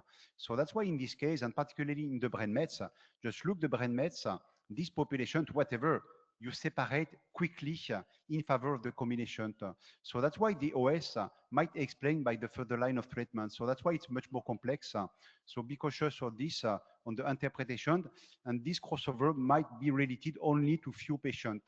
And so that's why you have to be cautious, and probably you can't imagine that some patient might be too frail to receive this type of combination. So this is something we might look further. But if you look the PFS, you cannot tell that you lose patient of progression with the combination. We don't lose any patient of the combination versus the monotherapy. And particularly the brain mets. Just look the brain mets, you will be really surprised, really surprised. You have this early separation of the curves. Not sure whether I agree actually with this one, because you know, post-progression, you need to actually have the patient survive longer to receive the post-progression. These events, the OS events, they happen within 12 months.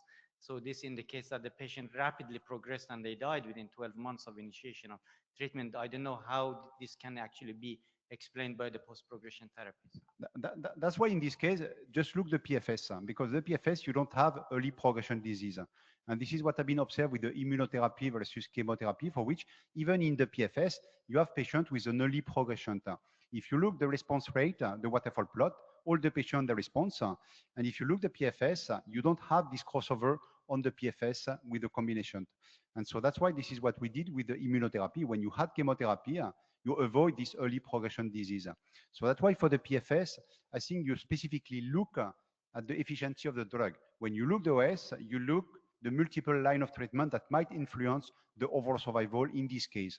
And so that's why this is something we need to look at for the OS, for the first part of the curves. It's only few patients, and you have exactly the same shape of the curves with the Mariposa trial. Let me ask you, so what do you think of the North Star trial then, which just gave the OC plus the radiotherapy, just to change subject? I would say it's nice, but it's only a phase 2 trial. We have a benefit in terms of PFS. So that means for me, it's not a surprise. If you treat the metastatic site that persists, you might delay the recurrency and the PFS. Do you translate in a benefit in overall survival because you are efficient on the persister cells? That's another issue. So that's why I would be much more confident if I see a clear benefit in OS, because we have so many trials that improve the PFS. It's easy. If you had the number of drug, you might push the PFS. You had exactly the same things when you had osimertinib plus bevacizumab or ramucirumab. It translates in a benefit in PFS. Right. It was not translated in a benefit in overall survival. So that's why I would be cautious. And that's why it's a good hypothesis. So that's why tomorrow, why not to perform a FLAURA2 trial, FLAURA3 trial, chemo plus osimertinib plus local treatment on the persister cells. Right. I would say local Plus, I disease. think in that study, they went too far. They included even pleural effusion, 10 met sites. What do you think, Sangeet? That was kind of bring everybody and do radiation. And obviously, the one so-called complete radiation were the main beneficiary. Because if you do it partially, it's not going to help you. Yeah, I agree. I mean, I agree as well that at the moment it's just a phase 2 trial, so it's a little trial trying to punch above its weight, really. But what I do find interesting and what I will take away from that is the side effect profile is not very bad, really, because in the FLORA2 trial, if you look at the grade 3 toxicity, it was quite significant in the initial presentation. So that's something to bear in mind. So there may be a subset of patients who are not well enough to have the combination. And is this something that can evolve into, servicing those patients? Because the progression-free survival seems fairly matched at that stage, but then again, the overall survival is still lacking. So I will watch this with interest. And Yes. again, it would be nice to refine it into more defined definitions of what local consolidative therapy would be. How would you classify it as complete local consolidative therapy? As I mentioned before, we don't know if it was patients at the time of baseline or at the point of randomization. How do you consolidate pleural effusion and Exactly. lymphangitis? So I think patient selection. That was some of the criticism for the trial. Yes, Dr. Shahar.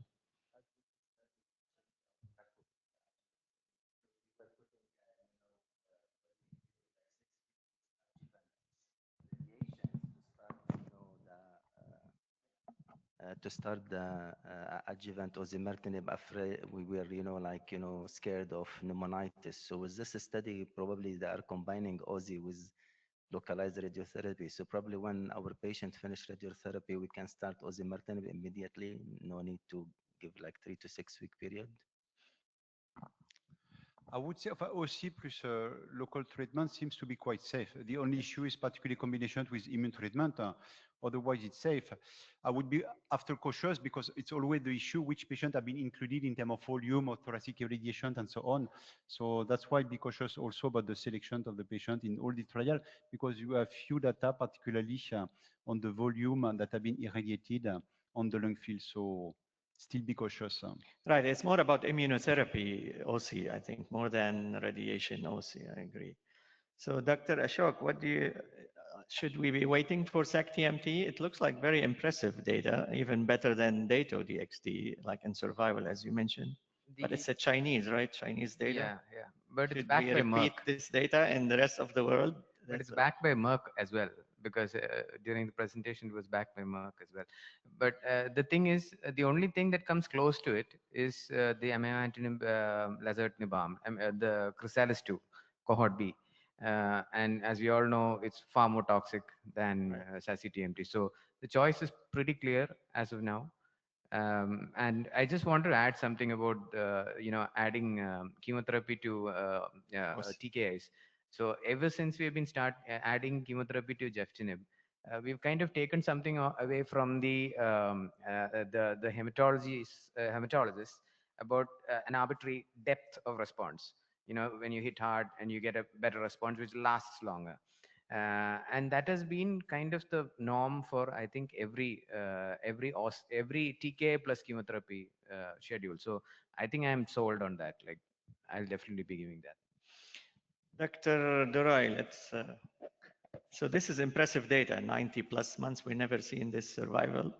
As you mentioned at the end, we have now a 5-year update on Crown trial with lorlatinib, even more PFS haven't reached the median.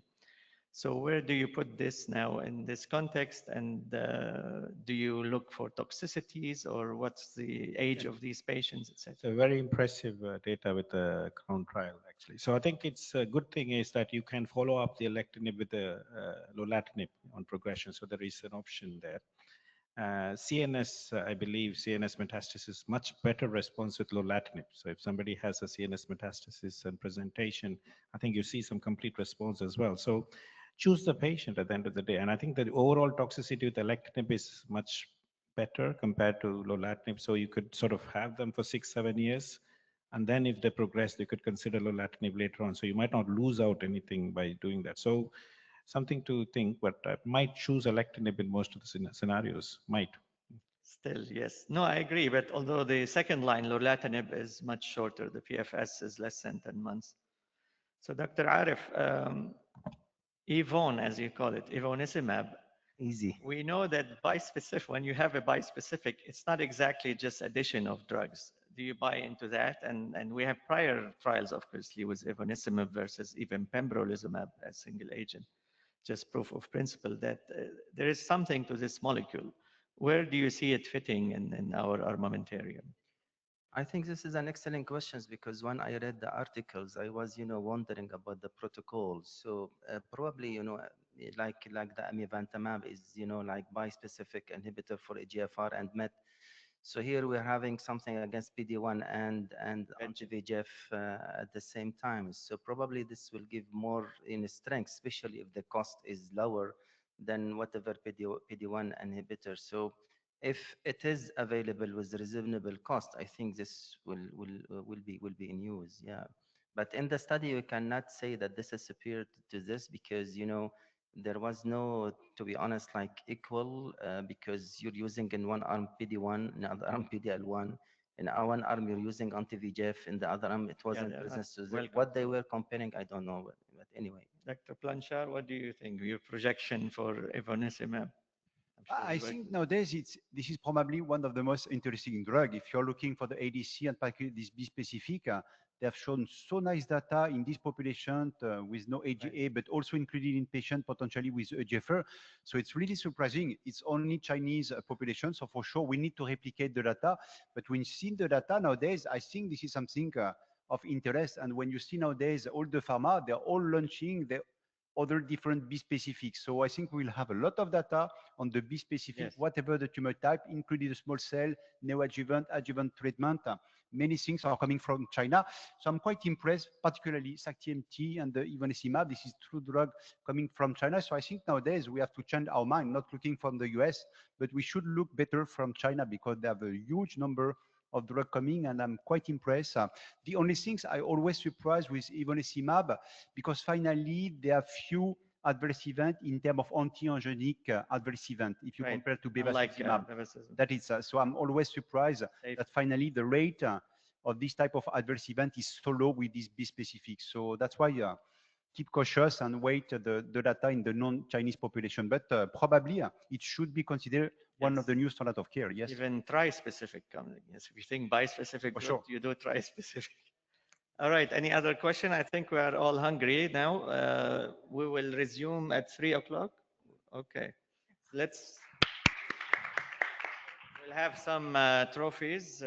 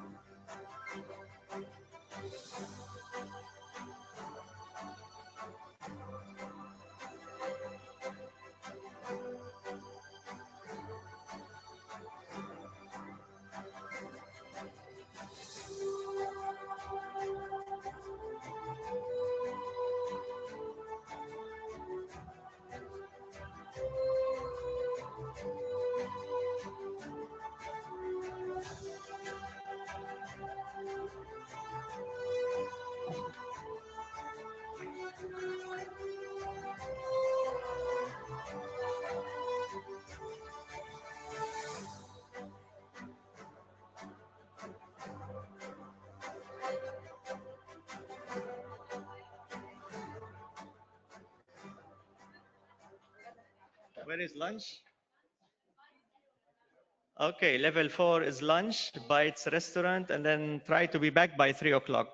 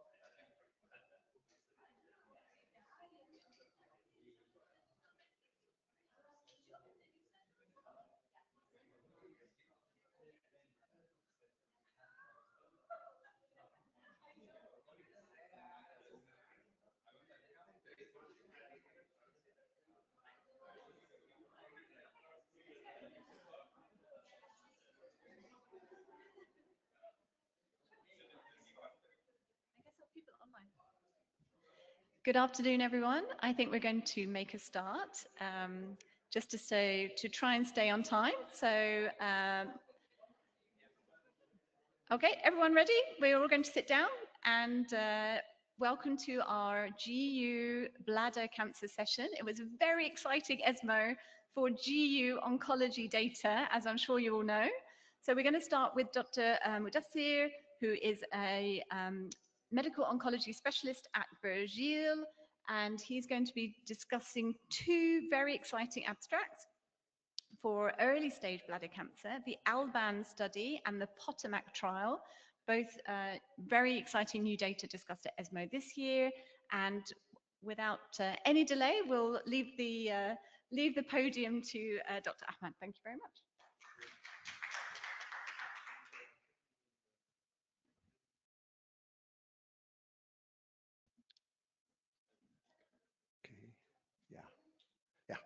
So good afternoon, everybody. I hope that you had good lunch.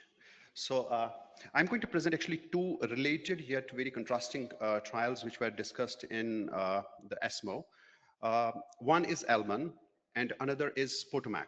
So ALBAN was a trial for non-muscle invasive bladder cancer, BCG naive with atezolizumab, and the POTOMAC is with durvalumab. So kind of, you can say that the target population is the same. You can say that it is an immune therapy intervention addition to the standard of care.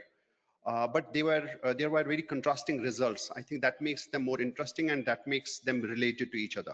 So ALBAN trial was a phase 3 randomized open label international trial of atezolizumab and intravesical BCG versus BCG alone in BCG naive high risk non-muscle invasive bladder cancer. The background is very important that there is an unmet need in this population, the high risk non-muscle invasive bladder cancer. It represents 75% of all patients with urothelial tumor. The gold standard for this class of patients is the TURBT followed by the BCG intravesical installations, induction and maintenance. And according to the EAU guidelines, BCG maintenance therapy should be given for between 1 to 3 years. However, BCG still, therapy still fails. About 40% of the patients will fail somehow. And prior studies have shown that PD-L1 expression and alterations in the immune infiltration might be associated with BCG failure. And there has been some preclinical data on the atezolizumab in this setting. So ALBAN trial was the population was BCG naive, high risk, NMIBC, and the high risk was defined by the high grade or grade 3 TA or T1 tumors with or without CIS. There was no prior BCG allowed, and there was absence of metastatic disease. So the intervention was addition of atezolizumab for 1 year, 1200 milligrams every 3 weeks, to the backbone of BCG induction, followed by 1 year of maintenance. So mind it was only 1 year of maintenance BCG in this. The primary endpoint was EFS.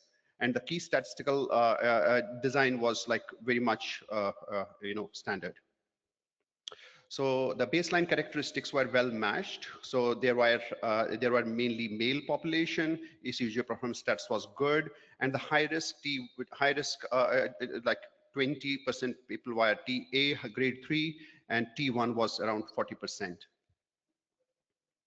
So this is the exposure to the study treatments. There was fairly good exposure to study treatments. The treatment duration for atezolizumab was 52 weeks.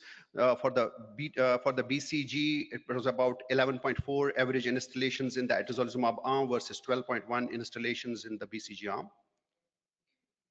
So this is the primary endpoint, that is the EFS. It was flat out negative trial. The EFS events were high grade and in low grade NMIBC, relapse persistence of CSIS after 6 months progression. The appearance of the, so the thing was that there was no advantage of atezolizumab addition to the standard of care. The adjusted hazard ratio was 0.98, no benefit. In the subset analysis, no single subset was actually showing any promise in this trial.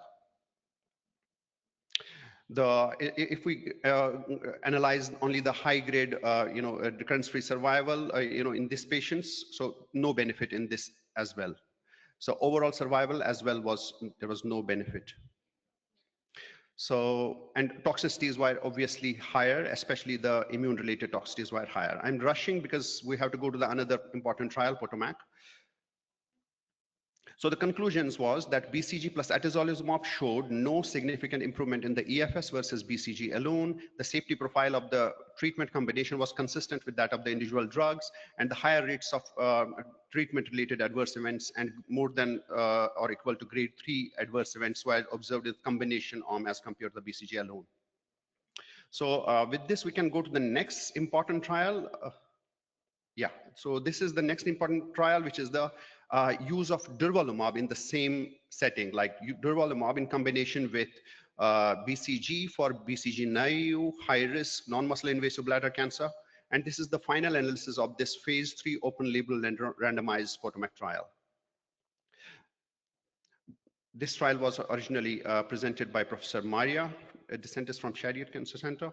And the background remains the same. So there's an unmet need in this setting. We always want to actually avoid or delay the radical cystectomy as much as possible, especially in the high-risk population. So this POTOMAC was a randomized open-label phase 3 global study.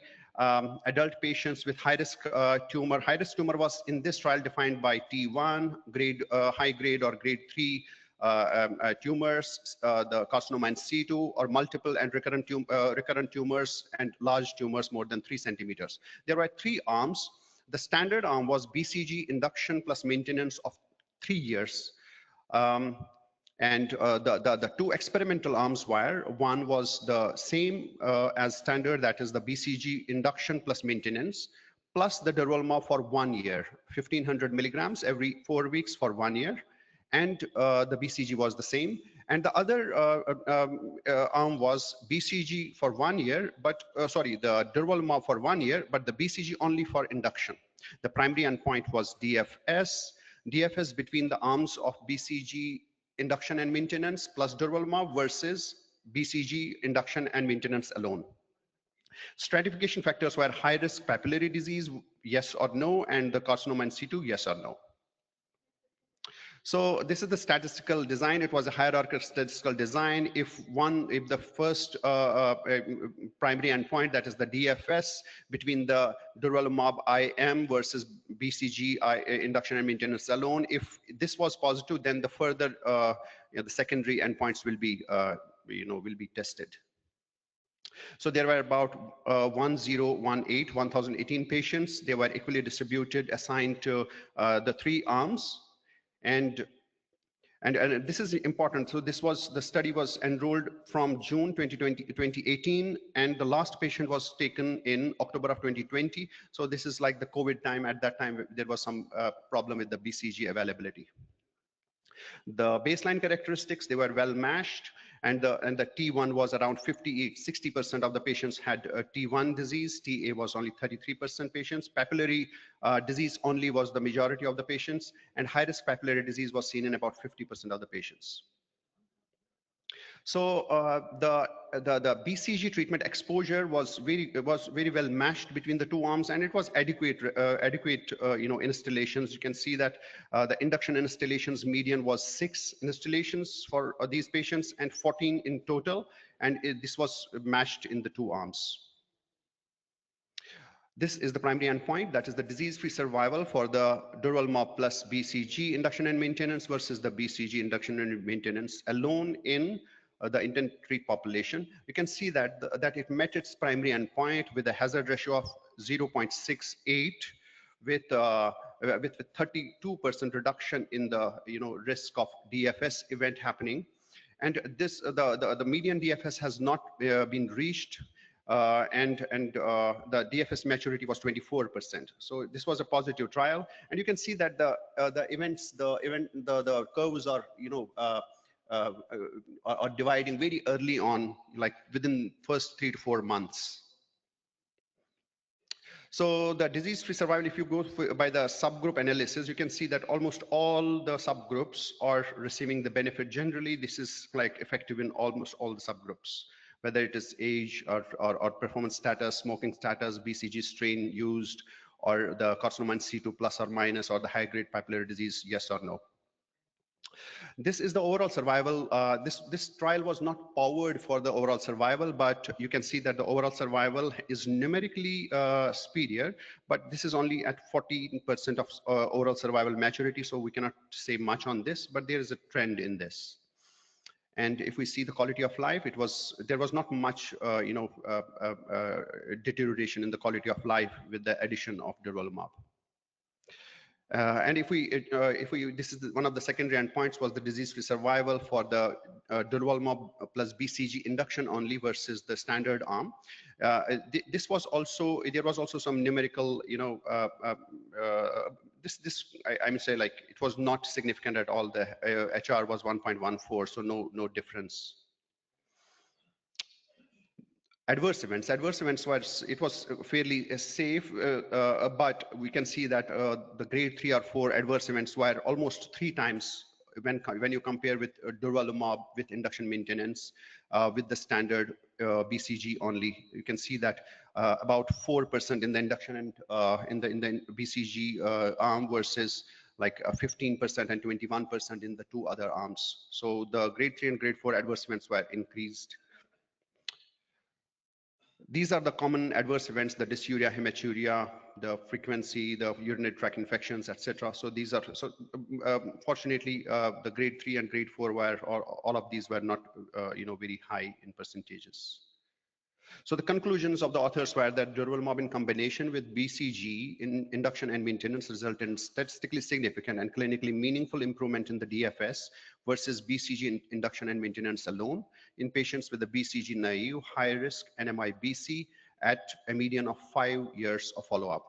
And there was a 32% reduction in the DFS events, and there was an early and sustained benefit in the DFS. And after a median follow-up of 5 years, there is a trend in the descriptive, on the descriptive analysis, there's a trend in the overall survival as well.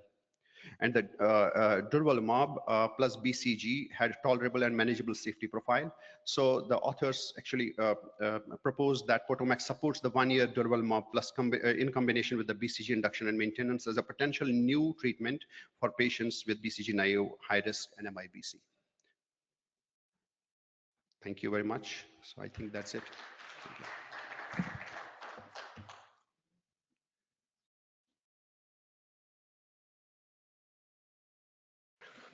Thank you. I think we're going to do questions at the end. So everyone, Dr. Hazan, hold your questions about why these studies are different. And it's a great pleasure to introduce Dr. 𝗘𝗦𝗀𝗳 to the podium, who's going to be talking about a study that was presented in the presidential session.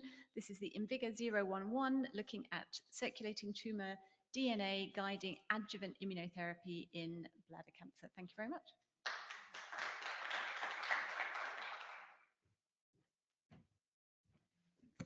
Thank you very much, Dr. Mukherjee. Okay, I think it's an interesting study.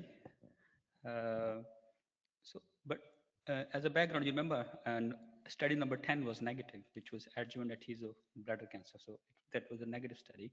And then since we have now adjuvant nivo and pembro already approved, so now we are talking about ctDNA in this setting. So I have my own thoughts about it, but let's see what you think. But it was presented in the presidential session. We know many patients after cystectomy will have a disease recurrence, and the ctDNA is now becoming, very common in many disease sites. We have colleagues who use it quite routinely, and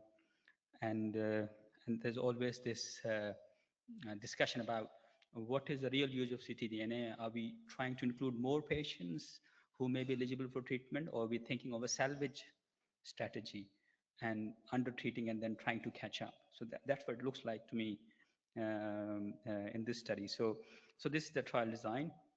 So patient may have had neoadjuvant chemotherapy or no, so it's allowed. These are the patients who should have muscle invasive disease. They could be CT2 and above, or it could be node positive. And they are doing 6-weekly ctDNA after cystectomy. And then if you're positive, then they randomize them into 2 arms, either atezo or placebo. If you're negative, they continue to monitor. So this is a trial schema. Interesting design, but I just want to, so we'll leave the statistics, but we'll look at this. I think this is a very important slide. I think it answers many questions you may have. Just look at on the left side, yeah. So you have almost 380 patients who are ctDNA positive any time, and out of them, 129 excluded. So these are the patients who were ctDNA positive, but at the same time, scan is positive as well now.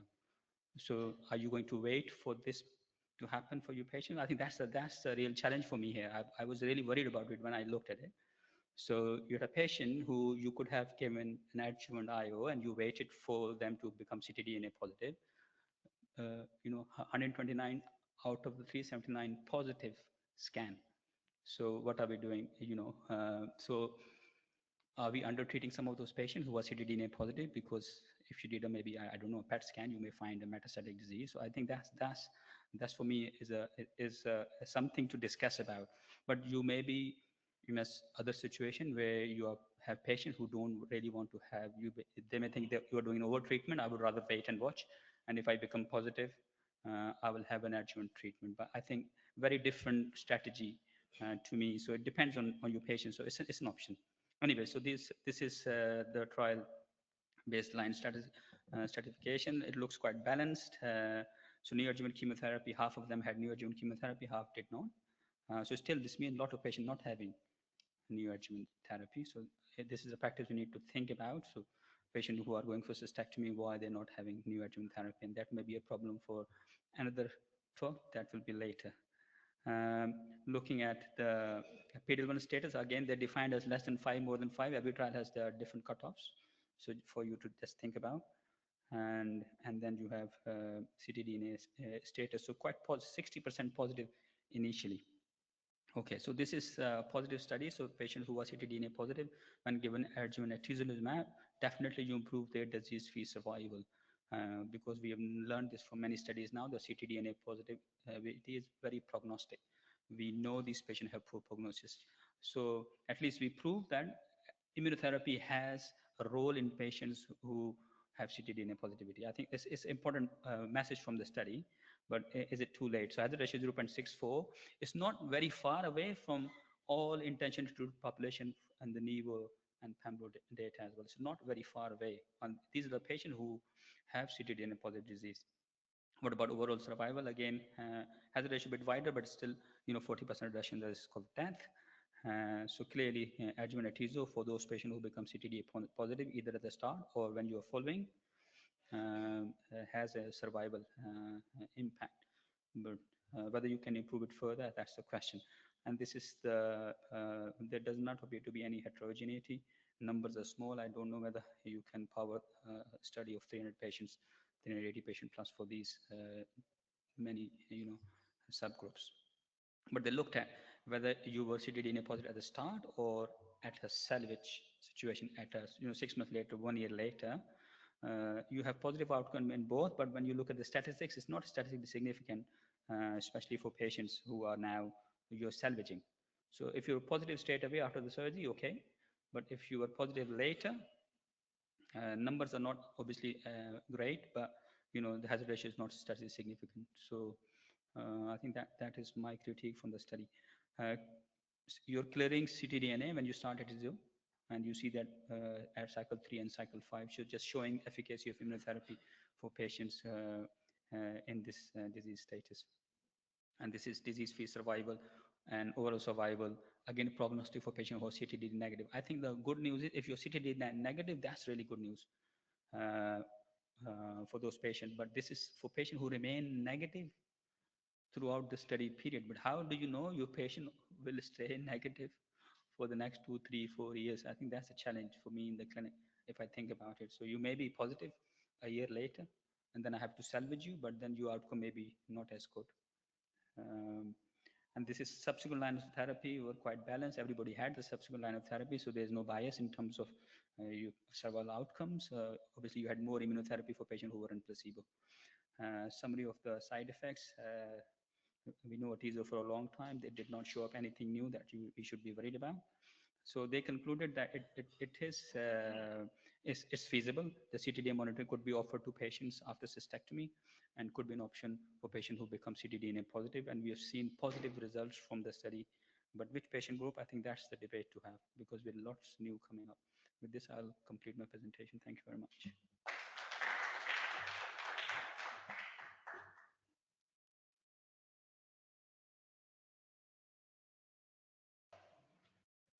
Thank you very much. Again, hold on to your questions for our panel discussion, and it's a pleasure to invite Dr. Nouri Benini for the next presentation, again presented at the presidential session.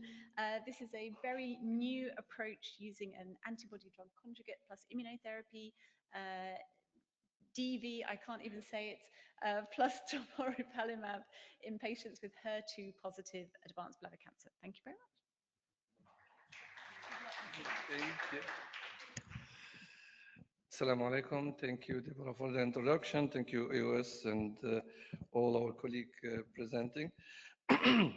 It's my pleasure to present this interesting trial, and it's very peculiar because we see that actually the Chinese drugs are invading it's not only in all the aspect of our daily life, but they are getting very smart. I mean, it's not only in the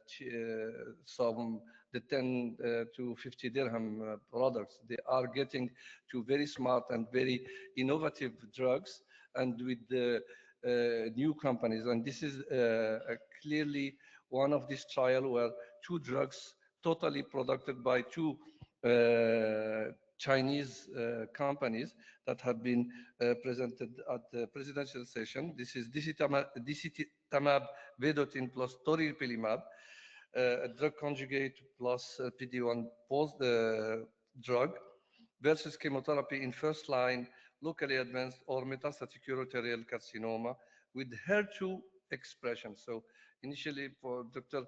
𝗘𝗦𝗠𝗢 actually put for patient with ctDNA, a selection with ctDNA for patient after cystectomy. Now we are in the metastatic locally advanced. If we have patient with HER2 positive, we know that T-DXd is already approved for HER2 broad spectrum, but only for 3+.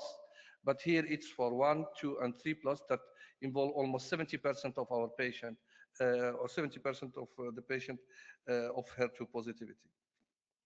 So HER2 target antibody drug conjugate monotherapy has demonstrated efficacy in the post-chemotherapy setting for HER2 positive urothelial cancer, and it's approved in both China, disitamab vedotin, and USA with T-DXd, but with the difference, as I mentioned, that for in USA, T-DXd is approved for HER2 3+.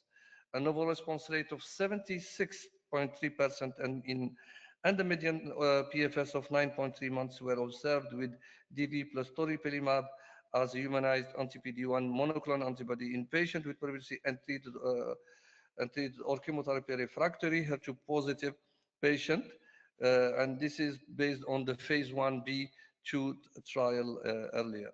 So the HER2 expression is highly prevalent in urothelial cancer with HER2 positive more than one, accounting for almost 70% or even 75%. The rule of what we call 25, 25, 25, 25% 1+, 25+ more of 2+, and 25% of almost 3+, and the total is around 70 to 75%. So the RCFC48C016, an open label multicenter randomized phase 3 trial, was conducted to evaluate DV plus T versus chemotherapy in the first line treatment of patients with HER2 expressing locally advanced metastatic or metastatic urothelial cancer in China. And here is reported at the plenary the prescribed final analysis for PFS analysis and interim overall survival. This is the trial design. No prior systemic treatment for locally advanced or metastatic disease. As mentioned before, central confirmation of HER2 by IHC 1+, 2+, or 3+, measurable disease, eligible for cisplatinum or carboplatinum, and a good performance status 0 or 1. Comparing disitamab vedotin and toripalimab to the maximum of no set maximum cycle until progression or intolerance, 243 patients and 241 patients for gemcitabine plus cisplatinum or carboplatinum with a maximum of 6 cycles, which makes also a small bias in all this type of trial where there is no maintenance. We compare a treatment with a maintenance with a treatment without maintenance, and that makes a little bit bias. There should be in the comparative arm. I think that a sort of maintenance should be there to be compared to the maintenance treatment of the comparator arm. So treatment primary analysis, primary endpoint was PFS and overall survival. Secondary endpoint were PFS assessed by investigators, overall response rate, duration of response, safety, and quality of life. 800 patients, more than 800 screened, 484 randomized, and we see at the end of the first assessment and presentation, we have still 91 patients remaining on the treatment arm, and on the comparator or the chemotherapy arm, no patient was still on the, all has progressed. As baseline, we see that it was well balanced with a median age, range of median age of 66 for patient, were mostly around 56. Sex was mostly male, and echo performance ratio was 25% for 0% and 0 and 74% was echo 1. If we take on the right side of we have visceral metastasis, almost half of the patient, and HER2 expression, the 22% for HC1, 2 and 3 or 2 and plus, it's almost 77% of the patient. This is the primary endpoint of PFS, and we see here a very nice improvement with the separation of the curve very early at 2 or 3 months, with a PFS hazard ratio of 0.36 and the median PFS of 13.1 months versus 6.5, almost double, and a p-value of 0.0001. So a very good PFS, and we see here that all subgroups has benefited from the DVT plus DV plus T, with regardless of the subgroup analysis, whether visceral metastasis, HER2 status, low or high, age, 6 echo performance status, site of primary lesion, or even PDL status, whether it's less than 1 or more than 1. Overall survival at this primary analysis, overall survival for the median overall survival was 31.5 months versus 16.9 months, with a hazard ratio of 0.54, impressive also result, and also for the subgroup analysis, all favoring the combination of the drug conjugate plus the toripalimab. Response rate also was improved, 76% versus 50% for the chemotherapy arm, only 1.2% of complete responder, 4.5 in the combination arm, and per investigator also was almost the same, confirming the result of the initial assessment. The duration of response was also better with the combination arm, with the number of events definitely less or more than in the chemo arm. Subsequent systemic treatment, definitely any patient who progress on anti-HER2 treatment have different treatment. For anti-HER2 containing treatment, DB containing therapy, we have 1.6% also receiving other DB, for example, 37% of the patient in the chemo arm actually did receive the combination. PDL1 inhibitor also 50% on the chemo arm and 10% on the DVT treatment.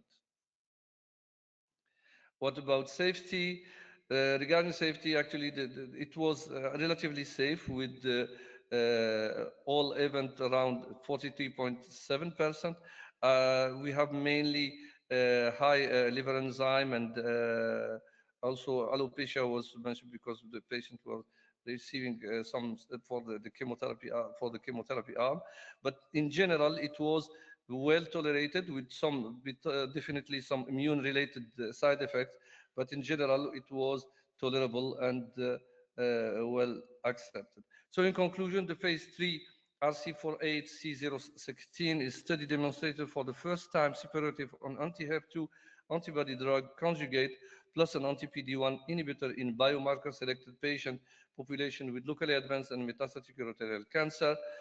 The trial did to clinically meaningful and statistically significant prolongation of PFS and overall survival as compared with chemotherapy, a PFS of median of 13.1 months versus 6.5 months, a hazard ratio 0.36, overall survival 31 months versus 16, a hazard ratio 0.54, and PFS and OS benefits are consistent with across all HER2 expression levels and other specified groups. The safety profile of DV plus T was consistent with agent and it was more favorable than chemotherapy. And DV plus T offers a valuable new treatment option and represent a potential new standard of care for the first-line treatment of patients with HER2 expressing locally advanced metastatic urothelial cancer. I think that's the last of my, and thank you for your attention. And this is the presentation actually in the New England Journal of Medicine.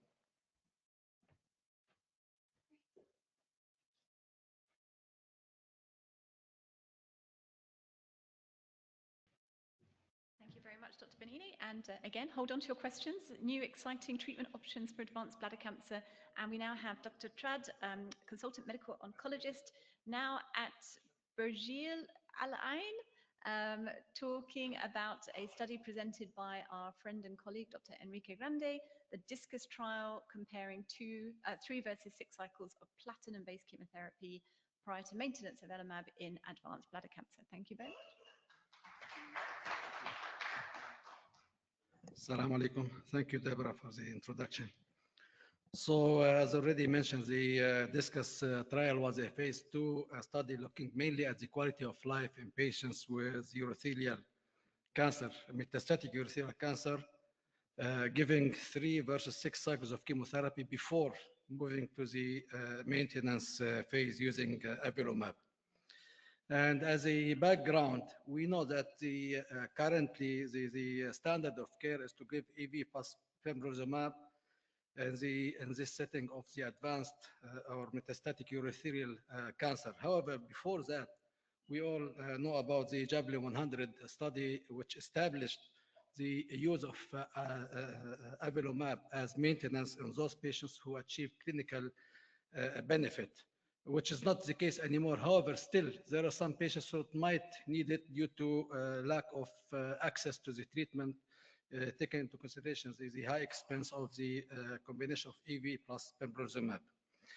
One of the things is that the toxicity from chemotherapy in this group of patients is really very high, and all the time people look for maybe thinking that giving more chemotherapy will lead to better overall response, overall survival, progression-free survival. But because of the toxicity, can we achieve the same giving less chemotherapy? And the maintenance avelumab significantly prolongs survival in these patients who benefit from the induction phase of the platinum-based chemotherapy. So, as already mentioned, the DISCUS was designed to evaluate if 3 versus 6 cycles of platinum-based chemotherapy before maintenance could improve quality of life in these patients.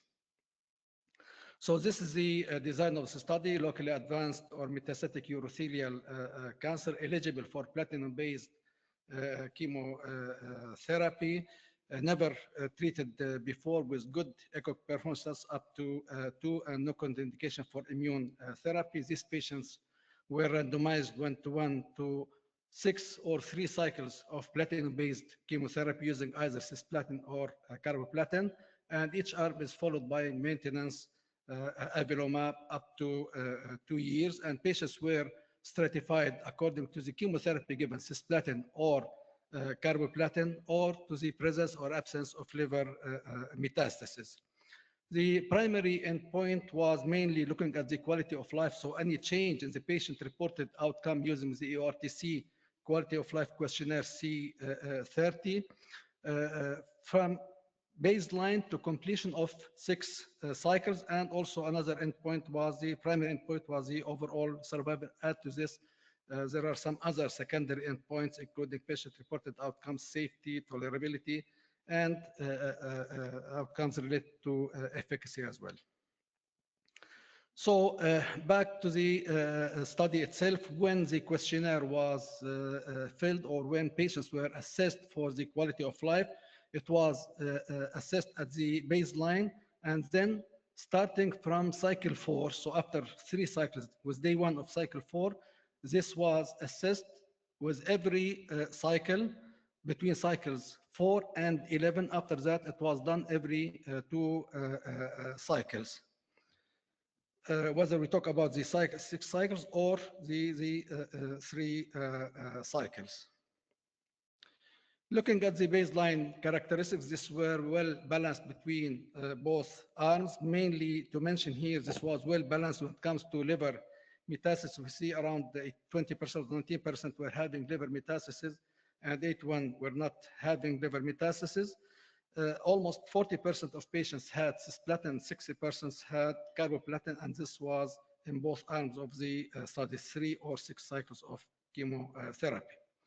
So out of 346 patients, 267 were randomized, 133 patients were randomized to the 3 cycles of platinum-based chemotherapy, and 134 patients were randomized to the 6 cycles of chemotherapy.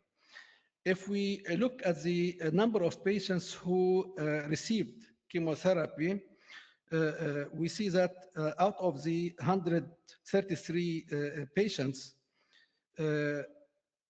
99 patients received the 3 cycles, and on the other side, just 49 patients. So not all patients were able to complete the total number of chemotherapy. 99 patients out of 133 in the 3 cycles, and 49 out of 134 in the 6 cycles. If we look at the patients who completed the avelumab, again, we see a higher number of patients in the 3-arm chemotherapy were able to complete avelumab, 76 patients, versus just 55 patients on the 6 cycles arm. Looking at the, going directly to the primary endpoint, and according to the primary endpoint, this was a positive study. We see there was no change in the quality of life when it comes to patients having 3 cycles, whereas there was a deterioration in the quality of life in patients having 6 cycles, with the difference around minus 8.5 points. So definitely patients having the 3 cycles were doing better in terms of the quality of life. In terms of the change from baseline in the quality of life, we see that more patients had improved quality of life in the 3-cycle arm versus 6 cycles, and more patients in the 6 cycles arm had deterioration or worsening of their quality of life. If we look at the patients from the beginning, from the time of screening and continuing along the time when they continued 6 cycles versus 3 cycles, we see that from the beginning, patients having 3 cycles were doing better. There is a separation between both groups of patients. All the time, patients having the 3 cycles did better than those who had the 6 cycles. The time to deterioration was not different between both groups. It was almost the same, with a hazard ratio of 0.81. This was not significant. Overall survival, this was the preliminary data. There is no difference between both arms, whether receiving 3 cycles or 6 cycles. The median overall survival was 18.8 for 6 cycles, 18.9 for 3 cycles. So this is very similar, hazard ratio 1.15. Progression-free survival also is not different, 9 months for 6 cycles and 8 months for the 3 cycles, with hazard ratio 1.05. So there's no difference. Also, there is no difference when it comes to the best response. We see that the complete response rate or the partial response rate, stable disease, the numbers are very, very similar. Looking to see if there are any group of patients that might be doing better with the 6 cycles, we don't see any patient getting 6 cycles doing better in terms of the subgroup analysis. On the contrary, maybe patients who had the cisplatin, who had 3 cycles, did better than those who had the 3 cycles, and same applies also in patients who are having liver metastasis.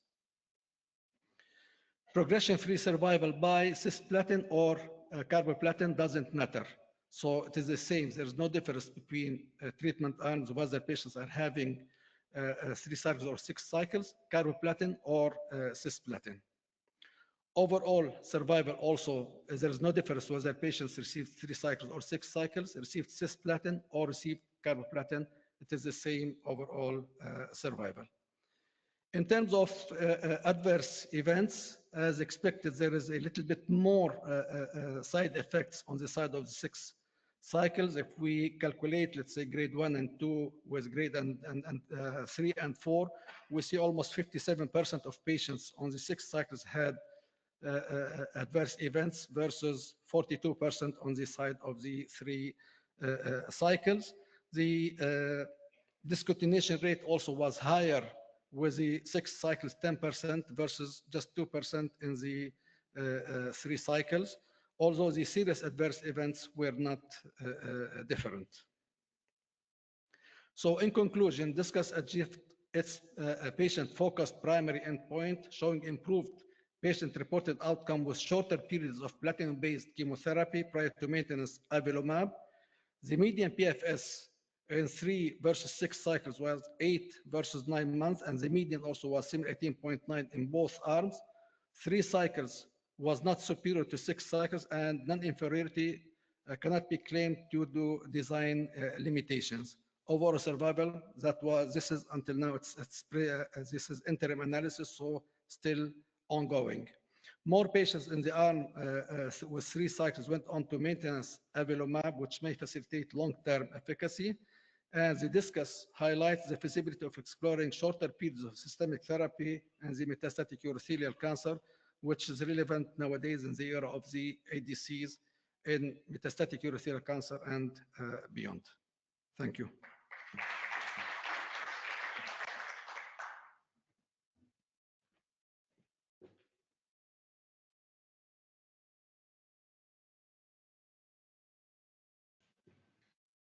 Thank you very much. And for our last abstract in the bladder cancer session, another abstract presented at the presidential session for an indication that has now today, I think, been FDA approved, which is quite exciting.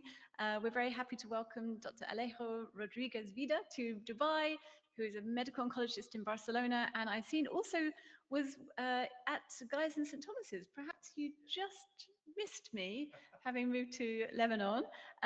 So it's very great pleasure to invite you to Dubai, and thank you very much for discussing this very exciting abstract. Thank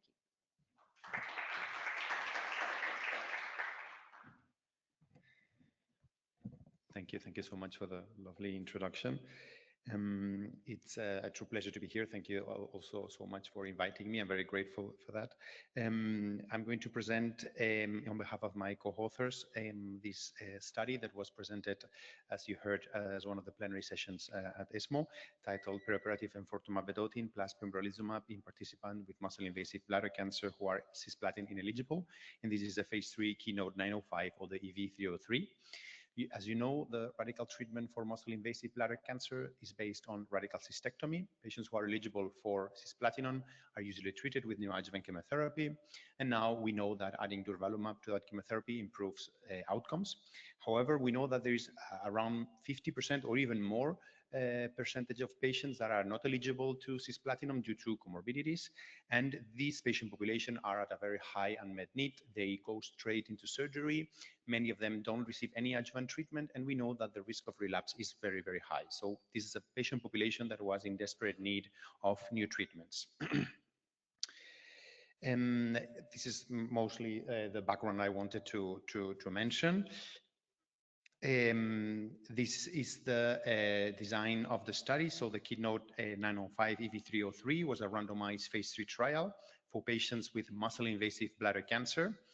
These patients needed to be cisplatin ineligible, although it was also, throughout the study, there was an amendment that was made to allow also a small proportion of patients that were eligible but that refused to receive cisplatin, and it followed the classical Galsky criteria. It allowed patients with a performance ECOG status from 0 to 2. Patients were stratified according to the eligibility for cisplatin, the TNM, and the region. Initially, the study had 3 arms, although quite quickly, the first arm, which was pembrolizumab monotherapy, was closed, and we don't have the results of that comparison yet. And the results we will present today are the comparison between the control arm, which goes straight into surgery, then followed by observation. When the study started, nivolumab adjuvantly was not a standard of care. So initially it was not allowed, but then there was again an amendment to allow patients to receive adjuvant nivolumab. And then the exploratory arm was enfortumab vedotin plus pembrolizumab, 3 cycles given perioperatively before surgery. Then surgery, then an adjuvant phase of 6 cycles in combination, followed by 8 extra cycles of pembrolizumab in monotherapy. And the primary endpoint of the study was event-free survival by an independent review, and as a key secondary endpoints, overall survival, pathological complete response rate, and also safety. Here you can see the treatment, the design, the timeline of the study. As I mentioned, initially there were 2 treatment arms. Then after the good results of EVP came through, there was a decision to create the third arm of the study. And then finally, the pembrolizumab arm monotherapy was closed prematurely. I will skip the statistical considerations. Regarding patient disposition, I think this workflow is very useful because it shows that in the enfortumab plus pembrolizumab arm, around 90% of patients were able to complete the neoadjuvant phase of the study. In both treatment arms, around 90% of patients underwent surgery, so there is no risk in losing the opportunity to have surgery. And in the EVP trial, around 70% of patients started the adjuvant phase. So most patients are able to recover from surgery and receive the adjuvant phase of the trial. These are the patient's characteristics, more or less 170 patients included in every treatment arm. First of all, it's important to look at the median age of the study. So it's 74 years of age as a median. If you remember the 2 trials we've just seen, the InVigor and the Chinese DVT trial, the median age is almost 10 years younger than this. This is because the ineligible patient population in muscle-invasive bladder cancer, they tend to be older and they tend to be also frailer with significant comorbidities. We also can see there were around 12 to 15% of patients with ECOG PS2. I think this is one of the trials with a higher percentage of patients with PS2. These are patients that we do see in clinic that are very hard to treat. Sometimes they have a lot of cancer-related symptoms, and it's good to also have them represented here. Around 80% or slightly more than 80% of patients were true ineligible for cisplatinum. Regarding TNM, we have very few patients with N1 disease, only between 4 and 5%. And we had around around 80% of patients with T3, T4 disease. So quite an advanced TNM. And here you can see the results of the primary endpoint, which was clearly positive. This is event-free survival. As you can see here, these differences were statistically significant with a very impressive hazard ratio of 0.4. Regarding the subgroup analysis, we can see that most subgroups benefited in terms of event-free survival. And regarding overall survival, which was a secondary endpoint, but probably a very relevant efficacy endpoint, we also see that the study was clearly positive. The curves separate since the beginning, and the differences were statistically significant with an incredible hazard ratio of 0.5 at the primary analysis. So this is really practice changing and is really a massive breakthrough for a patient population that was used to not to have any treatment option. Regarding the subgroup analysis, as you can see, most subgroups benefited also in terms of overall survival. What about pathological complete response rate? This was very high, as you can see here, almost 60%, so around 57% of patients achieved pathological complete response rate. This is very, very high proportion. Remember in Niagara, this was 42%, so this is almost 20% extra pathological complete response in superiority of EVP. And here you can see the event-free survival depending on the type of pathological complete response. And as you can see here, regardless of whether patients had or not a pathological complete response rate, there was a clear superiority of EVP in terms of event-free survival. What about tolerability? This is a patient population that is frailer, so they are at higher risk maybe of having adverse events. Obviously, the control arm here is no treatment at all, only surgery. So logically, there is a higher proportion of adverse events, but these were in keeping of what we know from the AVP data from the metastatic scenario. There were no new safety data, and there was an acceptable proportion of dose reduction or dose discontinuations. These are the most common adverse events in both treatment arms. And as you can see, the most common with EVP were symptoms that are usually not especially relevant: pruritus, alopecia, fatigue, diarrhea. And when we look at the adverse events related to surgery, these were also quite acceptable, such as anemia and urinary tract infection, and they were pretty similar in the two treatment arms. Regarding the adverse events of special interest, on your left, you have related to enfortumab, and we see the classical adverse events, which we are already very familiar, thanks to its use in the metastatic setting, mainly skin reactions and neuropathy. But as you can see here, at least the risk of neuropathy in all grades was slightly less grade than in the metastatic setting, which was 50%. Here's 36. So it looks like the treatment is slightly better tolerated with that regard. And on your right, you have the adverse events related to pembro, which are the standard hypothyroidism and other endocrine-related adverse events. So no surprises there. So in conclusion, neoadjuvant or perioperative EV plus pembro significantly improved all the efficacy endpoints, including event-free survival, overall survival, and pathological complete response rate in patients with muscle-invasive bladder cancer who are ineligible or refuse to receive cisplatinum. This was seen in all subgroups, and it did not impact the capacity of patients to undergo curative surgery. The safety profile was in keeping to what we know from the metastatic setting. There were no new safety data, and clearly this is a major breakthrough with becoming a new standard of care for patients with muscle-invasive bladder cancer who are ineligible for platinum. And with that, I would like to thank you for your attention.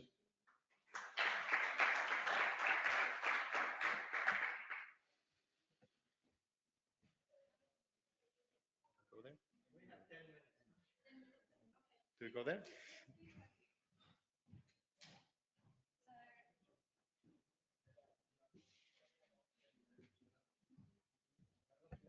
Thank you very much. So I'd like to call the speakers to our panel discussion.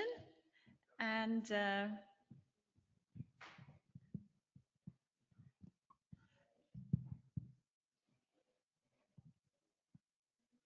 right, thank you very much. So fabulous data for bladder cancer of all different subtypes at this ESMO, 3 in the presidential session. Do we have questions from the audience? We have 2. Okay, Dr. Said had the microphone first, so chair's prerogative, go ahead. So thank you so much indeed. It's really, really nice set of presentation. My first question to Dr. 𝗘𝗦𝗂𝗧 regarding the ctDNA. Of course, you know, this really was made on the back of InVigor 101010, and that was the section was a retrospective data on that, and then they made an assumption that it's going to actually stay validated on the prospective trial. This is how they designed it.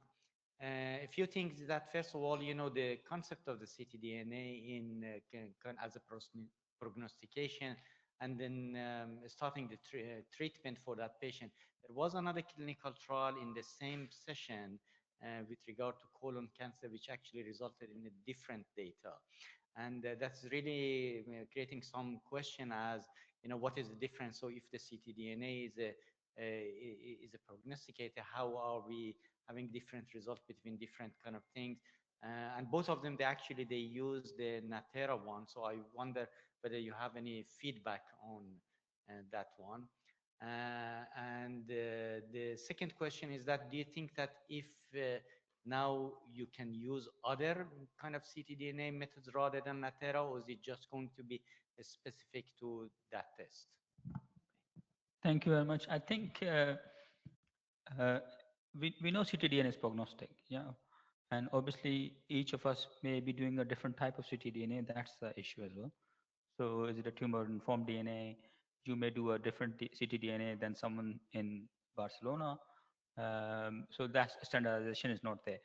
But now things have moved on, I think. So we know adjuvant immunotherapy already approved for all comers, and regardless of the ctDNA currently.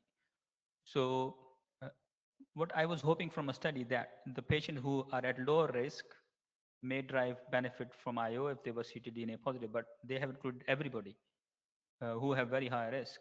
And even during the screening, you're finding that significant number of patients are actually becoming radiologically positive disease. So now with the data that we've seen with Niagara and now with EV pembro in the platinum ineligible, you're including more patients being eligible for these curative therapy. So the question really is now, are we going to not give them IO pre-op and wait for salvage situations? So I'm not sure is practice changing. If you did not offer someone neoadjuvant therapy and then you did ctDNA and it is negative, you may want to reassure them that you okay, you don't need IO. But I don't know if you are pathologically node positive or you CT3, I will still discuss with them IO. I'm not gonna make my decision on ctDNA for now. That's what my opinion. Dr. Alejo, are you using tumor-informed ctDNA in your practice currently in patients with bladder cancer? No, not in bladder cancer. We're actually using it only in prostate cancer so far, metastatic, but it's not reimbursed to use it in this scenario in bladder cancer, unfortunately. But I fully agree with what he was saying. Yeah. Okay. I think in the interest of time, we're going to have to move on. A very exciting and evolving discussion about how to use these assays in clinical practice. So just on the same topic, we already have nivolumab approval. We've been occasionally using it regardless of ctDNA, but obviously for the whole population, at least the PD-L1 positive, if you want to be politically correct, has been positive. So now we have the perioperative approach as well. So where do we think the adjuvant IO is going here? And if you have a choice between Nivo and Atezo now, what would you choose? Question to who? Dr. To either Dr. Hamad or Dr. I fully agree with what my colleague was saying. I think that in the future, the use of immunotherapy will shift towards a perioperative setting. So we will be using IO adjuvantly very minimally. If until we get the approval of Niagara or EV303, I would still rather use nivolumab because I think it's a maybe not I wouldn't say better designed trial, but it's a standard trial that has demonstrated improved disease-free survival in the intention to treat population. And as my colleague was saying, I'm not sure the ctDNA, the sensitivity of the ctDNA is for now is still not 100%. So there is still, you can see on the results of the INVIGOR-011, there is still almost a 20% risk of false negative. So these are patients that have negative ctDNA who ultimately will relapse. Until we have a 100% sensitivity, I'm not sure I could rely on using the ctDNA for deciding when not to give treatment, especially as he was saying, you have a T3 or N+ patient. So with that in mind, I think that I personally feel more safe recommending nivolumab if the patient meets the criteria of the trial. And I think that answers your second question, that perhaps our assays are not quite there yet. No. To be able to guarantee that we have all the biological information about these different tumors. And we're just getting a snapshot in time. The problem is the false negative. Yes, exactly. Because not everybody is shedding. So that's a problem. Absolutely. So if you have a baseline, maybe ctDNA. And actually in ESMO, there was also some exploratory data from the ČeckMate with the ctDNA. And the false negative there was even higher, was around 50%, so very, very high. That's why I think that our assays still need to improve. I hope that in the coming years, so the technology will improve. But for now, I don't think it's safe. Dr. Hamad, comment? ctDNA. So we had a patient admitted with us with cannonball lung metastasis from a breast cancer. And the patient had a ctDNA a week ago in Abu Dhabi, which was negative. And the family was like, oh, we have a negative result. And we're like, no, you have very advanced disease. So I think we got to be. It's not perfect test, absolutely. So so the EB-pembro periop in the cisplatin ineligible population at least, but there were some patients that kind of refused to take cisplatin. So Monday morning, if somebody is cisplatin eligible, would you offer this regimen? That's ongoing trial of that's a true temptation. I would be tempted to do that. Unfortunately, in Spain, we take a time until we get these options reimbursed. I think I wouldn't extrapolate this to all patients. I think that the main objective of the trial was to test it in patients who are truly ineligible for cisplatin. So I think we need to stick. I would personally like to stick to that idea. Nevertheless, we will have hopefully next year the results of the EV304, which is the similar design for patients who are eligible for cisplatin. So given the exceptional results of EVP in the metastatic setting, also in this trial, I presume that trial might be positive, and we will be abandoning the concept of eligibility because most patients will be able to be treated with EVP neoadjuvantly regardless of the eligibility. Do you project even going further, CR rate 57%, that maybe bladder preservation would be possible? I expect to see an even higher path CR because patients who are eligible are in a better shape, in a better performance status. So I guess the path CR will be maybe higher, even in the order of 70, 75, hopefully. Regarding bladder preservation, I think that it's the $1 million question. We all want for our patients to keep their bladder, but I think it's important to remember that so far we need to stick to the protocol or to the evidence we have, which is undergoing cystectomy. If a patient truly rejects the idea of cystectomy, maybe we can personalize treatment on a patient-to-patient basis. Yes, maybe I can ask Dr. Modesser one question. Yes. So we have so many data set now accumulating in the non-muscle invasive, actually, which is good in a way, the disease that we haven't been seeing as medical oncologists. The data with the durva, do you think it add much beside what we have with pembrolizumab initially? And of course, we have even perhaps better agents like the TAR-200, the gemcitabine intravesical, or the IL-15 superagonist, where they have data now up to 4 years, 86% bladder conservation, much better even any of the IO data set. So where do you think we're going to fit the study that you present? So I think this pembrolizumab data, this is the POTOMAC is aligning with that, but the ALBAN trial was like a kind of a flat negative, so that was not kind of matching. So there was a difference in the BCG protocol. It was only for 1 year. Probably that is doing the trick. But the durvalumab with an induction BCG also did not help. So I think the BCG still remains the backbone of the treatment. So intravesical BCG will remain, and I think with the immunotherapy can be added. The problem has been the durability, the durability of IO response, although you can get 50%, but really at 1 year and 2 years even, the numbers go down to like 15%, if I recall. So no durability, even with those immune. So remembering these are different populations. So the pembrolizumab is in the approved in BCG refractory setting, and this is upfront treatment. And then we also had the CREST study, which is also looking at a similar approach.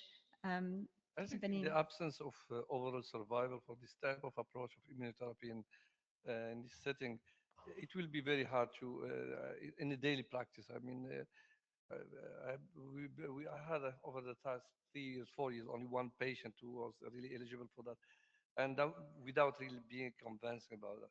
So I don't think that it's something that will be applicable on a daily practice very soon. I don't know if the panel agree with me. Yeah, still urologists are controlling these patients. We don't see as much of them, but I have a question to the panel and to Dr. Alejo regarding, now we have more and more new products and new innovative drugs coming from China, and all of them are using only Chinese population. So should we wait until we have data, international data, comparing really real world patient, or can we adapt from the Chinese trial? Same question in the breast setting, or the lung. Well, I don't have a clear answer to that super important question. I think that we all ask ourselves the same question. My first idea would be to accept the results as they are, because it's difficult to repeat an exactly similar phase 3 trial in maybe the rest of the population. And I think that we need to start, also Europeans or Americans, we are very used to having trials in our population, but many areas of the world have been accepting other treatments for decades. And maybe now that China is such an important country, maybe we'll have to start also accepting that they are also doing trials. So I would feel perfectly fine incorporating these very important Chinese trials, absolutely. Absolutely. So toripalimab is FDA approved currently in nasopharyngeal carcinoma. In recurrent nasopharyngeal. There is nasopharyngeal. I just have a quick question, Prof. Jallow, with regards to upper tract cancers in the neoadjuvant or adjuvant setting. Do you treat them differently? What's your approach? Because they are not really represented in the studies. That's also a very, very relevant question. Most of these neoadjuvant trials only allowed bladder cancer, especially because it's very difficult sometimes to have a proper histological diagnosis of upper tract tumors. Sometimes you only rely on maybe urine cytology. Sometimes you cannot perform a true biopsy or a biopsy through a cystoscope and a ureteroscopy. So many patients with upper tracts, they go straight to surgery, and we treat them with adjuvant treatment rather than neoadjuvant. So unfortunately, I'm not sure we can extrapolate these results because none of these patients have been included on the trial. So most of my patients with upper tract are treated with upfront surgery and then followed by adjuvant chemotherapy or adjuvant immunotherapy. We desperately need trials specifically designed in upper tract tumors, I believe. Great, thank you very much. I think we're going to have to close the session and move on to our next session, which is our symposia. Again, we cannot do these meetings without. We have some. Okay.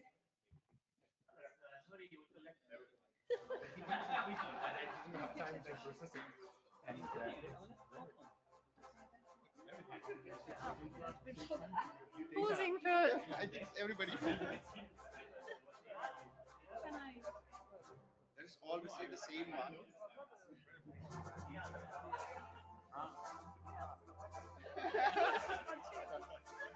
That's fine.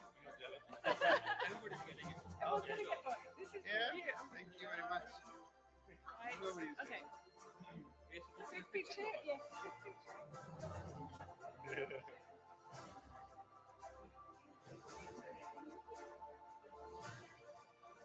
I think with the trophy, let's take one picture, and one picture is good for all.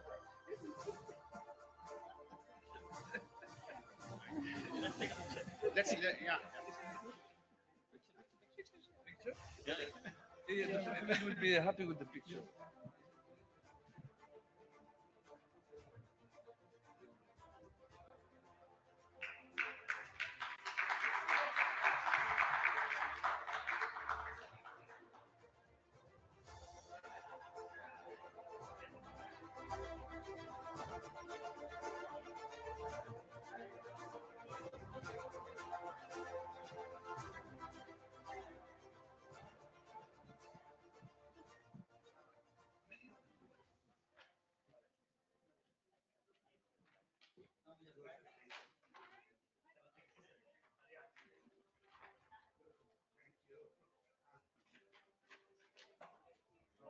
Thank you. Yeah, thank you so much.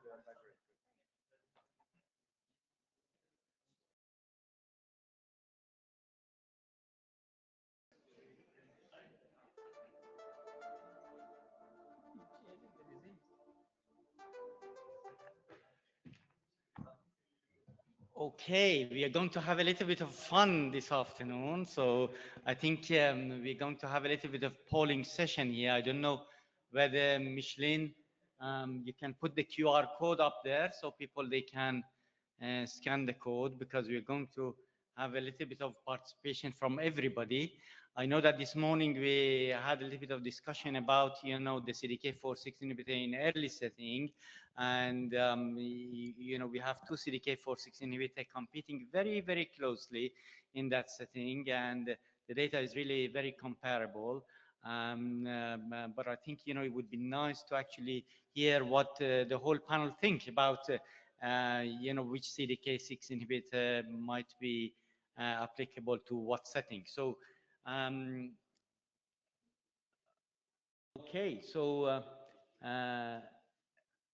Micheline, is there any possibility that we can put the QR code here? All right, okay, great, excellent. So if everybody can perhaps scan that code.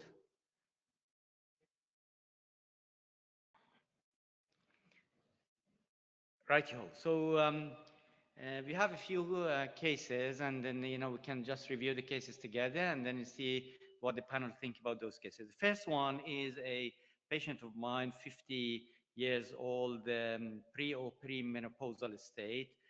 She's employed, have a very active lifestyle. Unfortunately, she's been diagnosed with a tumor, hormone receptor positive, HER2 negative, which is 4 centimeter in size. So that is a T2 tumor. And it's a grade 3 node negative disease. This patient had the treatment outside. How are we voting if I have not yet even presented the case? Can we go back and reset, please? I just go back. I cannot. Okay, so let's just. Okay, so that is not there. So just listen to this story first. Listen to this story. So and then we don't have any oncotype DX for her. Ki-67 40%. So that's a stage 2 disease. So we are talking about a 50-year-old lady, T2 and 0 grade 3 Ki-67 40% and no oncotype DX available.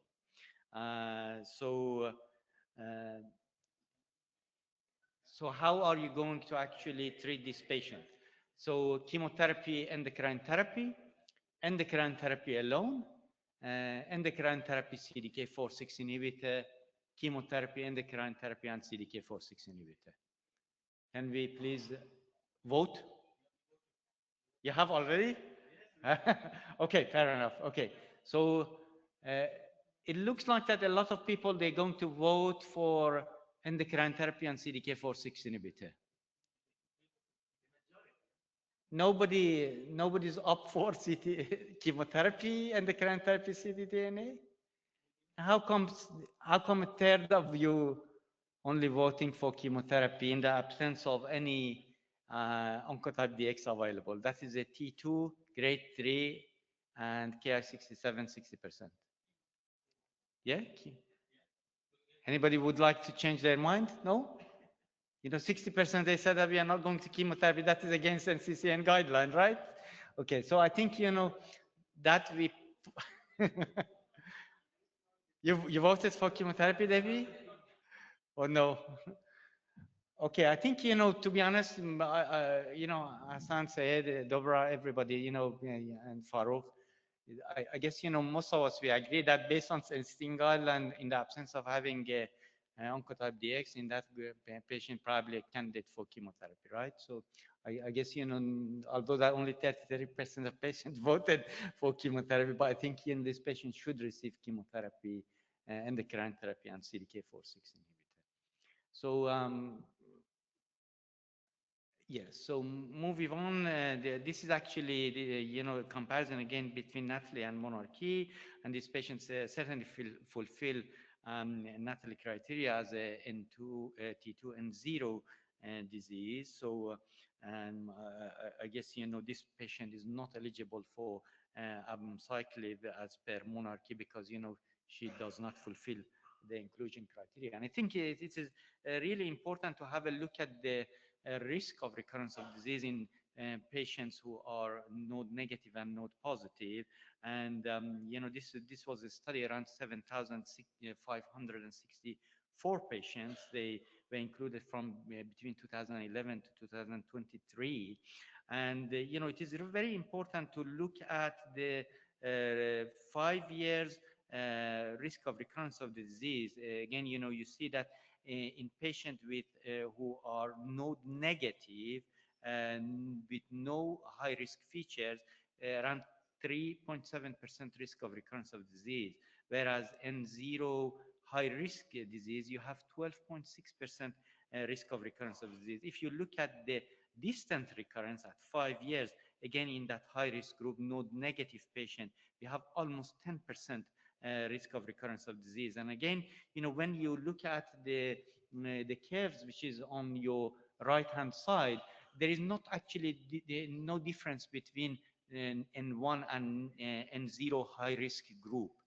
So they do behave very similarly to the node positive patient, although that they are node negative. So certainly, I think this highlights the need for treating this patient more aggressively, really, rather than just leaving them alone. So I think, I agree with our colleagues who voted for chemotherapy and the current therapy and CDK4/6 inhibitor in that group of patients. Farouk, I think, we have previously had a little bit of doubt regarding the node negative patients. What do you think, in this scenario? Any of these data, do you think that it is changing your mind that, we may actually need to also think about high risk feature in node negative patients?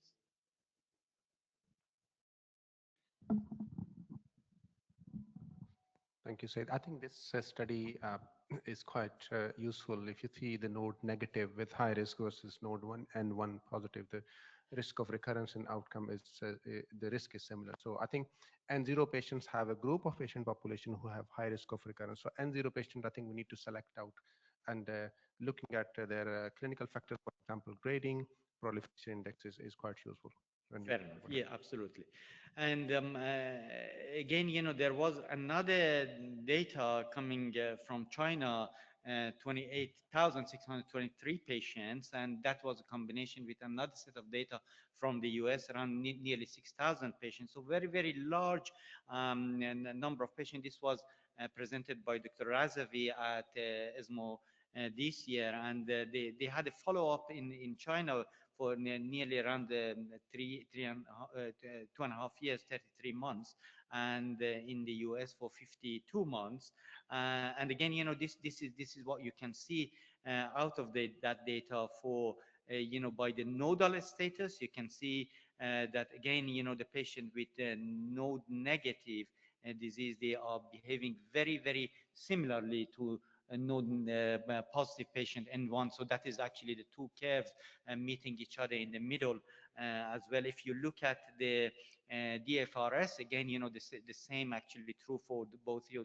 So we have almost a really complete overlap of those node negative and node positive high risk patient as well. The same true with the US, actually, from the Flatiron. Again, the same thing is true. So we get quite a lot of data showing that not all node negative patients, they are low risk as we previously thought. And there are certainly a group of patients who behave similarly to N1 patient as well. So again, this is talking about. And then if you look at a risk of recurrence of disease at 5 years, 15% in the Chinese database, and again, exactly the same 15% in the US database as well. We have a French data. Again, they looked at a patient over 10 years period between 2005 and 2015, and they had around 12 years of median follow-up.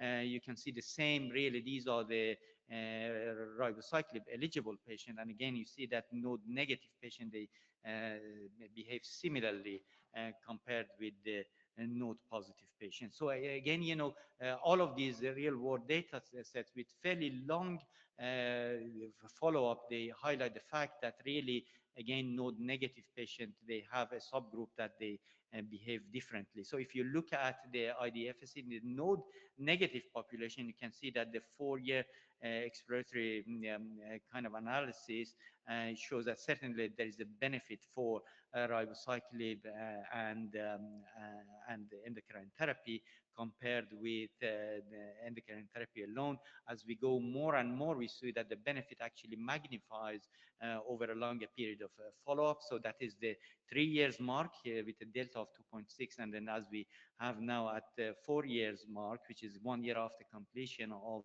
ribociclib, that delta increases to twice as much, which is 5.1%. And so again, if you look at the 5 years period specified one, the same true as well. So for the node negative patient, we have certainly a delta of 5.7, which is certainly a very significant finding. So again, hearing that data, real world data, and then what we've seen from Natalie, I wonder if we can do another poll to see, what do you think? You feel that, that is changing your view with regard to how we should treat that patient? Go back again. Can we have the poll? Okay. So we can reset the poll and then have another vote? Okay, perfect.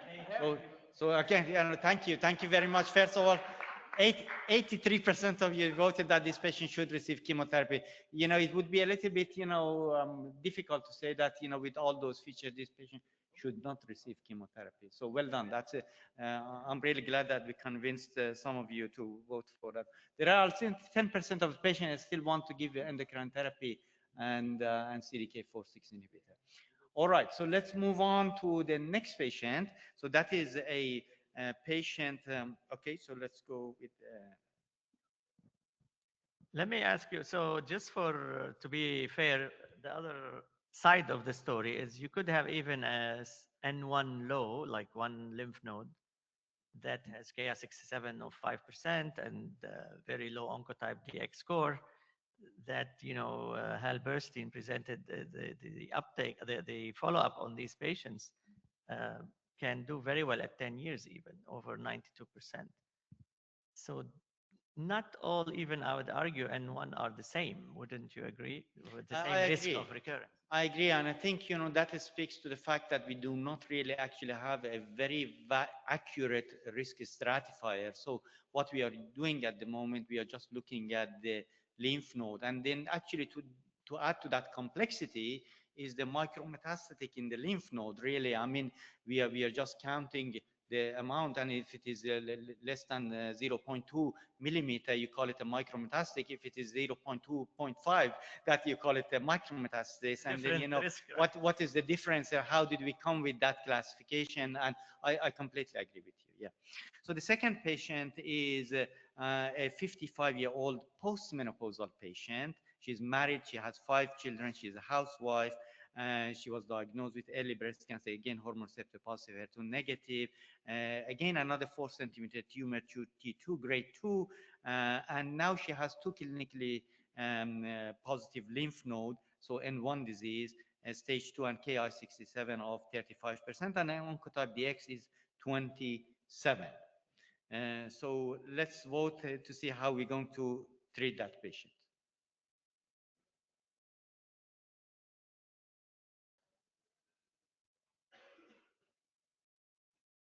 1% vote, maybe Hassan.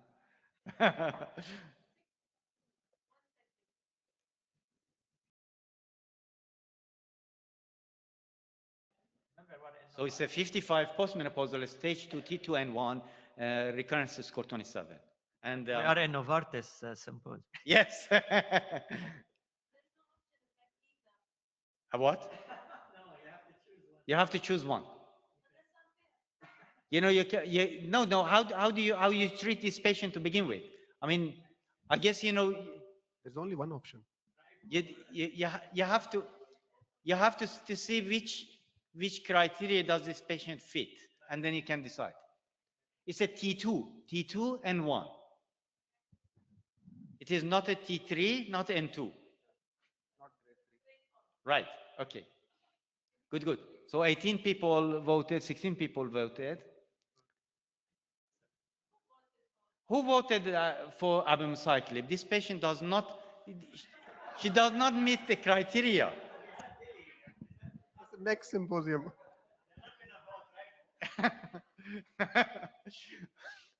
Okay, so let's have a look. Again, you know, this patient perhaps does not meet the criteria for monarchy because, you know, it is a T2 disease and it is an N1. So, you know, the high-risk features is cohort 1 actually included patient with N2 disease. And, you know, if it is 1 to 3, it has to be T3 disease or, you know, grade 3. So that's a grade 2 and that is a T2 disease. So definitely, you know, does not meet the criteria. Of course, you know, you could argue with the Ki-67 of 35%, but since we know that the Ki-67 is not supported by many of the guidelines anymore. So in terms of, you know, how do we assess the risk of recurrence for N1 patients, which are included in the NATALY trial. Again, this is a real-world US database that basically they're looking at the patient with a stage 2 and 3 and 1 disease. And you see that really these patients that are eligible in N1, it actually in the NATALY trial, around 65% of the patients included, whereas the abemaciclib eligible N1 disease, they were really a small group of population. And then if you look at the IDFS among these patients, basically that treated by endocrine therapy alone, really that tells you that certainly there is no difference as well. So when you look at the patients on responder data, 1 in 5 patients with N1 disease that they have a recurrence score equal to below 25, they experience distant recurrence within 10 years. So certainly, again, these patients, they are not considered low risk. These are, again, high risk population. And, you can see that endocrine therapy alone should not be sufficient for this group of patients. So with that, again, we're going to vote and see whether we can convince that person who voted for abemaciclib to perhaps feel that, this patient did not eligible. All right? Okay. I think, we originally a lot of people, oh, how come it is 50-50 now?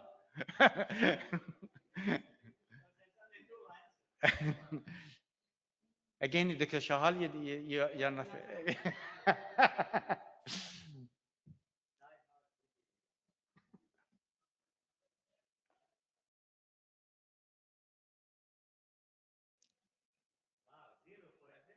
Yeah, I think, I think people are convinced that this patient is not fitting into monarchy trial.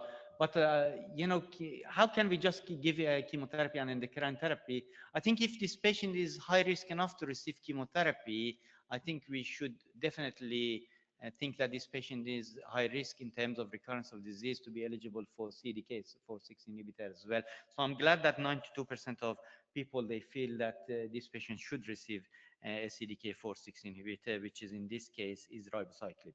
So the last patient is a 50-year-old patient, again hormone receptor positive HER2 negative disease, 4 centimeter disease.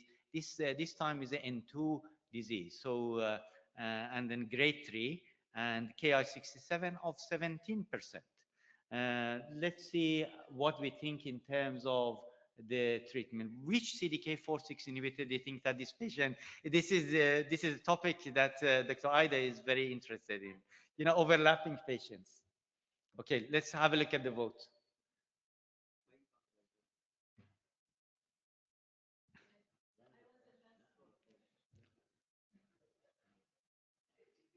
Okay, we are next in.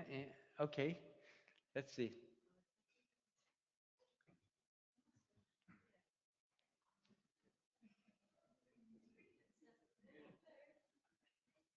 Yes.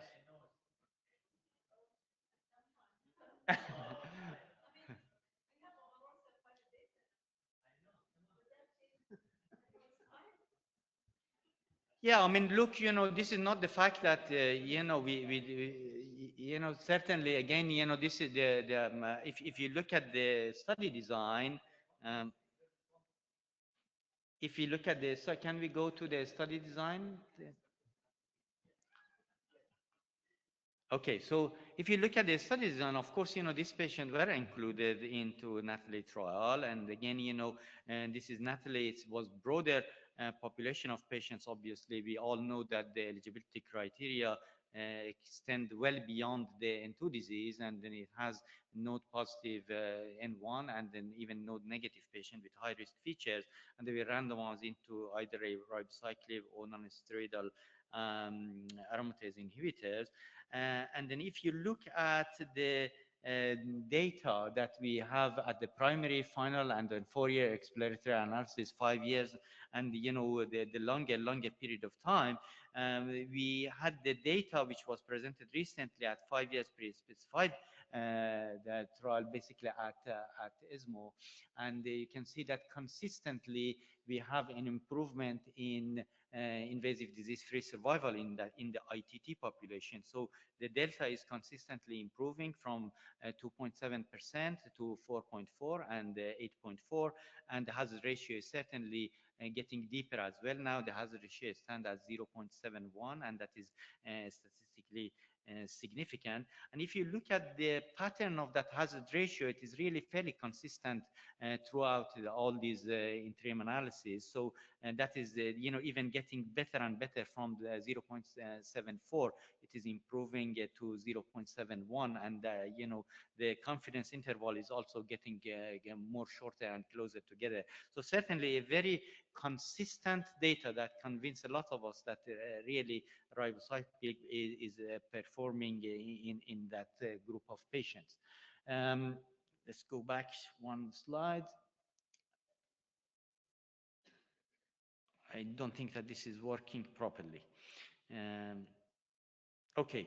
So again, if you look at distant disease-free survival and distant relapse-free survival, we have the same pattern of improving delta and also improving the hazard ratio. So the hazard ratio for both of them nearly 0.7, which is statistically significant. Next slide, because this is not working somehow. Can we just move on to the next slide, please? Okay. I think, we were going to go to a subgroup analysis on that.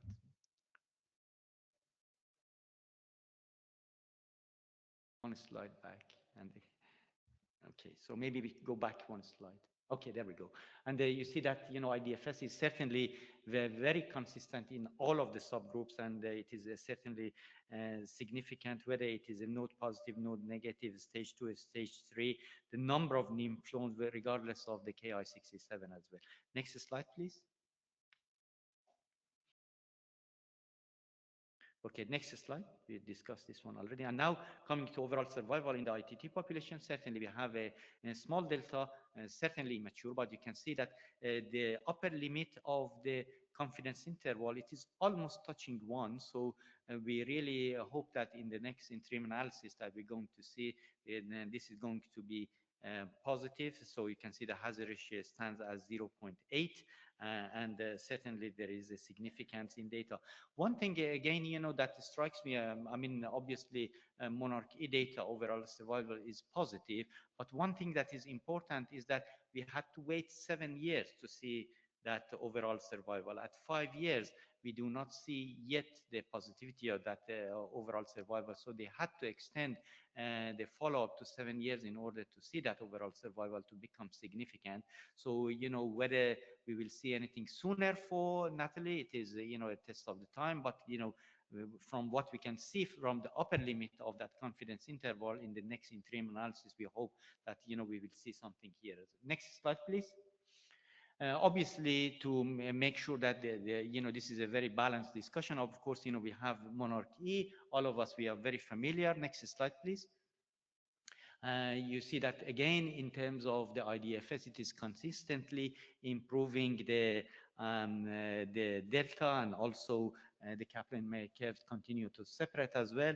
As you see here, we have a hazard ratio 0.73, which is not dissimilar to what we see in NATALEE trial, although that you can argue that slightly we have a better data on NATALEE at the moment with hazard ratio 0.71 compared with what we've seen here. And then, of course, the most important data is at the moment is the overall survival that we've seen here, that the overall survival certainly is a positive data with hazard ratio 0.4 and 84, and that is a significant data. I don't know why this is going a little bit, yeah, okay, perfect. So that we have heard about it this morning, so I'm not going to spend too much time on it. And again, it is very difficult to have a complete comparison between the different type of endocrine therapy backbone for this group of patients, because in NATALEE trial, of course, we do not have tamoxifen, we have aromatase inhibitor, so it would be very, very difficult to have a complete comparison of between the two trials. But if you look at the amount of patients around nearly, I think we did a little bit of discussion last night, around 3,000 patients on NATALEE. They actually had the stage 3, which would be more or less similar to what we have in monarch E trial. Monarch E trial the patients who only received aromatase inhibitors, they are around 3,800 patients. So we are talking about similar number of patients. So we have good chunk of patients in monarchy that they receive aromatase inhibitor, and a very good chunk of patients who are stage 3 also they receive the aromatase inhibitor in NATALY as well. And you can see that the hazard ratio is very, very similar. Hazard ratio 0.73 for NATALY, hazard ratio 0.73 for monarchy. So, you know, in terms of the endocrine therapy backbone, they perform similarly as well. In terms of the safety, we are all very familiar with the type of the toxicities between NATALY and monarchy. I don't think that we need to spend a lot of time on this one. Obviously, only 22% of the patient, they had a dose reduction on NATALY. The same true for monarchy. You can argue a slightly more number of patients, they had a dose reduction because of the adverse event on monarchy. So with that, again, you know, the poll, I guess, you know, 50-50. Let's see what people they think. Still 50% of the patient, they think that abemaciclib, or are you going to change your mind and think either or no? Yeah, same vote. All right, with that, thank you so much indeed for your attention. That's very kind. Thank you.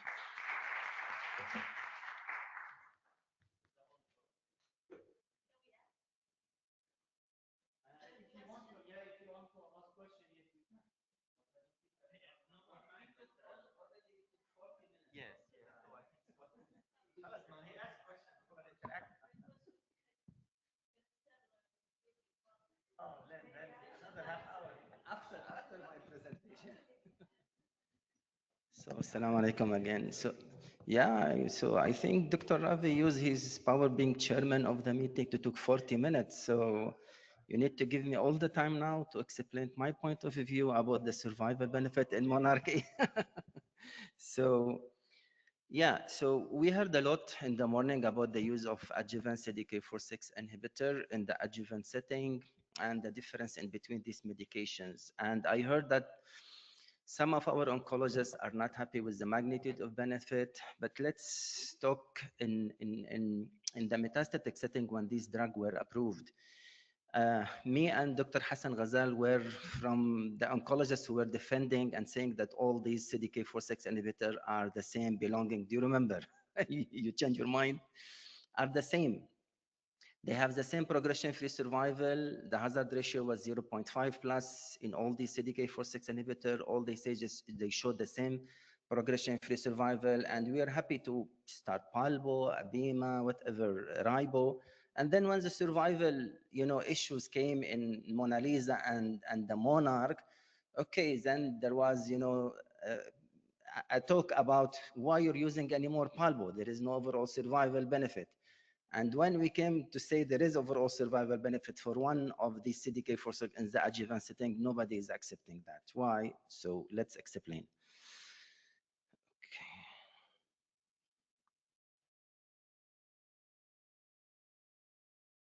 Lily, we have to watch the video. Sorry. There is no voice.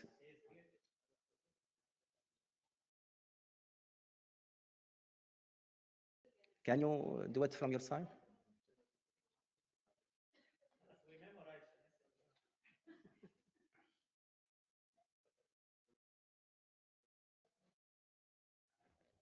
It's freezing.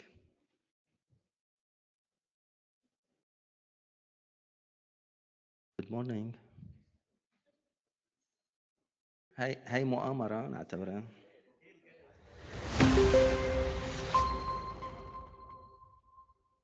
Welcome and thank you for dedicating your time to attend this meeting. At Lilly, we are committed to following the letter and the spirit of laws, regulations, policies, and procedures that govern the pharmaceutical industry. We would like to remind you that today's discussion will be dedicated only to information that is consistent with the product label approved in our country. Any questions related to unapproved drugs or indications, dosing regimens, populations, or other information not consistent with the PI will not be answered in this meeting, but forwarded to our medical department. Thank you for your understanding, and we wish you a good meeting.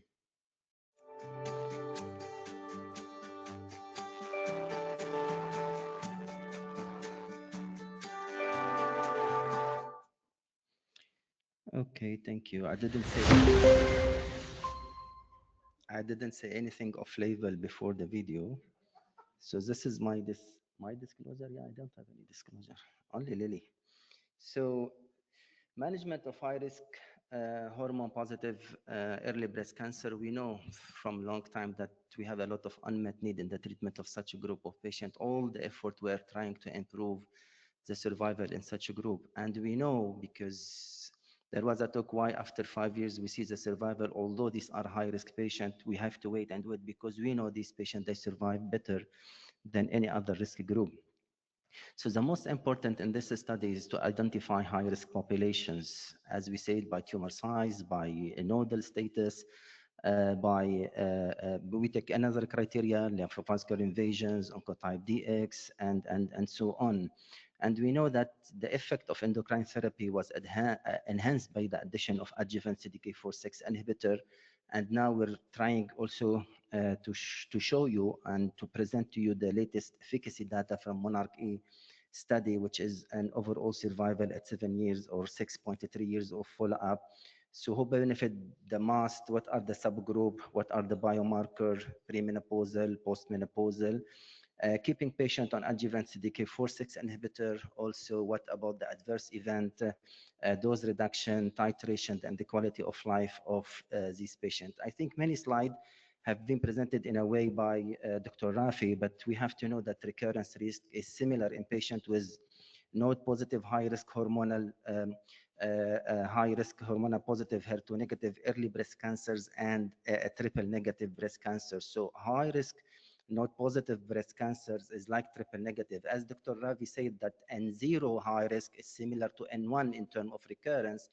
Also, the node positive high risk is similar to triple negative in recurrence. So these patients need to be take care of in the adjuvant setting to try to delay as we can their metastasis. So a node positive is 1 to 3 as per the Monarch E, N1 high risk 1 to 3 axillary lymph node positive, grade 3 tumor more than 5 centimeter, T2 or more, or 4 positive axillary lymph node and 2 and 3 disease, non-high risk patient not meeting node positive high risk criteria. So if we go and see the Kaplan-Meier risk curve, we can see that the risk of recurrence for high risk node positive disease is equivalent to the triple negative early disease, where the non-high risk survive the better and they have less recurrence. The 5-year recurrence risk, as you can see, in node positive high risk is even, much higher, like 30% compared to 25% than early triple negative, to as low as only 8% in non-high risk population. So again, this is N1 or N1 micro high risk has double the risk of recurrence versus N1 micro non-high risk at 5 years. And again, the risk criteria are classified on the left-hand side, which is 1 to 3 axillary lymph node, grade 3 tumor more than 5 centimeter, and the non-high risk is down. And we can see clearly the separation of the curve between the N1 non-high risk and the N1 high risk, talking about tumor size, grade of tumor, and the lymph node positivity, where at about 5 years, 90% of the population who are even N1 disease, but they don't have any high risk criteria, are still free of disease, where only 75% in the high risk patients. So there is a delta of 15%.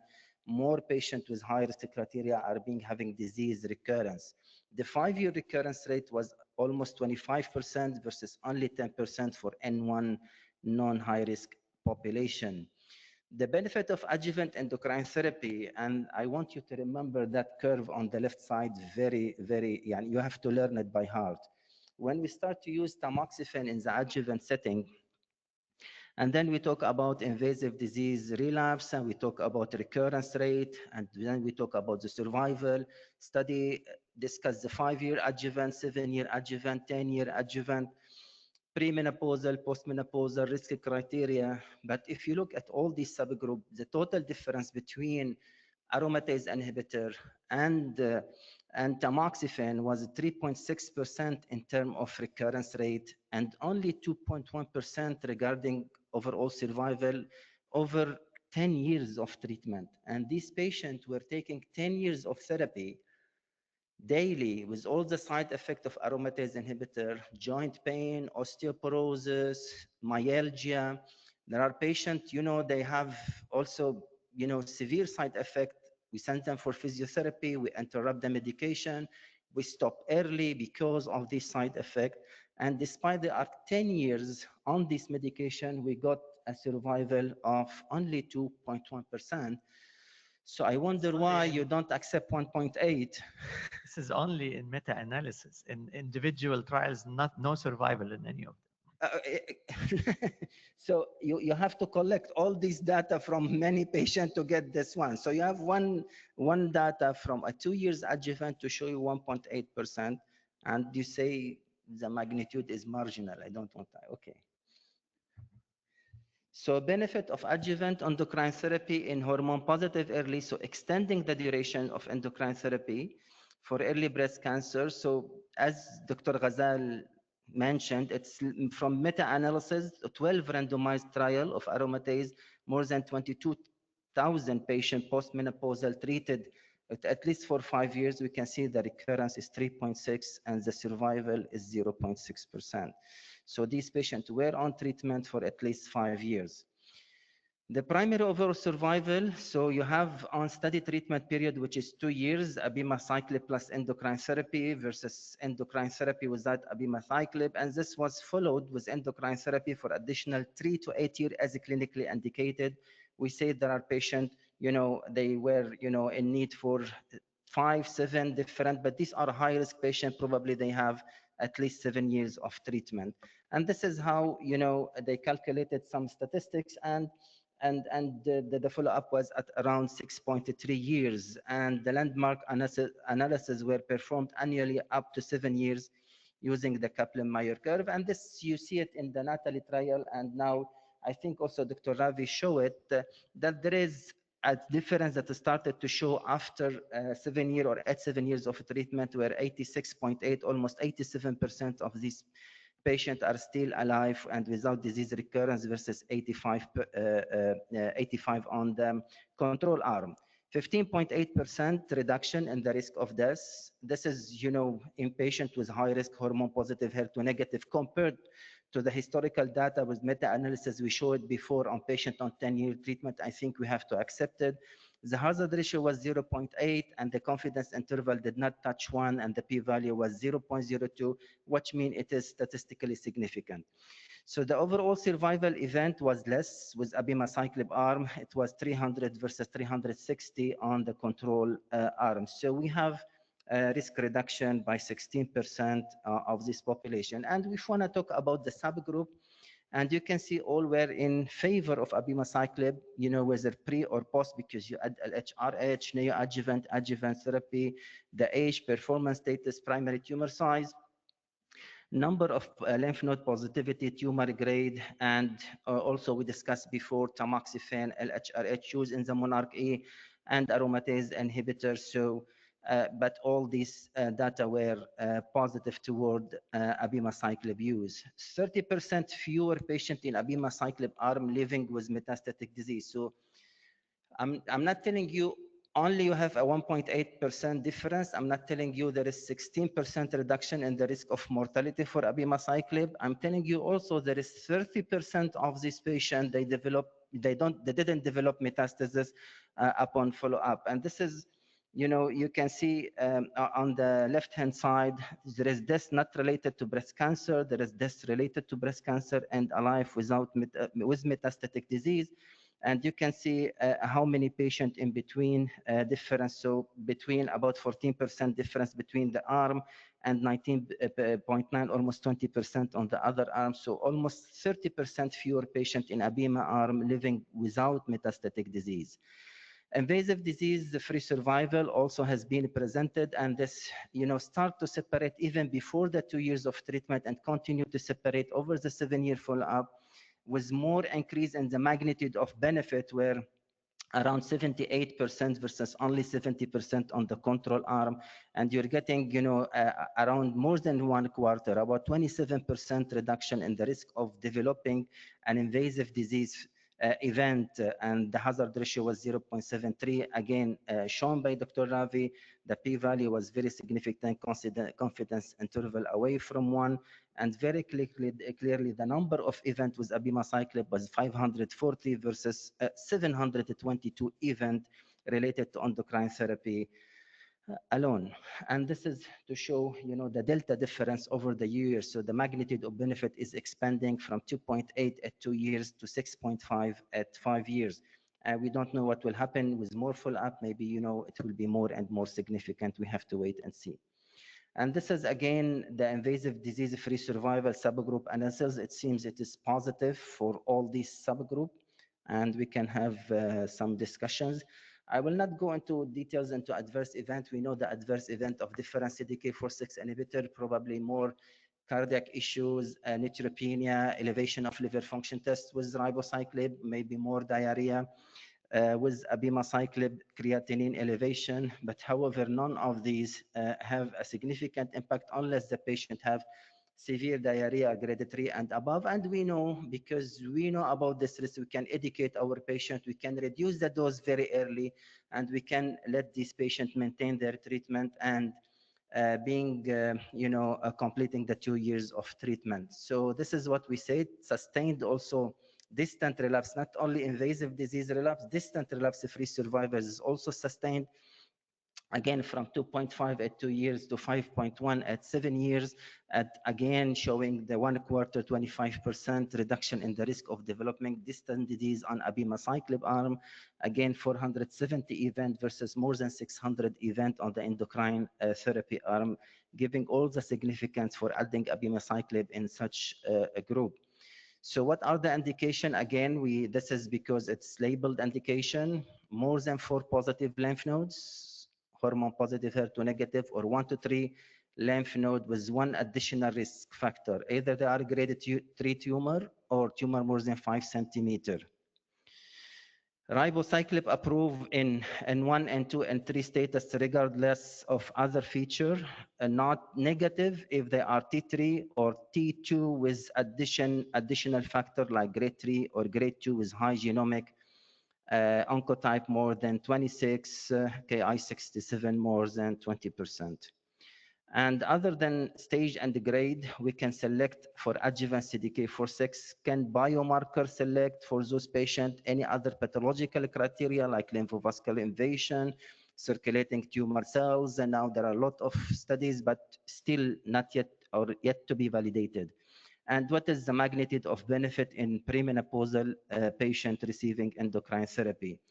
So in Monarch E, if you talk about the Ki67 as a prognostic, it's not predictive of abemaciclib benefit, but it is, we know that Ki67 is prognostic. And you can see here, this is the cohort 1 of the study, but it's not yet, we use the cohort 2, which, outside the Ki67. And we can see that, if the Ki67 is high versus the Ki67 is low, there is, benefit of abemaciclib. With at the 42 months median follow-up, you can see that in the cohort 1, abemaciclib plus endocrine therapy in high and in low, when you add abemaciclib to this high-risk group, it can give you a benefit. Monarch A exploratory biomarker study, because we saw in Natalie they did the oncotype DX, and you can see here like a sample biopsy where they assess some mutation according to the oncotype DX, structural barrier, gene expression. So the invasive disease-free survival associations, which will be shown in the Kaplan-Meier curve with some exploratory biomarkers, whether the disease is a luminal A, luminal B, HER2 unreached. So what are the risk predictor from an RNA expression-based oncotype score, any biomarker mutation, any copy number variation? And this is, I think it's not, well represented because it's not one of the many criteria to select your patient. But however, they have studied this in Monarch A, where oncotype D is risk group, and we can see that this patient, this is according to the graph with abemaciclib plus endocrine therapy and endocrine therapy, you can see if there is a score less than 25% of oncotype DX or a score above 25%. If you look at the hazard ratio, both of them it's still in the positive with 0.59 and 0.73. So the selected biomarker subset is enriched for invasive disease-free survival using this case cohort design. And these rates are presented as indicative of relative prognosis across subtype, but do not inform the actual risk of recurrence, which is subtype, because the invasive disease-free survival enrichment. And this is well known because we use Oncotype DX in our clinical practice to indicate which patient will benefit from chemotherapy and the risk of recurrence if you give chemo or you don't give chemo, but it's not, and we know that the classification of Oncotype DX is very variable. We don't depend only on more than 25, less than 25. I take definitely other risk criteria a group. So probably in sometimes probably an Oncotype DX from 16 to 20 with some other risk criteria, I still give chemotherapy rather say that these are a low risk group. So invasive disease-free survival benefit in intrinsic molecular subtypes, looking at the luminal A, luminal B, HER2 unreached, and you can see the hazard ratio in all this subgroup is positive in hold the intent to treat, in biomarker subset, in luminal A, luminal B, HER2 unreached, and basal subtypes. So the main benefit was seen in luminal A. It is positive in luminal B, probably in HER2 enriched, and basal type is less. And this is also, again, is well known because these are behave like triple negative group. Monarch A, prognostic utility of baseline and dynamic circulating tumor DNA, detection in not positive high risk. So if you have at baseline detection of circulating tumor cells, and this is, after the use of abemaciclib, the rate of detections of circulating tumor cells, if it become less or undetected, this is positive in terms of their survival and disease recurrence. If they remain negative, if they remain positive, this is again a prognostic criteria, but this need to be validated and studied on more and more cases. Safety summary, I think we discussed this. 84% diarrhea, but these are grade 1 and 2 diarrhea. If you talk about the grade 3 and more, these are 7.8%. If you educate your patient about the type of the food, hydration, you use the loop pyramid properly. If you reduce the dose as early as the patient develops, this patient can maintain their treatment. And we have data from the Monarch A study that if you do dose reductions, this will not affect, the end result of invasive disease and distant relapse. And now we're talking about overall survival benefit. And this is the conclusion that you repeat all and summarize all what we said. So I think we'll move to case presentation by Dr. Farouk, and then we'll have discussion. Thank you.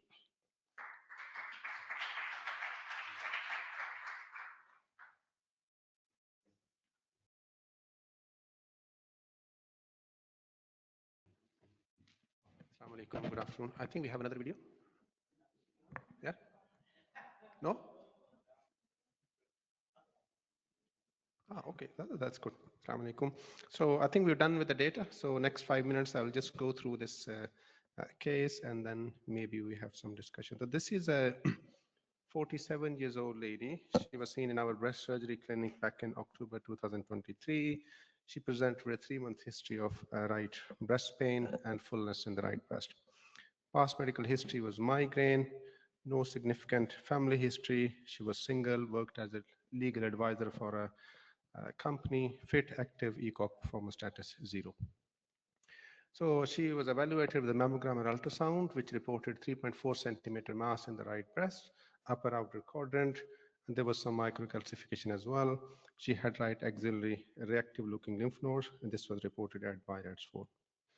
So she had a biopsy of the right breast, which reported invasive ductal carcinoma grade 3, ERPR positive, HER2 negative, proliferation index was 23%.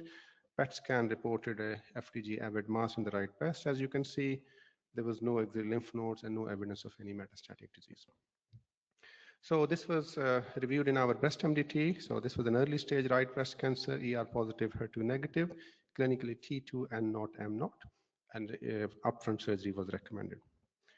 So I think this is December 23. She had right breast wide local excision and sentinel lymph node biopsy. On sentinel lymph node, she was found to have a single lymph node positive out of 3. So subsequently, she underwent axial lymph node clearance. And her final post-operative pathology was multifocal disease. She had 2 foci, 31 millimeter and 6 millimeter, grade 3 tumor, and 2 out of 24 lymph nodes were positive. So this was a PT2 PN1M0 disease. And there was some intermediate grade ECIS, 1.5 centimeter. So she went on to have adjuvant chemotherapy. April 24, she started adjuvant endocrine therapy with ovarian function suppression plus letrozole, and we sent her for adjuvant radiotherapy. So this is the summary of the case. So a young 47 years old lady, right breast cancer, IDC grade 3, hormone receptor positive, HER2 negative, pathologically T2 and 1M0, high proliferation index, BRCA non-mutant, post-surgery chemo and radiotherapy, and currently on LHRH analogs and letrozole. Fit and well, so labs were satisfactory. June last year, she was started adjuvant abemaciclib 150 milligram twice a day. This is just a standard follow-up for CDK4/6 inhibitor. So she came back to see me after 2 weeks, complained of abdominal pain, loose stools, fatigue. ANC was 1.3, creatinine went up to 1.4, EGFR were 46. So treatment was interrupted, gave some dietary advice, increased fluid intake, started loperamide. And on 4 weeks follow-up, symptoms completely resolved, blood count, creatinine normalized, and she was restarted on same dose of abemaciclib 150 BD. At 6-week follow-up, she had grade 2 diarrhea, abdominal bloating, nausea. This was again managed conservatively. Treatment was interrupted. And at 8 weeks, abemaciclib restarted with the dose reduction of 100 milligram BD. So she was then went on 4-weekly follow-up. At 3 months follow-up, clinically very well, but we noticed that her creatinine is slowly rising, 1.2, 1.29, 1.45, EGFRs were 40, and other labs were satisfactory. So abemaciclib was withheld. Ultrasound KUB was unremarkable. She was sent for nephrology opinion. I think it's important to notice that abemaciclib does not cause renal impairment, but it does interfere with the clearance of excretion of creatinine through the kidneys. So we just need to do a maybe more sensitive test to understand the renal function. So we did a serum cystatin C level, which was normal, which was reassuring. So she was just given some dietary advice. 4-month follow-up, everything normalized, labs were satisfactory. So she resumed treatment at the same dose of 100 milligram BD. So this is her EGFR, started with around 60 to 70. Her EGFR most recently 65. Lowest ANC was 1.10. She never needed any other dose reduction. Last clinic visit was a couple of weeks ago, ANC 1.4, normal creatinine. She's been on abemaciclib 100 BD along with ovarian function suppression plus letrozole, tolerating well. I think she has another 6-7 months to go to complete 2 years of adjuvant endocrine therapy plus abemaciclib. That's it. Thank you.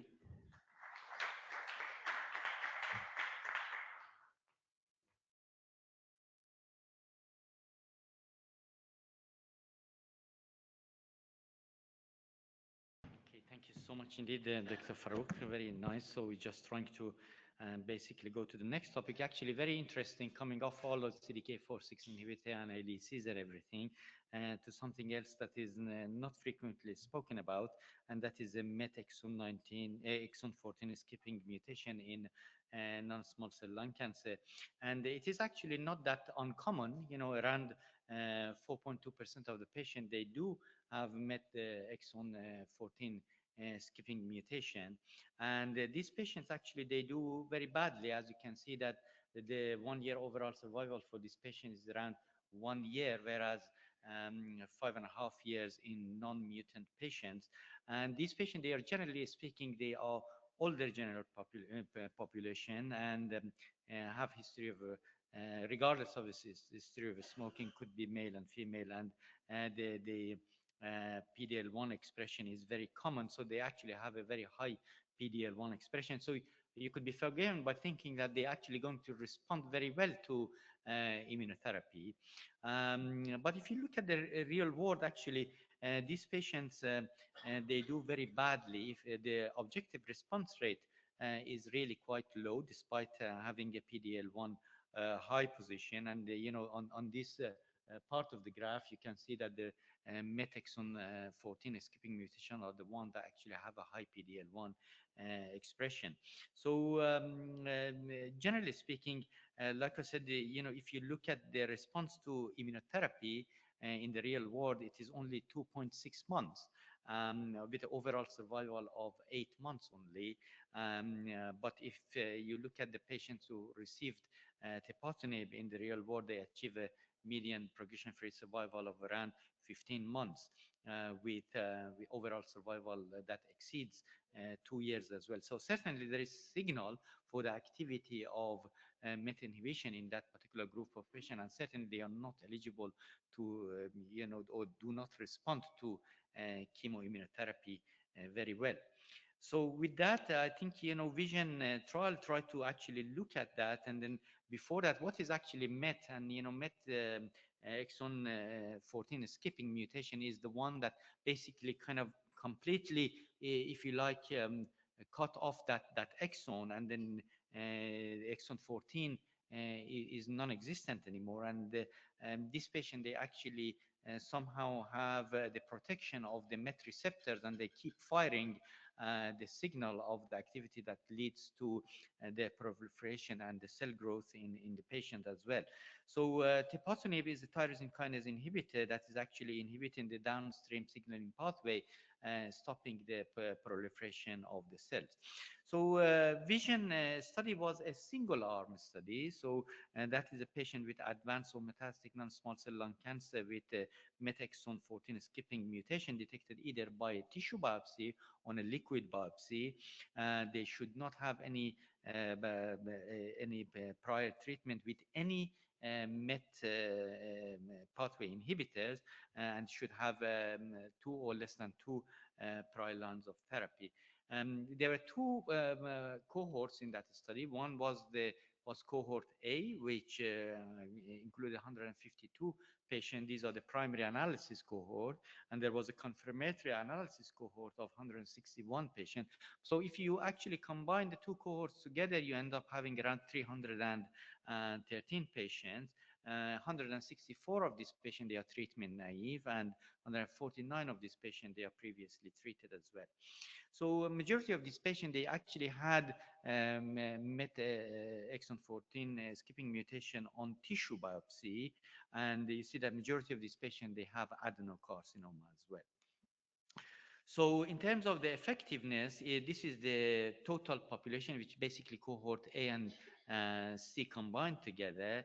And you see that the duration of response now around 18 months, PFS 11.2 months, and overall survival of 19.6 months. So this is certainly exceeding what we have from the chemoimmunotherapy by a great distance.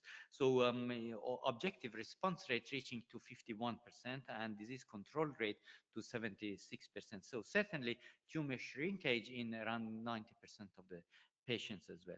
Now, if you look at the same efficacy in the treatment naive population, we see that duration of response 46 months, PFS 12 months, and overall survival 21 months, with the objective response of 57%. And look at the depth of response, which is really significant in that group of patients. In the previously treated patient, it is more or less the same as well. Duration of response 12.6 months, PFS 11 months, and overall survival 19 months. It's actually very significant because this patient has been previously treated as well, and you don't expect actually to have such a nice response. Objective response rate in the previously treated population around 45%, which is again significant. So if you look at the patient who are treatment naive or first line and tissue biopsy positive, we have an overall survival of almost 30 months, which is really quite significant as well. So in terms of the treatment sequencing, see that, with different lines of therapy, second line plus, third line plus, really we have a consistent data in terms of the objective response rate, the duration of response, and the progression-free survival that is down there. You see that in the yellow box down there is really consistency of the data between different lines of therapy. The most important thing in patient with brain metastasis, really, I mean, if you look at the PFS and the OS in patient with brain metastasis is really 8.5 months with patient who have brain metastasis compared with 12 months without brain metastasis. Median overall survival 17.5 months with brain metastasis, 19.5 months without brain metastasis. Again, you know, objective response rate is really very significant in that group of patients with brain metastasis as well. So the objective response rate, it reaches to 2/3 of the patients, 66.7% of the patient. And again, you know, patient with intracranial disease, intracranial objective response of 60%, which is really quite significant. And the duration of response with patient with intracranial disease is not even reached yet as well. So in terms of the safety and tolerability, obviously there are some class effect of the MET inhibitor, which is mainly peripheral edema, nausea, diarrhea, hypoalbuminemia. So this is actually not without side effect, but you know, the grade 3 side effect, it is something that you can see around 1/3 of these patients as well. So if you look at the efficacy, it actually matured over time between 2022 and 2024 with more follow-up of these patients. The interesting thing is the bottom of the curve, which is the overall survival. You can see that it actually remained very consistent, 19.6 months in 2022, 19.7 months in 2024. The same with a patient with first line and second line plus. Again, you know, that overall survival remained stable. The same is true actually for mid and progression-free survival, which remained stable. Some of the things changed, you know, such as the objective response rate and the duration of response. It changed over time as the data matured. For instance, duration of response from 46 months down to 31 months, and you know, it is becoming more precise as we go along as well. Again, you know, in terms of the adverse event between 22 and 24, the same actually consistency of the data. In terms of the management of the adverse event, obviously, we know that the peripheral edema, we don't really know what is exactly the reason for peripheral edema. We think that it is probably because of the MET inhibition in the capillary endothelium, which is really kind of the class effect as we discussed. Obviously, we need to definitely do a conservative management with this patient, especially if the patient has higher rate of the side effect. We need to make sure that we do a dose reduction. The dose reduction usually from 450 milligram daily down to 225 milligram with the dose reduction. Usually that is certainly controlling the peripheral edema and the side effect to a great degree. With that, thank you so much for your attention. Thank you.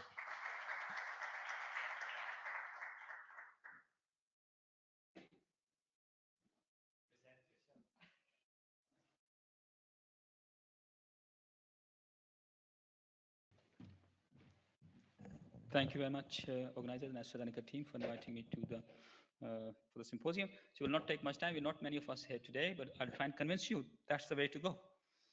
So no patient should be treated in this day and age without immunotherapy in early bladder cancer. That's the message. And earlier the better. We saw in the 11 study, if you wait, many of you may have, patient may develop metastatic disease. So these are the disclaimers of the AstraZeneca. That's my disclosures. So this was presented at the presidential symposium. So obviously a practice-changing trial, and it's a new standard of care really for patients with muscle-invasive bladder cancer who are suitable for cystectomy. So Niagara changed the practice. So we know half the patient will have the recurrence of the disease, and we know once you have disease recurrence, the 5-year outcomes are really poor. And we know the issues with regards to which patient can be eligible for adjuvant IO after cystectomy. So why to wait until cystectomy?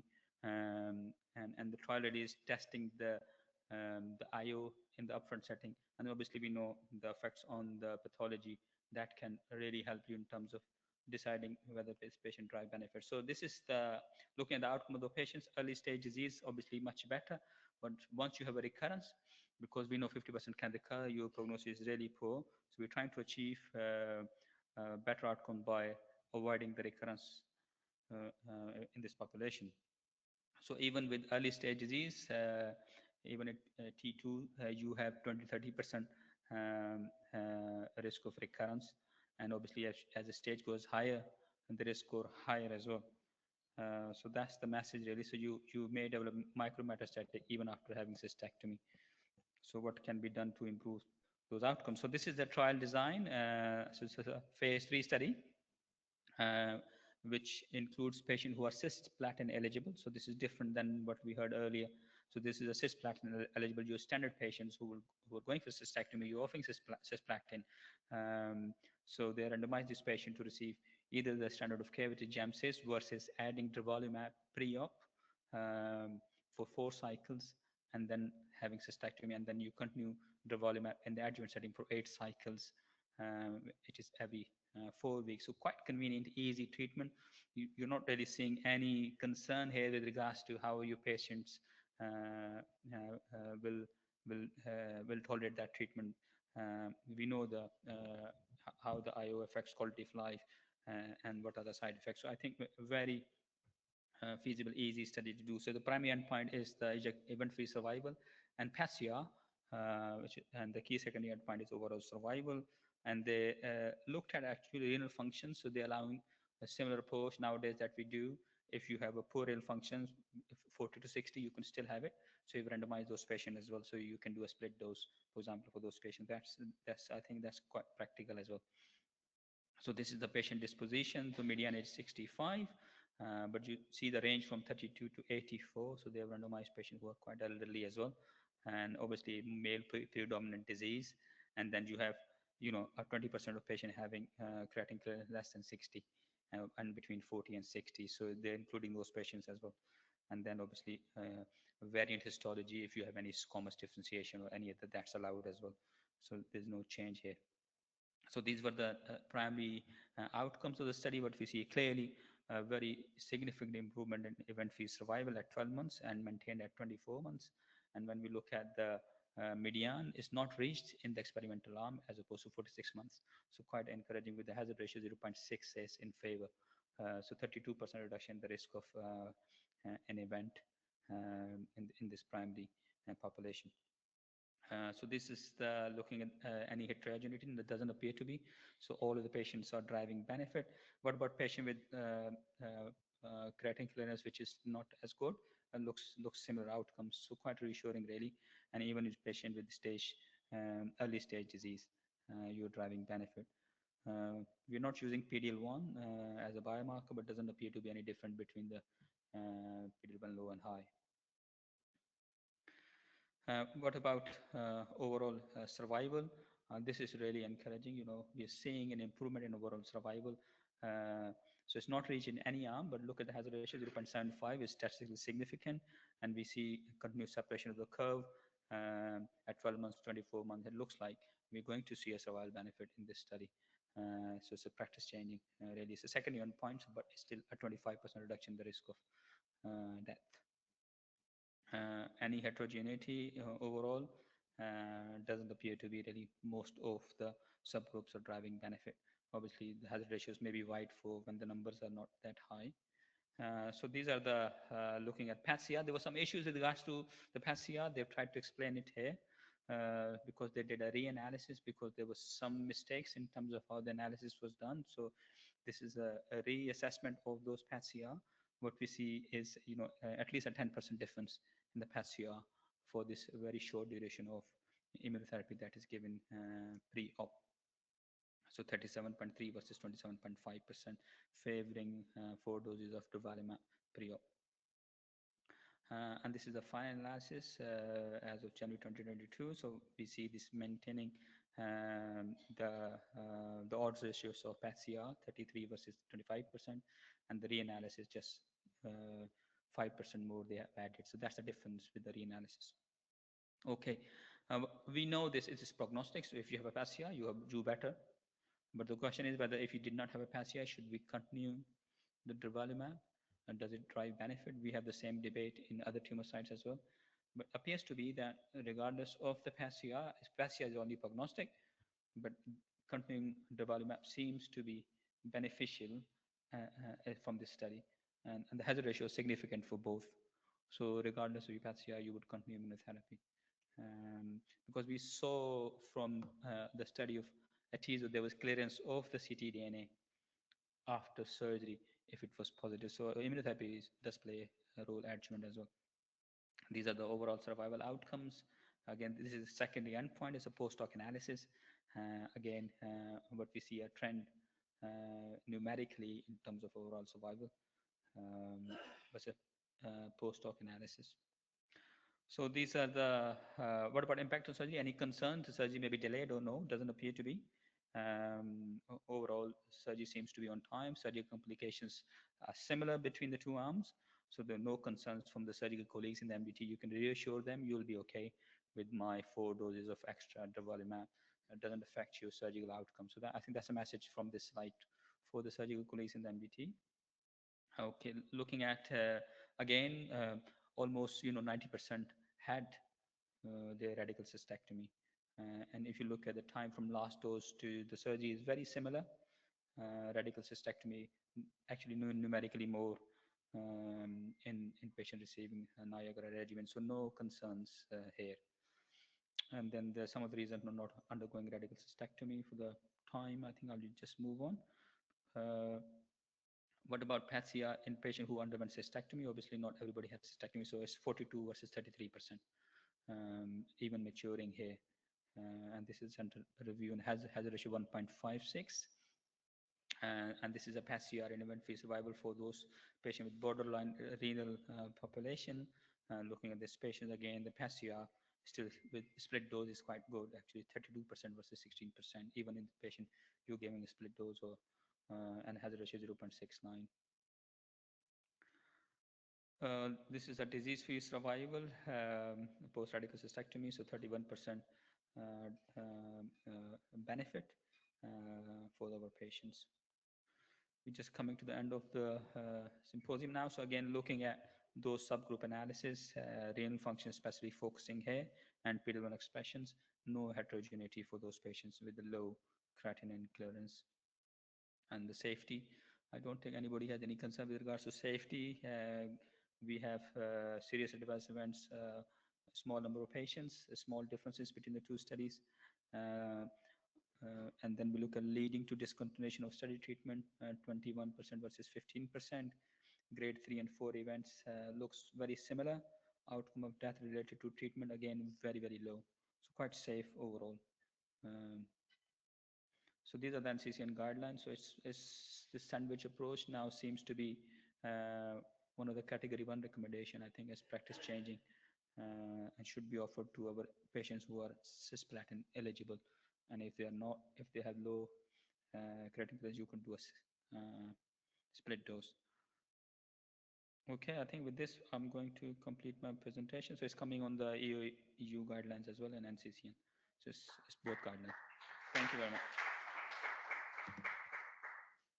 No questions, everybody agrees. Thank you.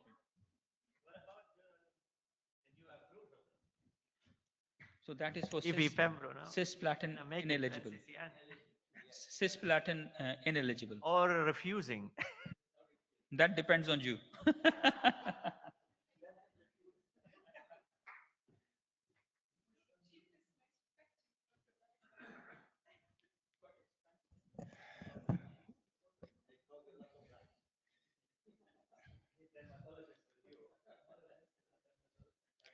Said, you don't want to go home.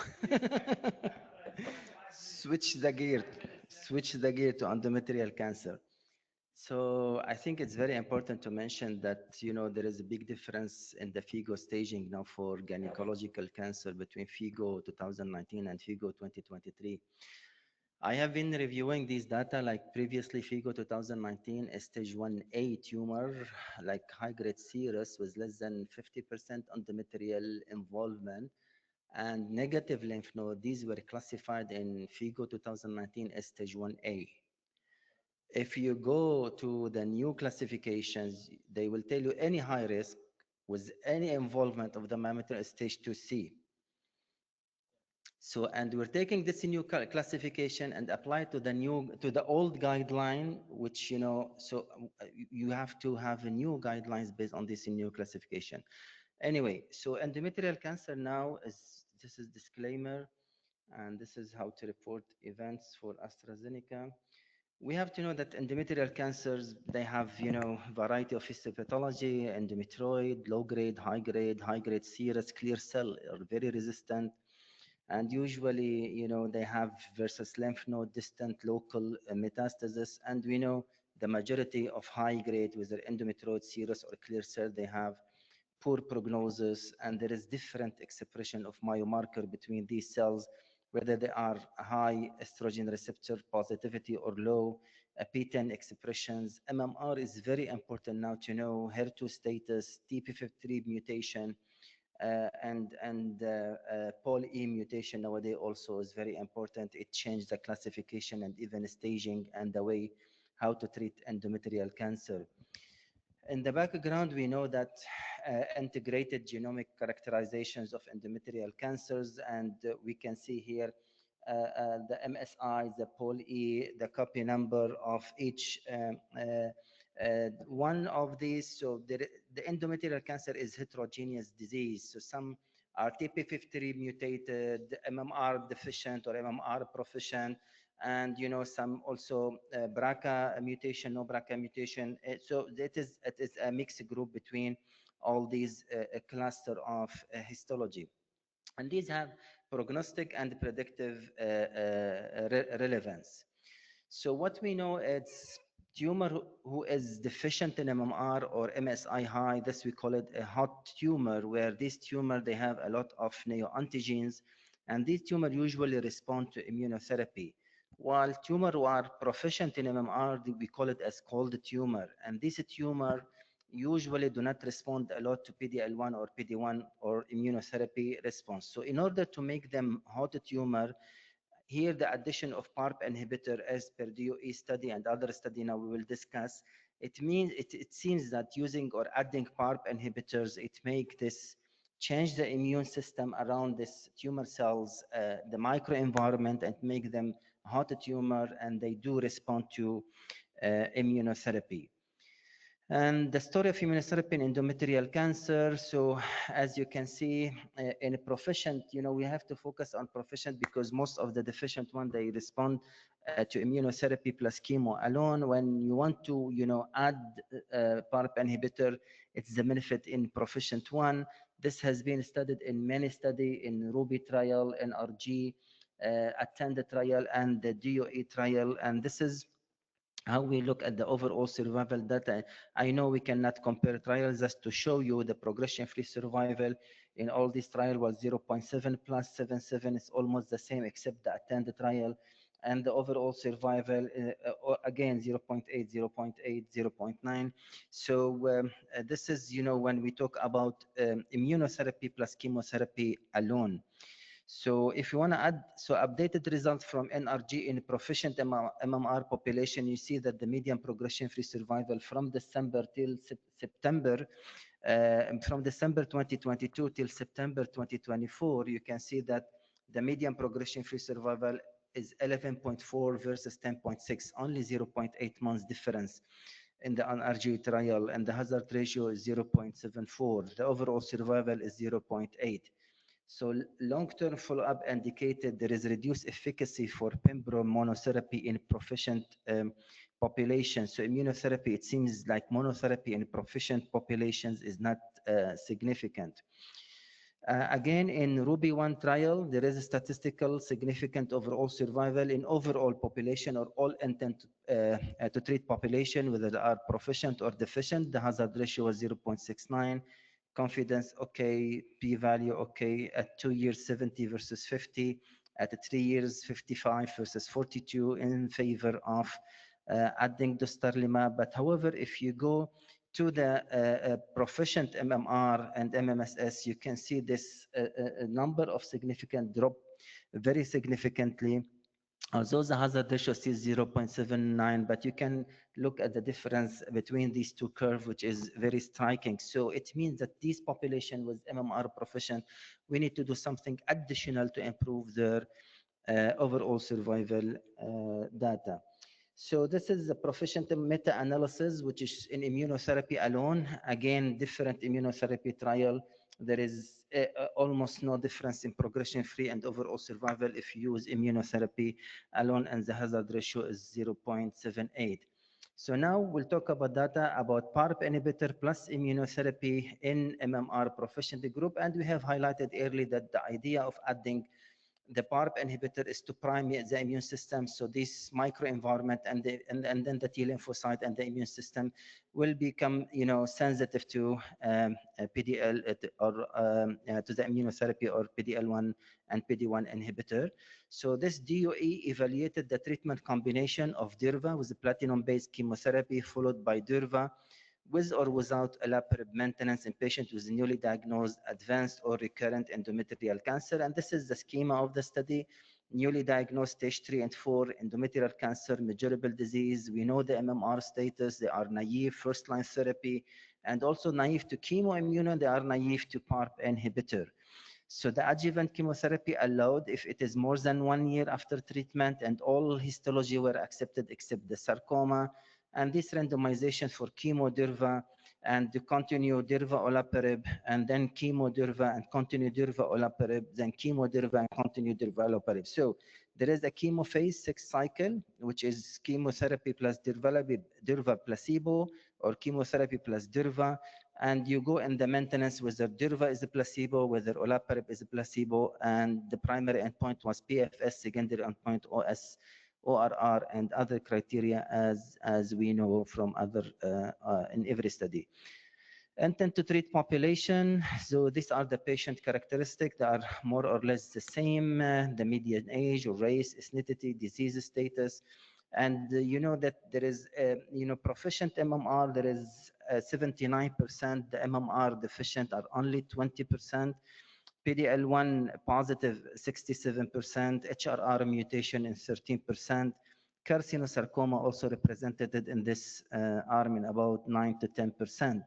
So this is the primary endpoint of the study when you talk about the PFS in intent to treat population, and you can see there is statistical significant improvement in progression-free survival for adding durvalumab immunotherapy to chemotherapy in whole intent to treat populations. And if you can see that, chemo plus durva, it's 10 versus 9 months. And if you add in this patient, chemo plus durva plus olaparib, it's 80% here are MMR proficient. So when you add the PARP inhibitor, you improve the progression-free survival from 10 to 15 months, and the hazard ratio goes down to 0.55, and it's more significant. Deficient populations, they are positive, but however, it seems that if you add a PARP inhibitor to deficient population, MMR deficient, you will not add any benefits. The hazard ratio is 0.4, 0.4. So it seems the addition of PARP inhibitor is mainly of benefit in terms of survival in proficient MMR. So this is the deficient MMR overall response rate, duration of response. Again, the chemotherapy arm alone is doing, in terms of complete response, in terms of partial response, overall response rate. You can see that it is 28.6%. If you add the olaparib, you're not going to add any benefit in terms of response. So deficient populations, chemo plus immuno is more than enough. And the proficient one, again, addition of olaparib further, enhance the progression-free survival from 10 to 15 months. The hazard ratio is 0.6, and it is significant. And this benefit is maintained at 1 year, almost 18 months, and you can see plateauing of the curve going toward the 2 years of benefit. So the addition of olaparib as PARP inhibitor further also enhance the overall survival over chemo plus immuno in such a group, which are proficient MMR, and you can see at 12, 18 months, and you can see plateauing of the curve going toward, the 36 months of treatment, and you can see that the hazard ratio is 0.69 adding olaparib versus 0.9, and it is almost touching significant, but you have to keep in mind that this overall data maturity was only 30%, and you need to have more event and more follow-up. So proficient overall response rate and duration of response, you can see that the complete responses when you add olaparib now increased from 8 to 15% when you add olaparib in the proficient MMR, and you can see that the median duration of response is better at 18 at 24 months in terms of 40% are still responding on the olaparib arm without progression and in response. Post hoc analysis for the subgroup. So for this proficient MMR, it seems that addition of olaparib is of benefit irrespective, of age, BMI, ECOG prior, and the hazard ratio was, it seems, significant. And this is baseline in proficient before adding the olaparib. This is chemo plus immuno. This is the same group, just to show you if we add olaparib, you can see the significant is, goes better toward the left side, toward the olaparib arm, again, focusing on the MMR proficient group. Again, the similar issue, this is the addition of durva enhanced PFS across range of biomarker. We talked earlier about the POL-E, HRR, BRCA, histology, and was in favor of durvalumab. And if you collect the group who are proficient MMR, and you talk about the subgroup, addition of PARP inhibitors will further enhance the progression-free survival for these patients, irrespective of any mutations available or co-mutation at the same time. Safety, I will not go in details because we know the summary safety of PARP inhibitor immunotherapy and chemotherapy, but there was no safety signal from this study. And, if we talk about the adverse event leading to discontinuation, it was almost balanced. And again, if you highlight, if you treat your patient, if you reduce your dose, you can maintain. These are the main things that we can see between anemia, fatigue, nausea. These are all reversible and manageable. If you talk about the grade 3, it was very low and manageable issue. So now this is, the schema for endometrial cancer, and this is from the European Gynecology group. So now if you have an endometrial cancer, you have to know the MMR. So if they are MMR deficient, I think, talking about advanced stage 3 and 4 disease, chemo plus immuno is more than enough. If you're talking about MMR proficient, then you have, if they are symptomatic advanced disease, rapidly growing, you may use chemo. If chemo contraindicated, we can use immuno. But however, it's very well known now, if they are MMR proficient, that addition of PARP inhibitors is essential. And sometimes also, if this tumor is low volume, high expression of estrogen receptor, you can use endocrine therapy in some cases. We cannot finish without highlighting the NCCN guidelines. This is the most updated version 1, 2026. And I think this is a systemic therapy for endometrial carcinoma from stage 1 to 2. You can see that it's mainly now category 1. It's chemo plus immuno, unless these patients are, HER2 positive disease, still the role for anti-HER2 therapy in combinations. And other recommended, you can see also, carboplatin, pacli, durva, stage 3 to 4, proficient MMR, you add durva plus olaparib. And this is first-line therapy, again, showing all these as category 1. And in MMR proficient one, the category 2B option is to go for chemo durva plus durva olaparib as per DOE study. So this is the summary. So it seems that, proficient MMR endometrial cancer did benefit from addition of PARP inhibitor. In terms of progression-free survival, overall survival, there was no safety signal from such subgroup. And I think by this, I have to end the discussion meeting. Thank you. Come to close the meeting. Questions, no? Yalla, okay. We have to have all the time. So, okay, just to compare Ruby and DOE, the GSK obviously they are not keen now to continue with the niraparib arm.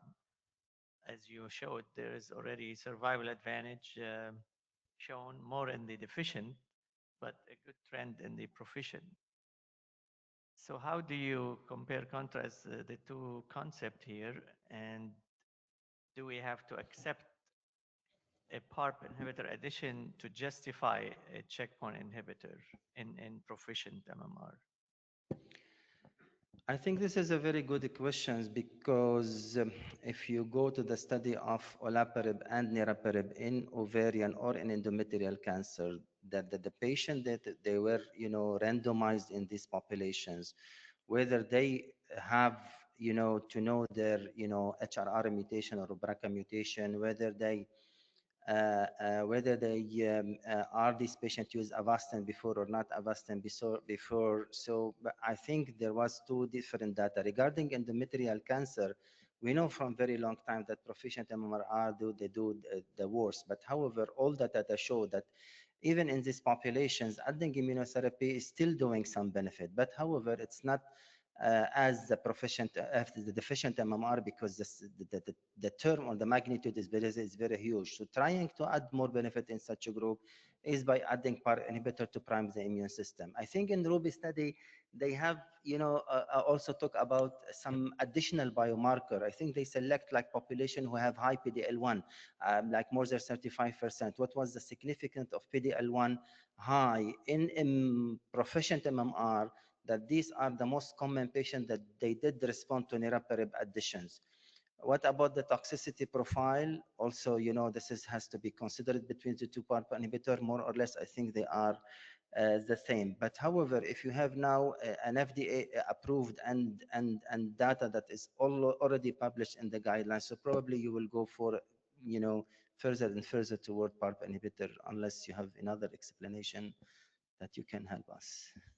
No, I wish I have the answers, but I was going to ask you, I know you some have of the the answer. proficient MMR, how we induce responses to immunotherapy is to add TKI therapy. We have seen that in some of the colorectal trials. I guess tomorrow we'll be talking about one, the zenzalintinib with the checkpoint inhibitor. And we have already the pembro-lenva in endometrial cancer, which works in the proficient as well. What do you think of a strategy of maintenance also? Maybe bring in a TKI to checkpoint inhibition. Well, we will have to wait more study to see. We already have data in second line. Yeah. It makes sense to me in the proficient to induce, to make them hot, as you say, instead of cold. Yeah, but this will be in terms of TKI plus toxicity and checkpoint cost. inhibitor. Yeah, you're absolutely right. Thank you. Thank you.